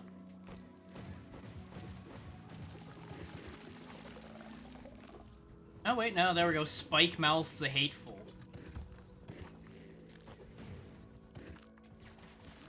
I get the distinct impression I was supposed to have found him earlier, though, considering the way we cut half his health off already.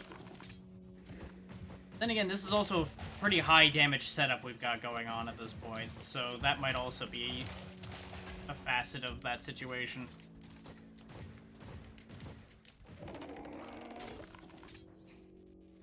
Well, he lives up to his name. He shoots spikes out of his mouth, and then he died. Flower Song. A weapon of the spirit can be charged for additional effects, sometimes pulls flowers from the dirt. I assume that's one of the weapons that probably scales with the resolve as well, since it's a weapon of the spirit. I am intrigued. Intrigued enough that I'll risk turning Fishman's glow off.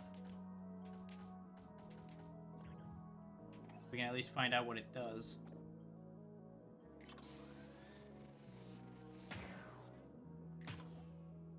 Okay.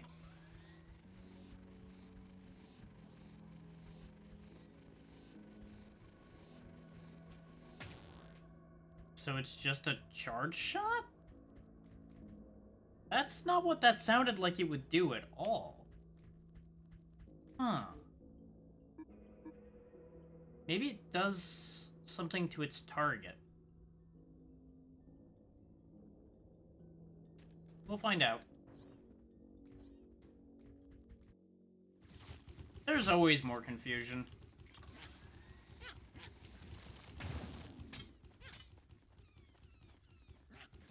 Well, it works. Can definitely say it works. The hell are you? Are you friendly? Well, you're not actively hostile.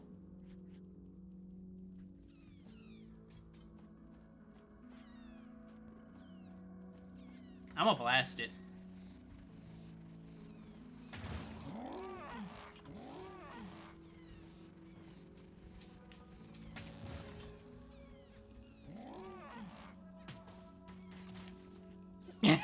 Yeah, that's what I figured. It's a lot less friendly after I blasted it. What do you know? Oh, and it's got a brother. Oh, it shoots lasers too. Neat. I wouldn't mind having it as a follower with it shooting lasers like that.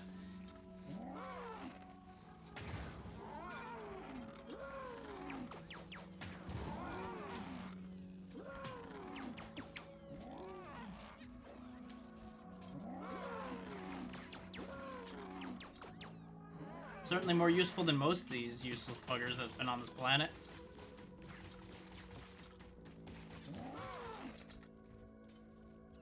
I'm not sure I did it good, but, well, it happened.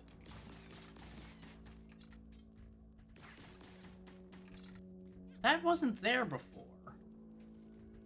Things keep changing.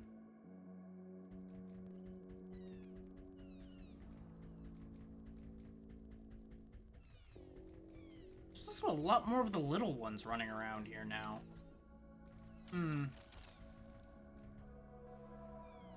I could sit there and purge the species, but I get the feeling that wouldn't be very productive. Mostly because they'd probably just all come back anyway. Oh, you're just gonna be around now, huh?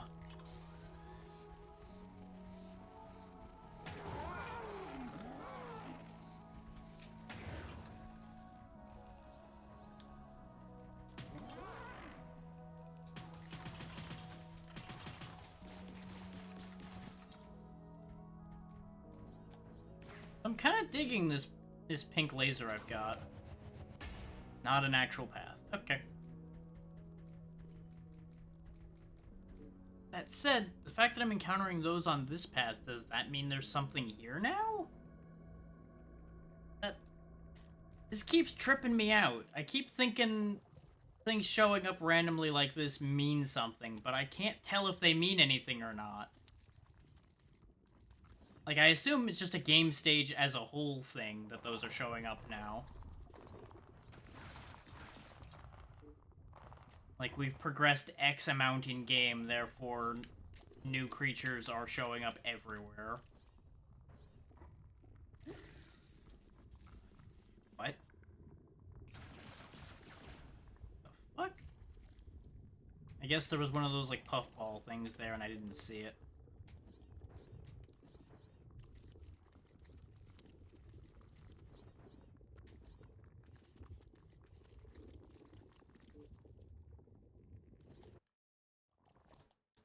God damn it.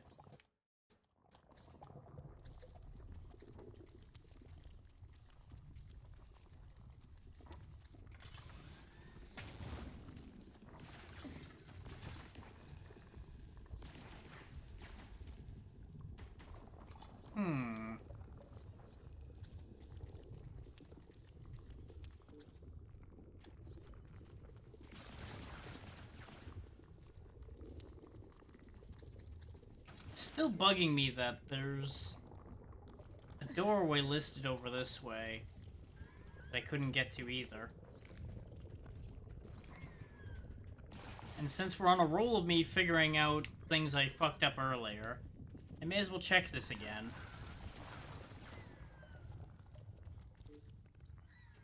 It should be around here.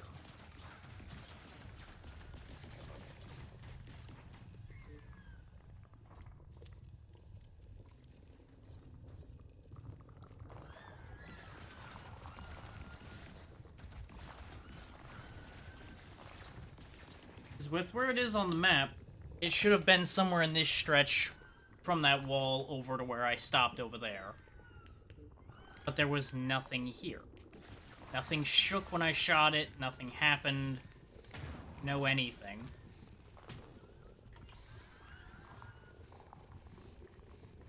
Oh, I see. I need to wait for my gun to cool off before I can use that either. Because the amount of charge it sends off actually overloads it a bit more.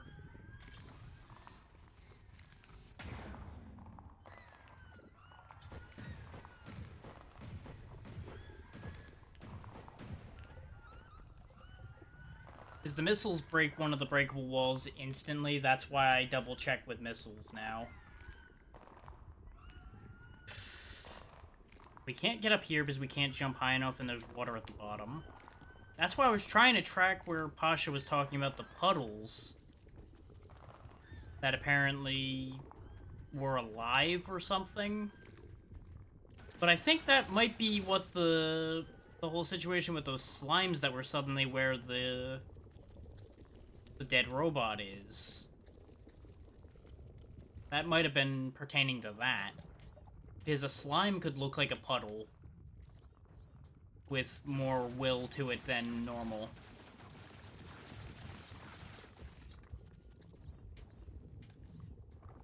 But it's hard to really say what a kid will think of something like that.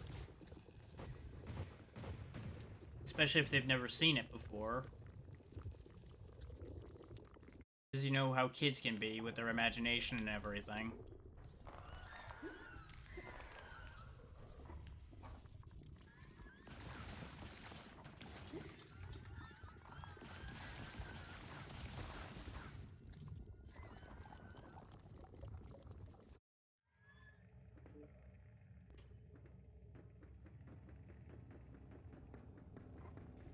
Okay, so nothing's changed here, because that yellow wall, I presume, is indicating this. Maybe at some point I just got closer to it and the map started to acknowledge it more or something. Either that or I literally saw it ages ago and am losing my mind because I'm now scanning every pixel of the map trying to figure out what else I missed. In hindsight, that sounds a lot more likely.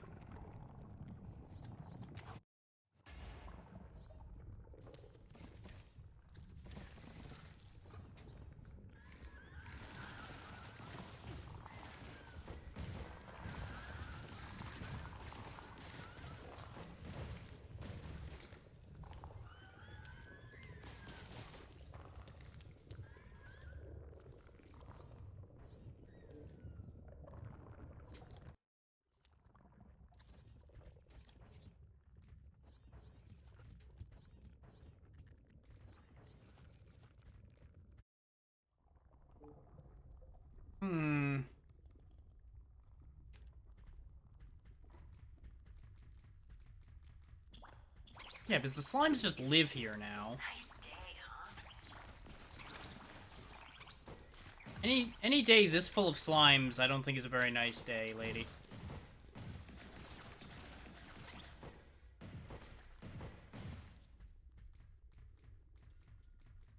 Do you have anything else to say, or are you just gonna hang around that tree and be a pain in my ass?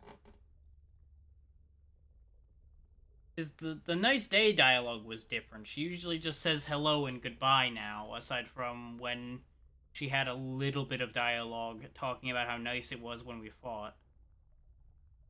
Seems like she's got nothing else now, so I don't know. I'm also not sure why, of all of the people we've fought and killed, she's the only one that's still up and talking and being a nuisance.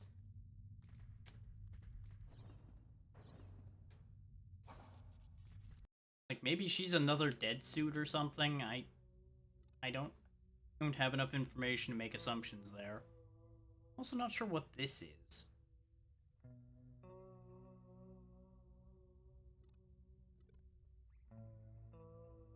Actually, yeah, I think I know what's fucking with me now, actually.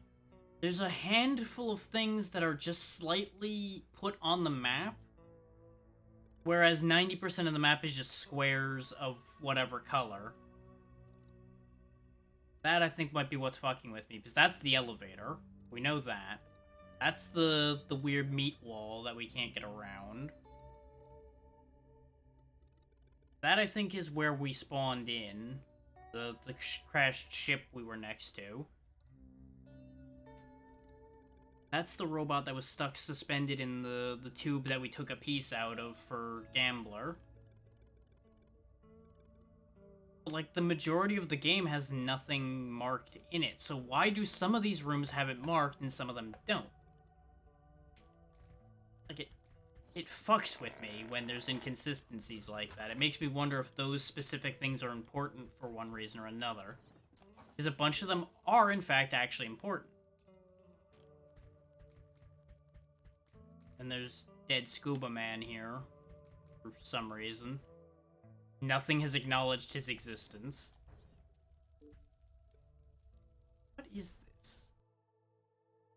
Yeah, it's this broken robot here.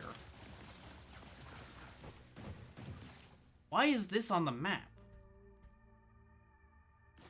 What is the relevance of you?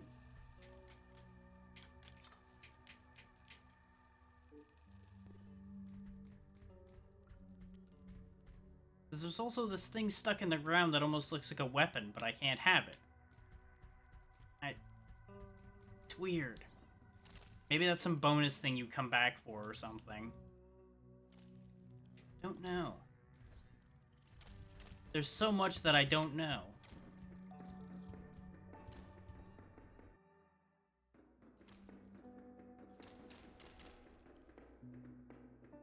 Let's not even get started on the existential crisis of what the hell even are we still?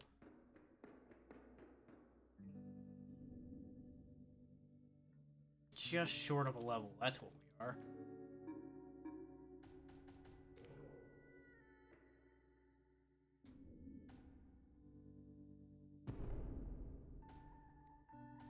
So I want to get enough power capacity to start fitting more of our modules in, since we've started getting a lot more good ones.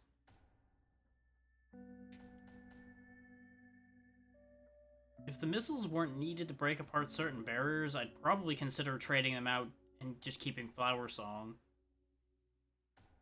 It also says sometimes pulls flowers from the dirt. That kind of is messing with my head about this weapon, too.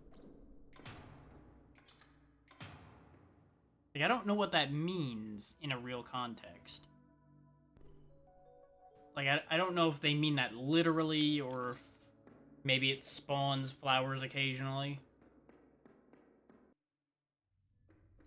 Because there is this Flower Step causes healing flowers to randomly and occasionally spawn near the user.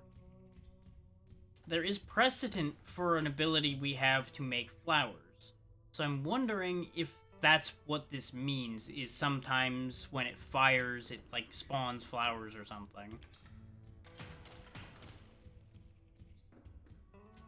Yes, that is what that means. And the flowers give us energy back. Huh. Can I make a bigger flower? No.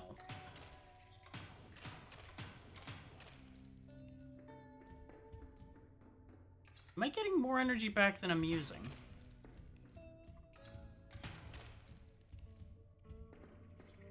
Yes. Huh. Interesting. So it's a gun that if you miss, it refunds you, essentially. But only if you're using the regular shot, not the charged shot.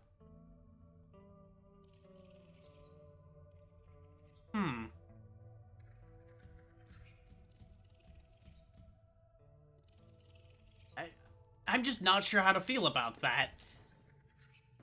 Because that sounds like a very good thing, but at the same time, it's kind of like planning to fail.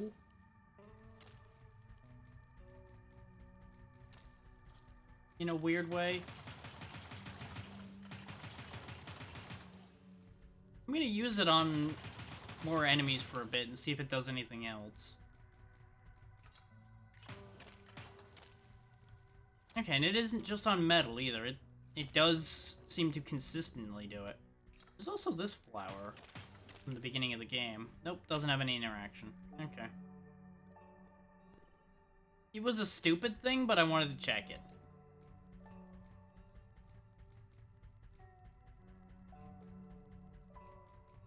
Because there was the small chance that it had some crazy interaction where it would give us a special weapon or something.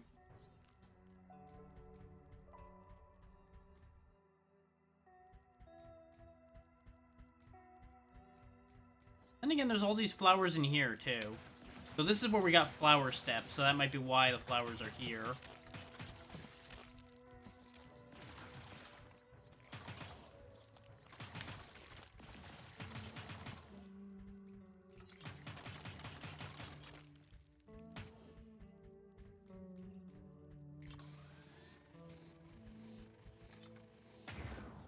Nope, doesn't do shit. Okay, very good. Today we learned. Laser botany is not a very effective strategy.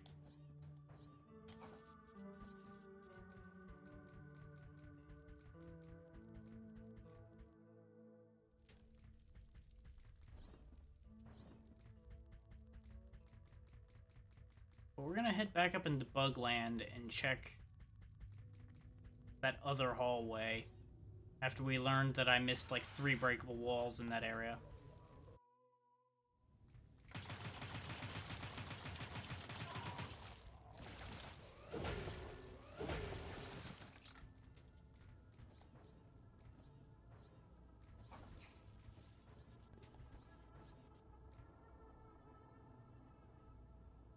There's a new noise in here.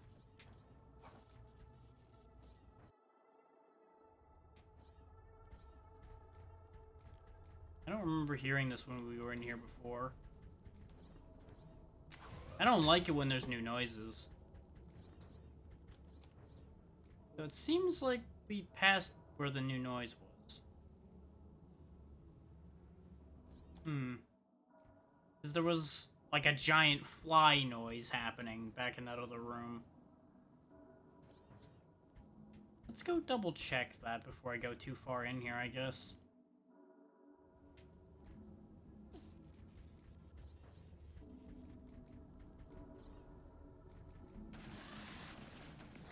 Are you a unique fly or something?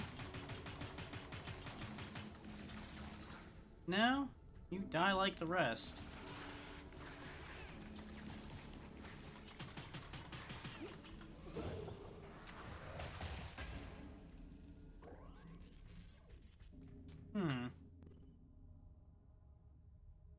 Very odd. Sound's gone, though. Maybe it was that big guy.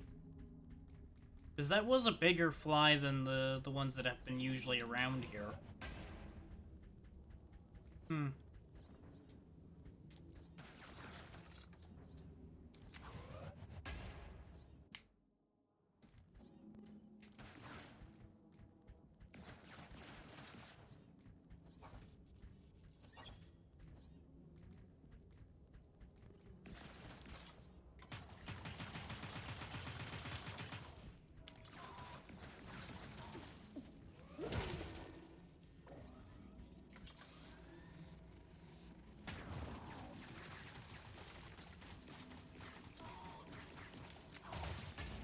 It is good to know that this game has multiple damage types, though. There's whatever this purple damage from the flower gun is. We've seen red, which is fire damage, as far as we can tell, like either fire or explosive or something along those lines. Electrical damage has been mentioned by an item, so we know electrical damage exists. And we've also seen green numbers from the bug summoning item we got in here. That is presumably like poison damage or something.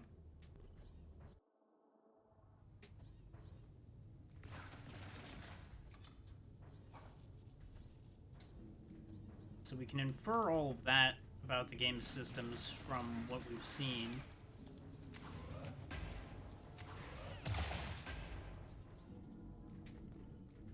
That Spin Fist remains just so powerful.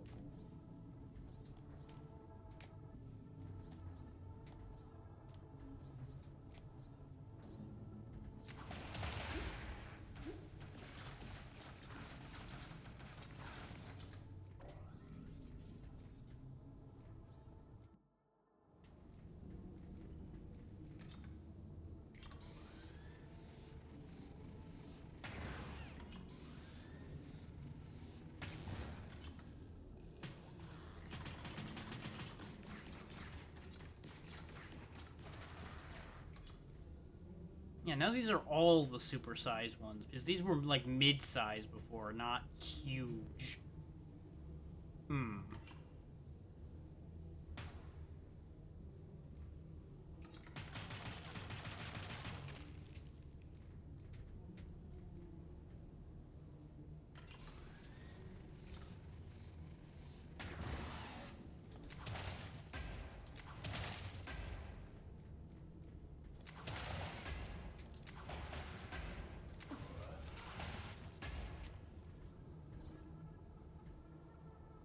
Yeah, because there's that sound again.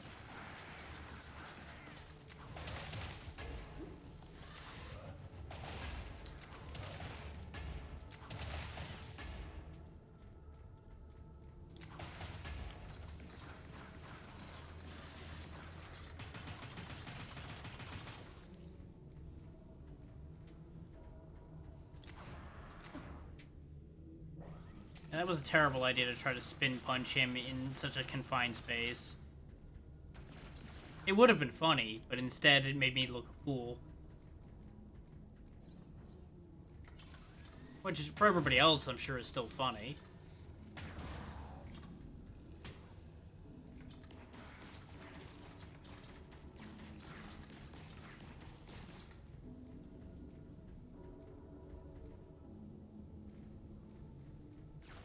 Okay, there is definitely nothing here.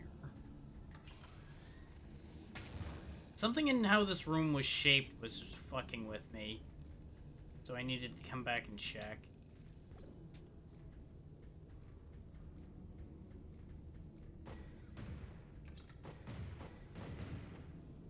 Okay. Because if you look, why is this one rounded? Why is it different?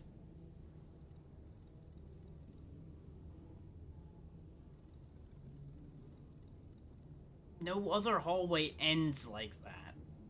They're all squared off. Except that one. That one's round. For some reason.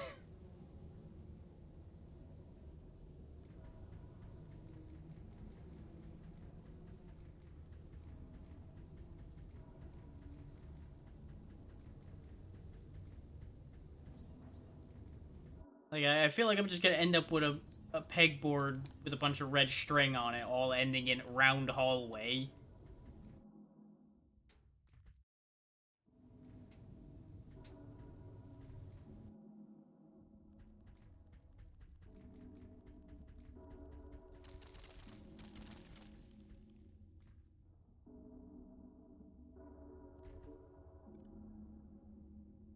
But we are back to this impasse again of where the hell do I go? Because we can't get in there that we know of. We also haven't seen everything that's changed because of bringing the second ship part in, though. So presumably more has happened. I just don't know what, so I don't really have anything to work off of. We went off this way chasing after Pasha's ghost story, which at the moment I'm thinking is just the slimes we found in that one room. That's about the only thing I can think of that makes any sense.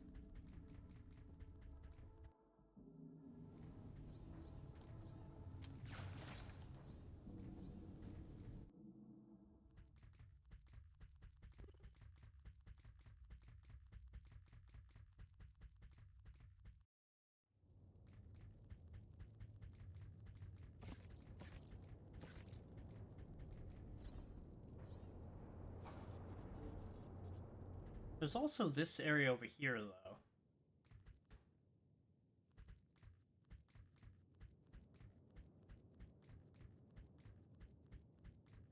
Does this actually lead anywhere?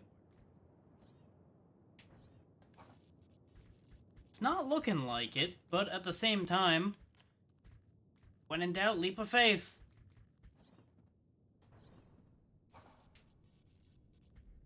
Yeah, no, it just leads back down here. There's nothing else up there. So my theorized higher area up here was not wrong. I said one of two things were going to be true up here with the fact that we couldn't reach it. There was either going to be a small overhang up here or an entire area. The small overhang answer was what ended up being true. Which, if we could have climbed back up from grabbing the part in here, we could have been back at the ship in like 2 seconds from that position. But no, it was far enough down that we couldn't fucking climb back up.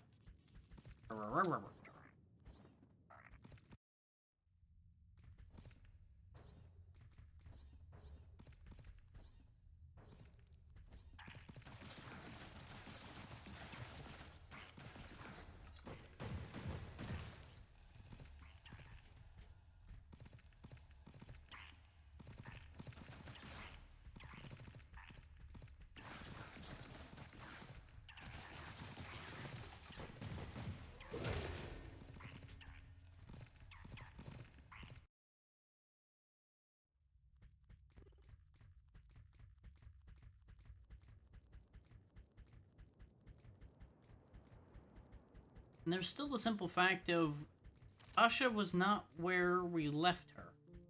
As we talked to her about her ghost story, we left, came back, and now she's gone.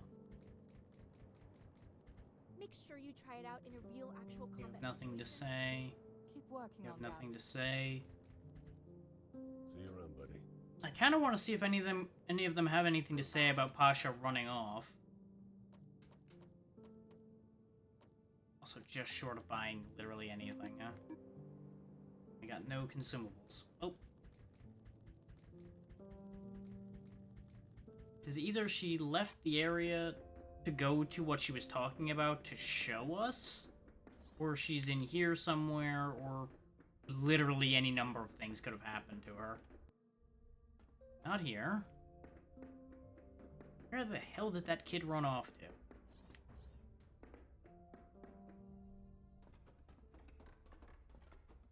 Not up here with Gambler. Wasn't down there with Raven. She's not with any of the people over on the left. Not hanging out over here with Roper. Sorry about the rambling. You have nothing to say either.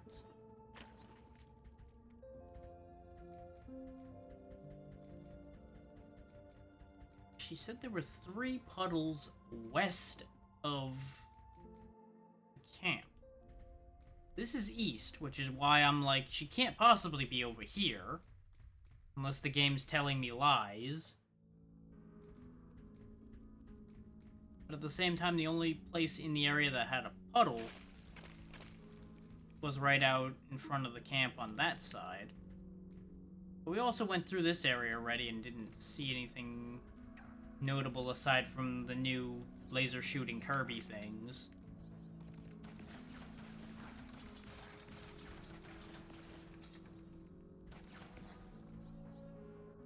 So that's also a dead end.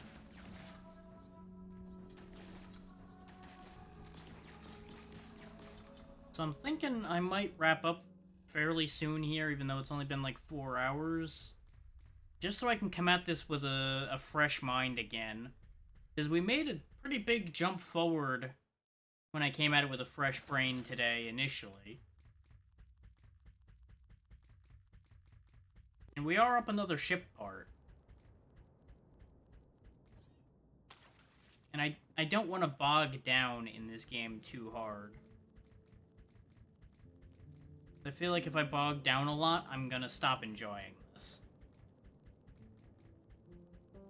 And I can absolutely see the writing on the wall, potential-wise, for this bogging down. Let me just see if anybody's put numbers up on how long to beat for this. Okay. Okay, we're already behind. There were 2 polls that said 7 hours and a half, and multiple that said 9. So we are well behind. And it's most likely because of the herring off and getting lost, yeah. What that tells me, though, is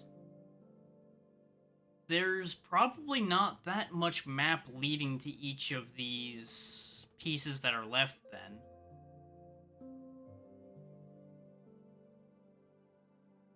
It also means that this is actually a fairly short game. Which doesn't surprise me too much, considering we have more than half of the modules. So we are most likely more than halfway done with the game, if I had to hazard a guess. Because we had to do a fair bit before we even got the quest line of get the ship parts. So I'm assuming the ship parts themselves are basically like the second half of the game. In terms of logic.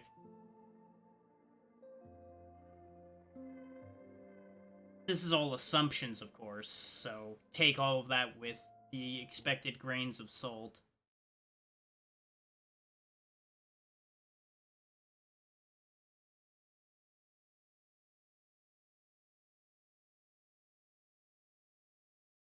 There's, of course, never any guarantee to any of that, unless I've already done it before.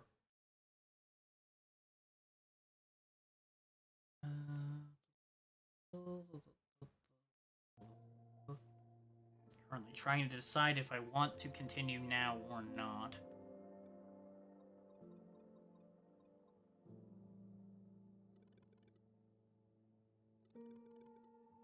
is I have to assume that the Pasha ghost story is probably what's going to lead to me getting the ability to get up through here. And I say that because she's talking about a little man that comes out of a puddle. And our issue down there is water. So what I'm thinking is something involved with that gets us the ability to either call those kind of things out of the water so they can make like a platform for us, or something along those lines might come from that. That's, of course, me taking that concept and stretching it a bit, but that seems possible.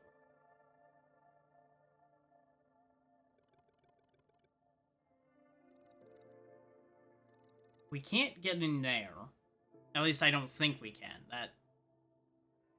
The jump required for that seemed really tight and finicky, so I did not believe that one. Because for those who didn't see it, there's a tunnel you fall down. You come down this side. The door's over here. You would have to drop down, pass a pillar that's in the middle, by either dashing or double jumping past it, and then go back up more than a natural jump length.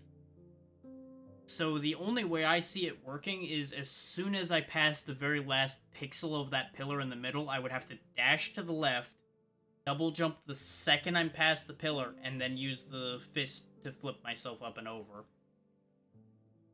That is so pixel perfect and so tight that I don't think that's what they want us to do.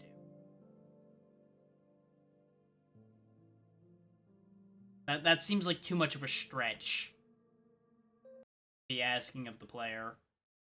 That's not a guarantee that that's not true. That's just my best guess for how we could currently do it.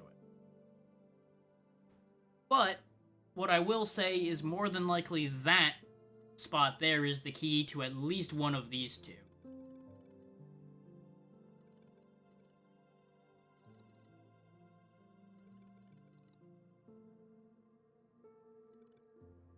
Now, the problem I'm running into in my logic right now is the fact that we've encountered enough breakable walls that are unmarked, unremarkable in any real way, and have been progression requirements. So I'm now worried about down here again. Because there's a chance that somewhere along this wall, something could be breakable. There could even be a breakable wall here. Or here. And that could be what leads to the yellow one. I have no way of knowing.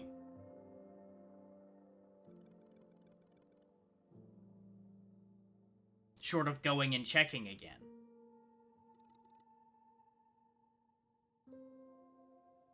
Is we got into this section over here because of a breakable wall.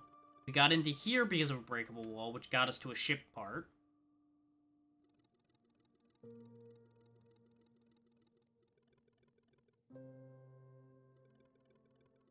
Like, they've been overusing hidden walls for progression. Which, based on that logic, implies to me that there may be another one in one of those areas I mentioned, which is what we need to get forward. There may even be one, like, right fucking here, and I hit it and didn't realize. But since there was a ship part right down here, I'm more than willing to assume that this is what ties into that one. This one's the only one that gets kind of finicky from this positioning. I feel like it'd be more connected to something over here. And we already discussed this. This is almost certainly behind that. Like, I can map out the logic for these. I just can't make it happen.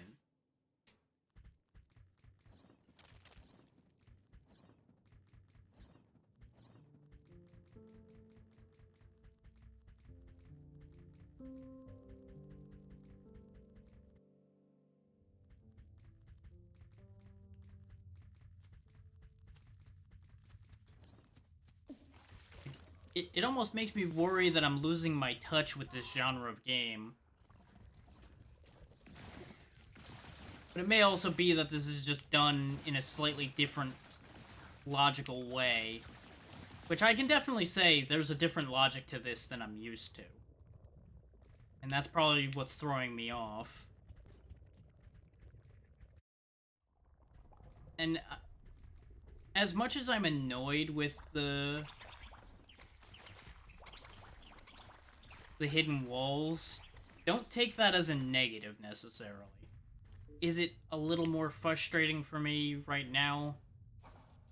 Is the fact that I'm trying to do this at a reasonable pace? Yes. Does it force you to actually look around more? Yes. So I see a purpose to it. Even if I don't myself necessarily agree with it.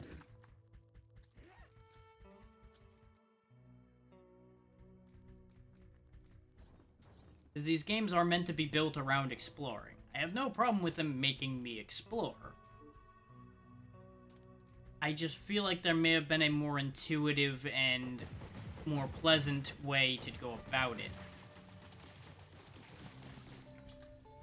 Because the simple fact of the matter is, if you happen to hit that hidden wall, everything goes smoothly. But if you miss it and go checking elsewhere, is there were other places that made sense, you can end up with a situation like what we had here today, where you lose a lot of time for nothing. Hey, Oh, we found somebody. what's up? My blood pressure? You shouldn't be out here. It's not safe. Oh, it's Pasha. She's just wearing a helmet. That explains the cat ears, actually. Yeah, that makes sense. Sure, I guess. I'm careful, though. Are you? Just kind of strolling around unarmed? I was following these little... I don't know what they're called. They look like baby chickens? But they roll into balls and bumble along the dirt. I was seeing where they end up. If there's a nest. Because a nest means eggs. We could have omelets for breakfast tomorrow. Maybe I'd like omelets better than mushrooms. And the thing is, where she currently is makes sense. Because she mentioned that the puddles were to the west of the camp, so it was guaranteed that she was going to be over here in this area somewhere. I missed my exit somewhere along the way, and that's how we didn't end up quite where she is. I only saw one monster on my way out. It was asleep, so I sneaked by no problem. It was sort of cute, actually. I almost went back to give it a pet. That would have probably ended poorly. I know, not safe. It is strange out here. Go back to camp, please. I will, I promise. I'm just resting up first. It's fine. I'll make it home, don't worry. I'm careful. It's fine. The way they I'll make it put home, that don't worry. really makes me I'm think careful. that they're not going to make it.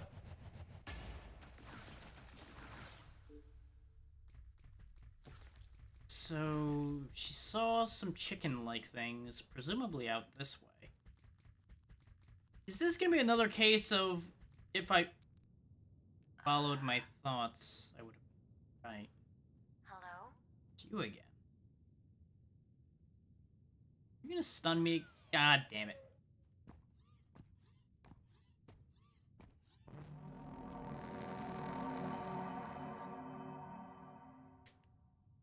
Interesting. So he can turn invisible. Huh. That's about how I felt about it.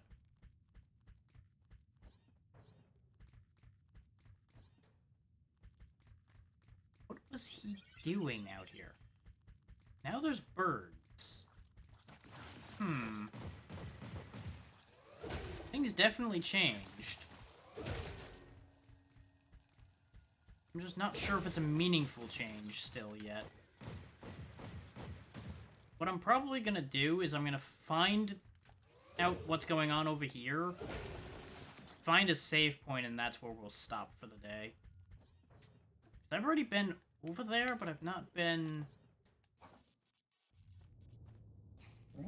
Aha! I forgot all about this. I do remember seeing this. Because we saw this a long time ago at this point.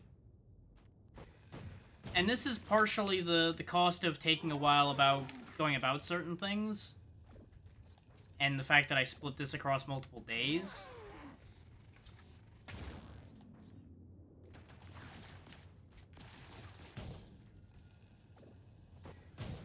Because we saw this day one, before we got the missiles. This is where we came down and got the rifle. Going in here, though, didn't even think about, because I wasn't using markers at the time, so I didn't remember that this crystal was here. Now we're in a whole new area. With a really big pink head in it. Huh. Oh. Well, everything about this feels weird.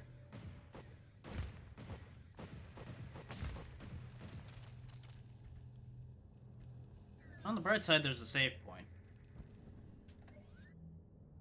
Kinda figured it was gonna take longer to find one, though, so let's...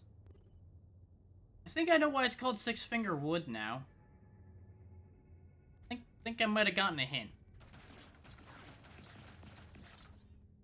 I'm gonna poke my nose in here a little bit at least, so we get an idea what we're getting into tomorrow.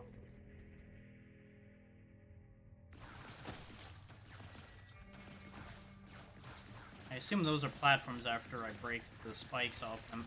The spikes do come back. Okay. Important to know. They don't regenerate unless you break the spikes off of them, though, so you can kind of set up ahead of time.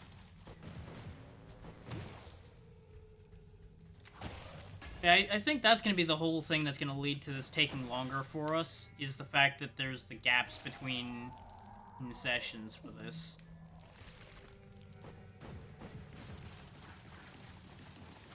Is going, like, from today to tomorrow, that'll be okay. I did enough yesterday that I forgot a lot more than I thought between Saturday and today. I suppose in the end I should be glad that I didn't wait a week before playing this again. But yeah, I think that will do it for today. Because it looks like that area is going to be quite involved. I'm happy we actually found a way forward before I stopped, because otherwise there would have been a chance I would have talked myself out of playing this more tomorrow and instead waited until next week, which would have further screwed my whole brain up for that.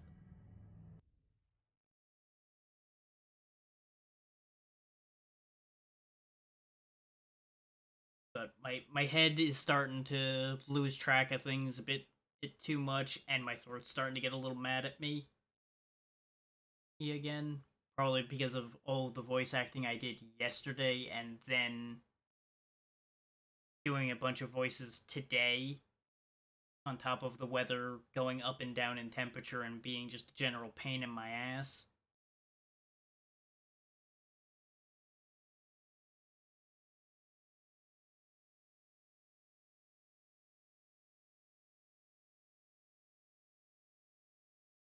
So, since Xeno is for some reason actually still live right now, and it's been a while since we've had a chance to raid her because of the time changes I've done, we're going to go ahead and send you guys over to her. I know most of the people in here aren't that big on Overwatch, neither am I especially, but it's just more of a gesture toward her since she's been raiding us a lot, and she's, you know, been a big part of this whole streaming situation to begin with. So, only right I send it for her. Or, never mind. Oh, that's timing. I knew making this speech was gonna blow up in my face. You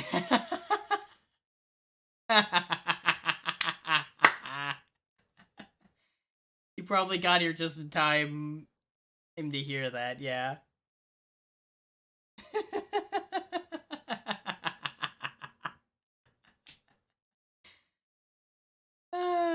Well, yeah, at this point it's too late. You got here first.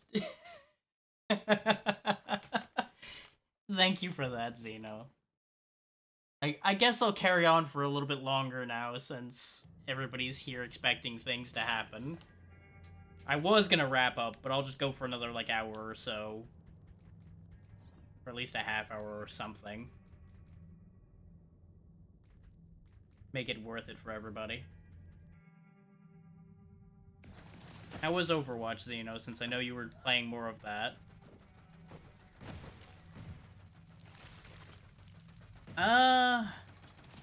Well, as is typical for me, it's mostly Metroidvania. There's a little bit of Souls stuff on the edges, like the fact that you lose your currency when you die and things like that. And there's a stamina system and all of that stuffs. Oh, nice.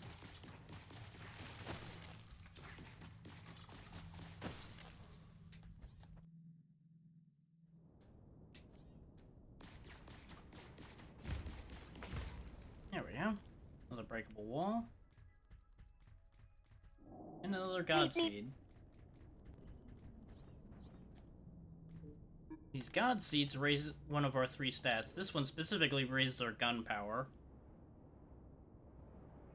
As you can see, our gun power is way ahead of the rest of our stats. That's not actually entirely my fault. It's partially because of this Heart of Fire I found.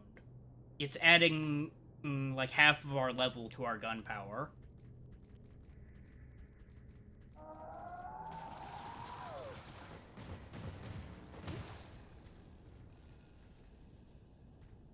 How dare I what?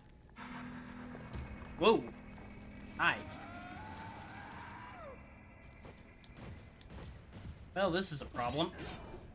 Oh, you do a lot of damage.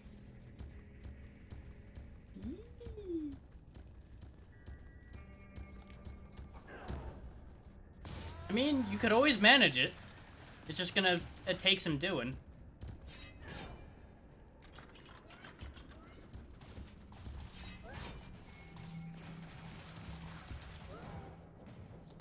Oh, you spinning.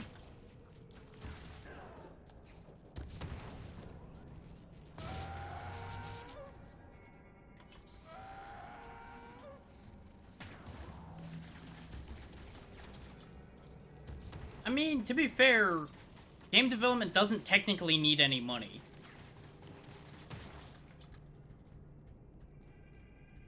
You're an artist, you can make your own art assets, and there are ways to make a game using free resources. So that's not even really a concern. The doing is more the problem. Causes fast running to gradually replenish energy. Huh. Interesting. Well, yes. The cost goes up the more production you're trying to put into it.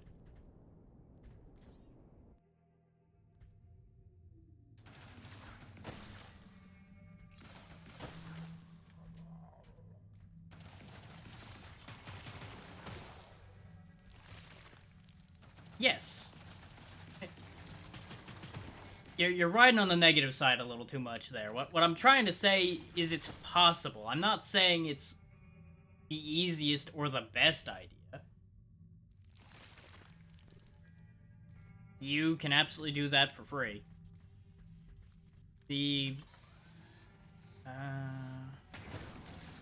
One of the adventure game engines is absolutely free to use. And within that engine, that would be doable completely, easily, and possibly.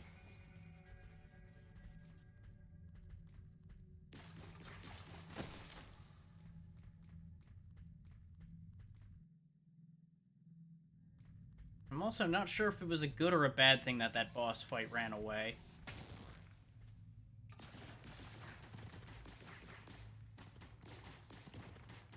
Well, yeah, if you release a game for free or just make it as a test thing, you have a lot more options out there for you. In some ways. It gets steadily more complicated. Sounds like I'm gonna have a visit here.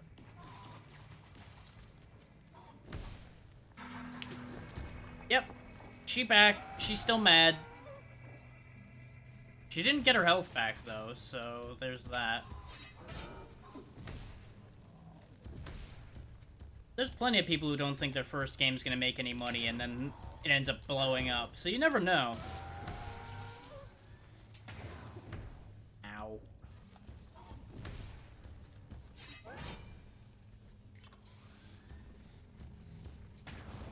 Like, I wouldn't say bank on it making money, because it's probably not going to, but you never know. Weird shit happens every day. Yeah, I was not ready for that fight at all.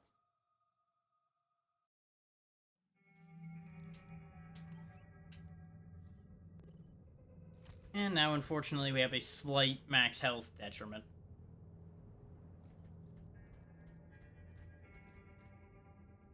Huh. Okay. Well, we found something else to play around with. What's down here?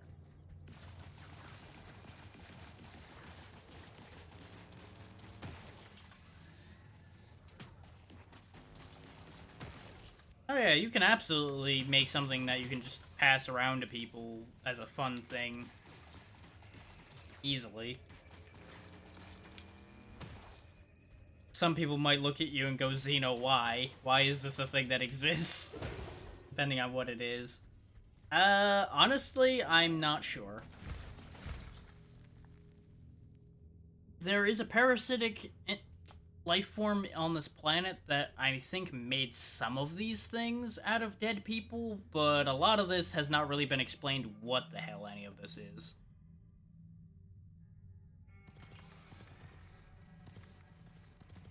That also sounds about right, yeah.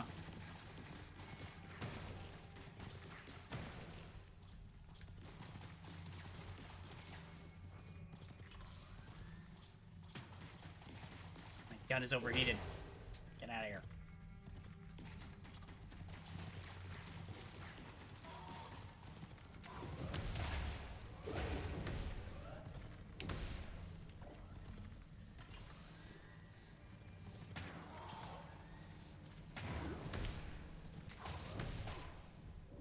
What am I being thanked for? What did I do?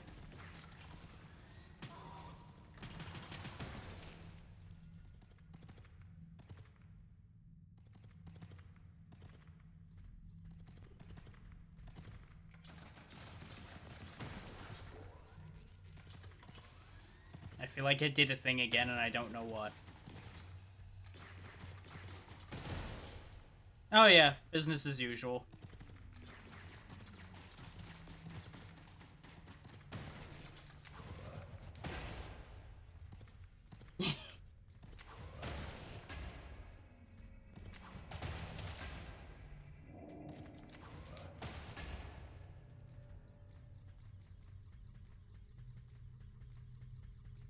That spin I'm doing is exactly why I'm still using this fist weapon instead of any of the other weapons I found. Is I seem to have iframes. Well, Evo, you're also a lot more used to me than most of the people here at this point. I don't think I do anything brain-wise for you anymore, and you can look at it that way, but I'm not going to say that.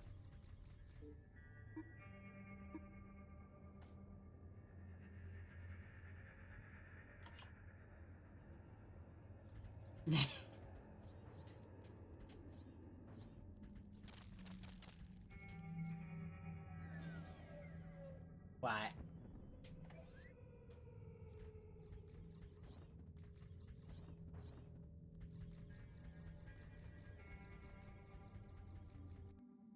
Yeah, I can imagine. Good night, Xeno. And thank you for sending your people here, as usual. So I'm still going to find a chance to raid you. Oh, damn it. I will make it happen. Even if I have to, like, do a crazy overnight stream just so I throw people at you. I will make it happen. Ah.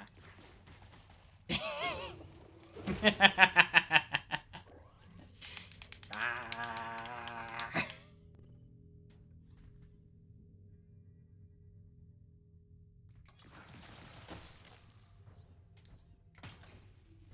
Well, bear in mind, time zones.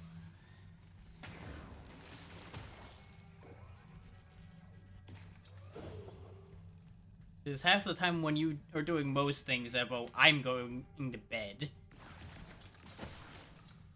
Yeah. That does make sense.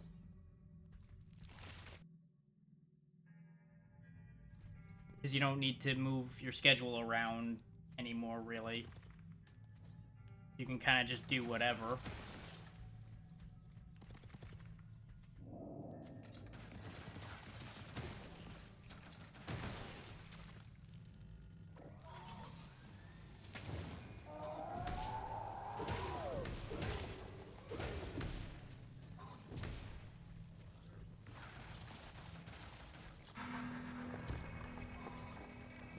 Good idea. And, wow.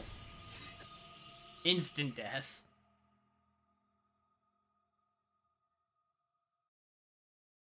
Well, of course.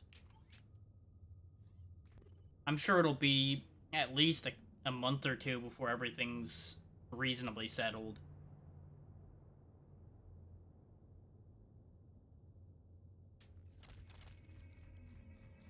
It's just one of those things.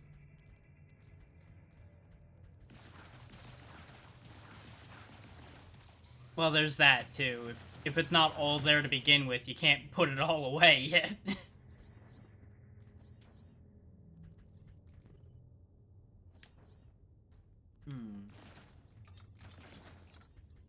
There's the stuff sticking under the ground like there'd be a god seed around here. Oh, right, I picked up the red god seed down there. That's where it was.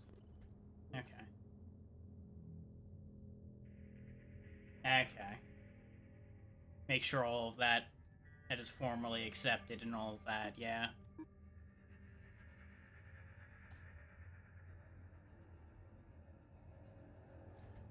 I am not in the right brain space to deal with that fight, and that seems to be the main thing here.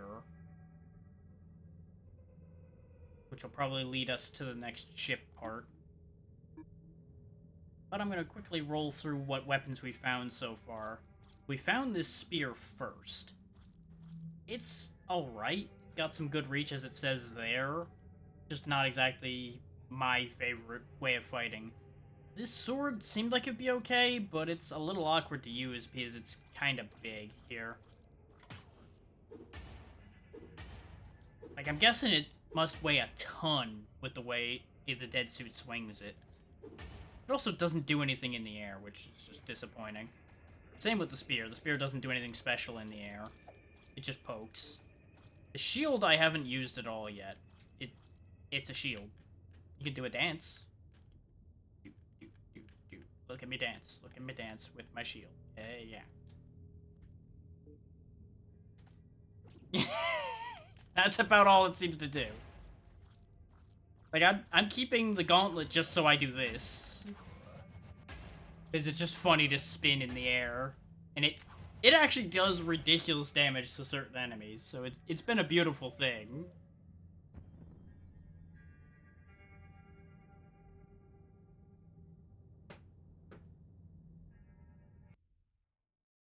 Yeah, I think that's a sign enough of where my brain is. So I definitely should be stopping. Even though it's not that late for me yet. Brain is just kind of bleh today. And I think part of it that was throwing me off was just how much I kind of threw myself off getting lost. I'm gonna take a quick look around and see what I can find. Otherwise, I have two to choose from as usual. And honestly, if I waited too much longer, I probably would have nobody left to raid anyway, considering what happened the last time I raided out at like 7 o'clock.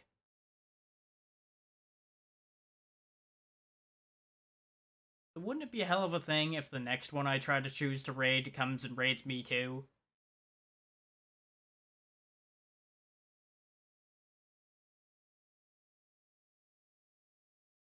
Like, I think at that point I would just give up. I don't know what the hell I would do at that point. Just like, fine, I guess I'm just gonna stream the rest of the day. I'm not allowed to end. It's never allowed to end. 24-hour stream because people keep raiding me every time I press a button. Ah. Exactly. It just keeps going. As usual, Xeno is on the same line of thought I am.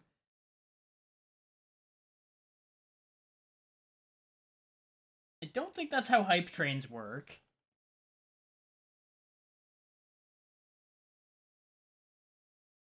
I mean, it's how it would end up working.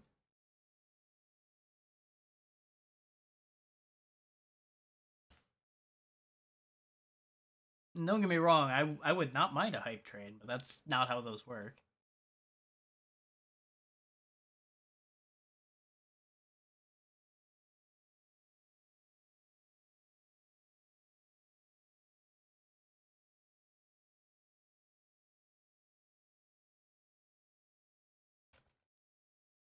I think I was there. No. I don't know if I was there for that. I remember trying to encourage one. I don't remember if that one actually happened or not.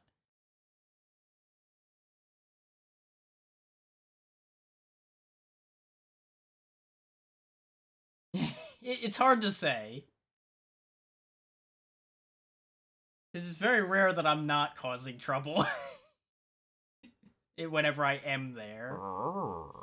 Exactly.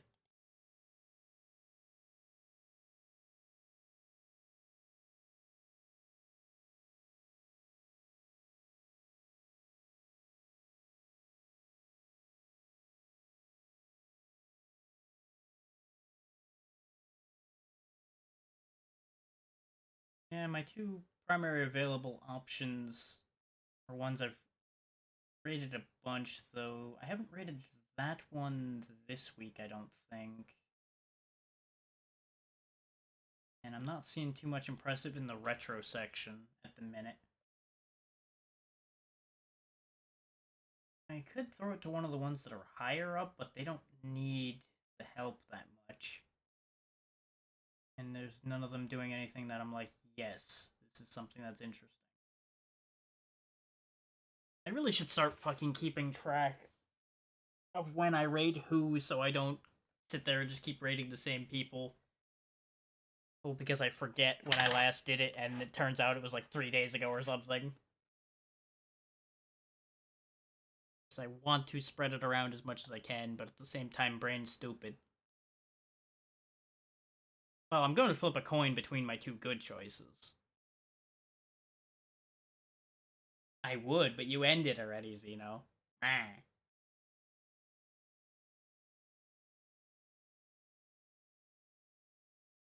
See which way this lands. Okay, easily done. I mean, you're right. She'd be falling asleep at the keyboard, probably, but she could do it. Hey, no one ever said we couldn't turn the joke around on you, Xeno. Don't we always? I feel like that's kind of our thing.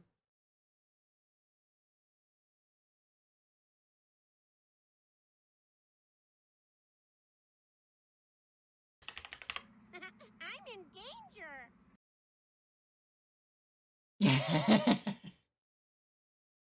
I don't know about that one. I feel like we've both laughed like that when we're basically about to fall on our face many a time. So, hard to say on that one. Hard to say.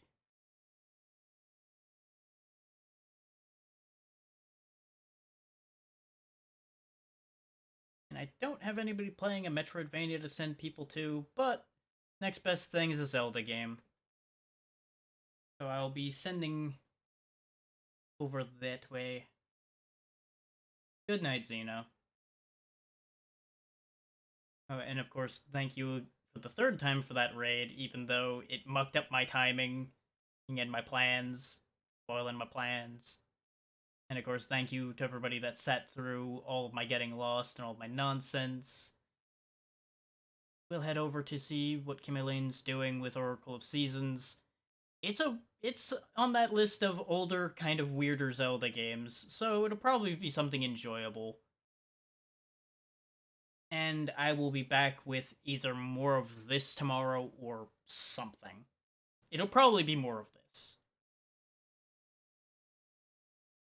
Goodbye, everybody. What sword button?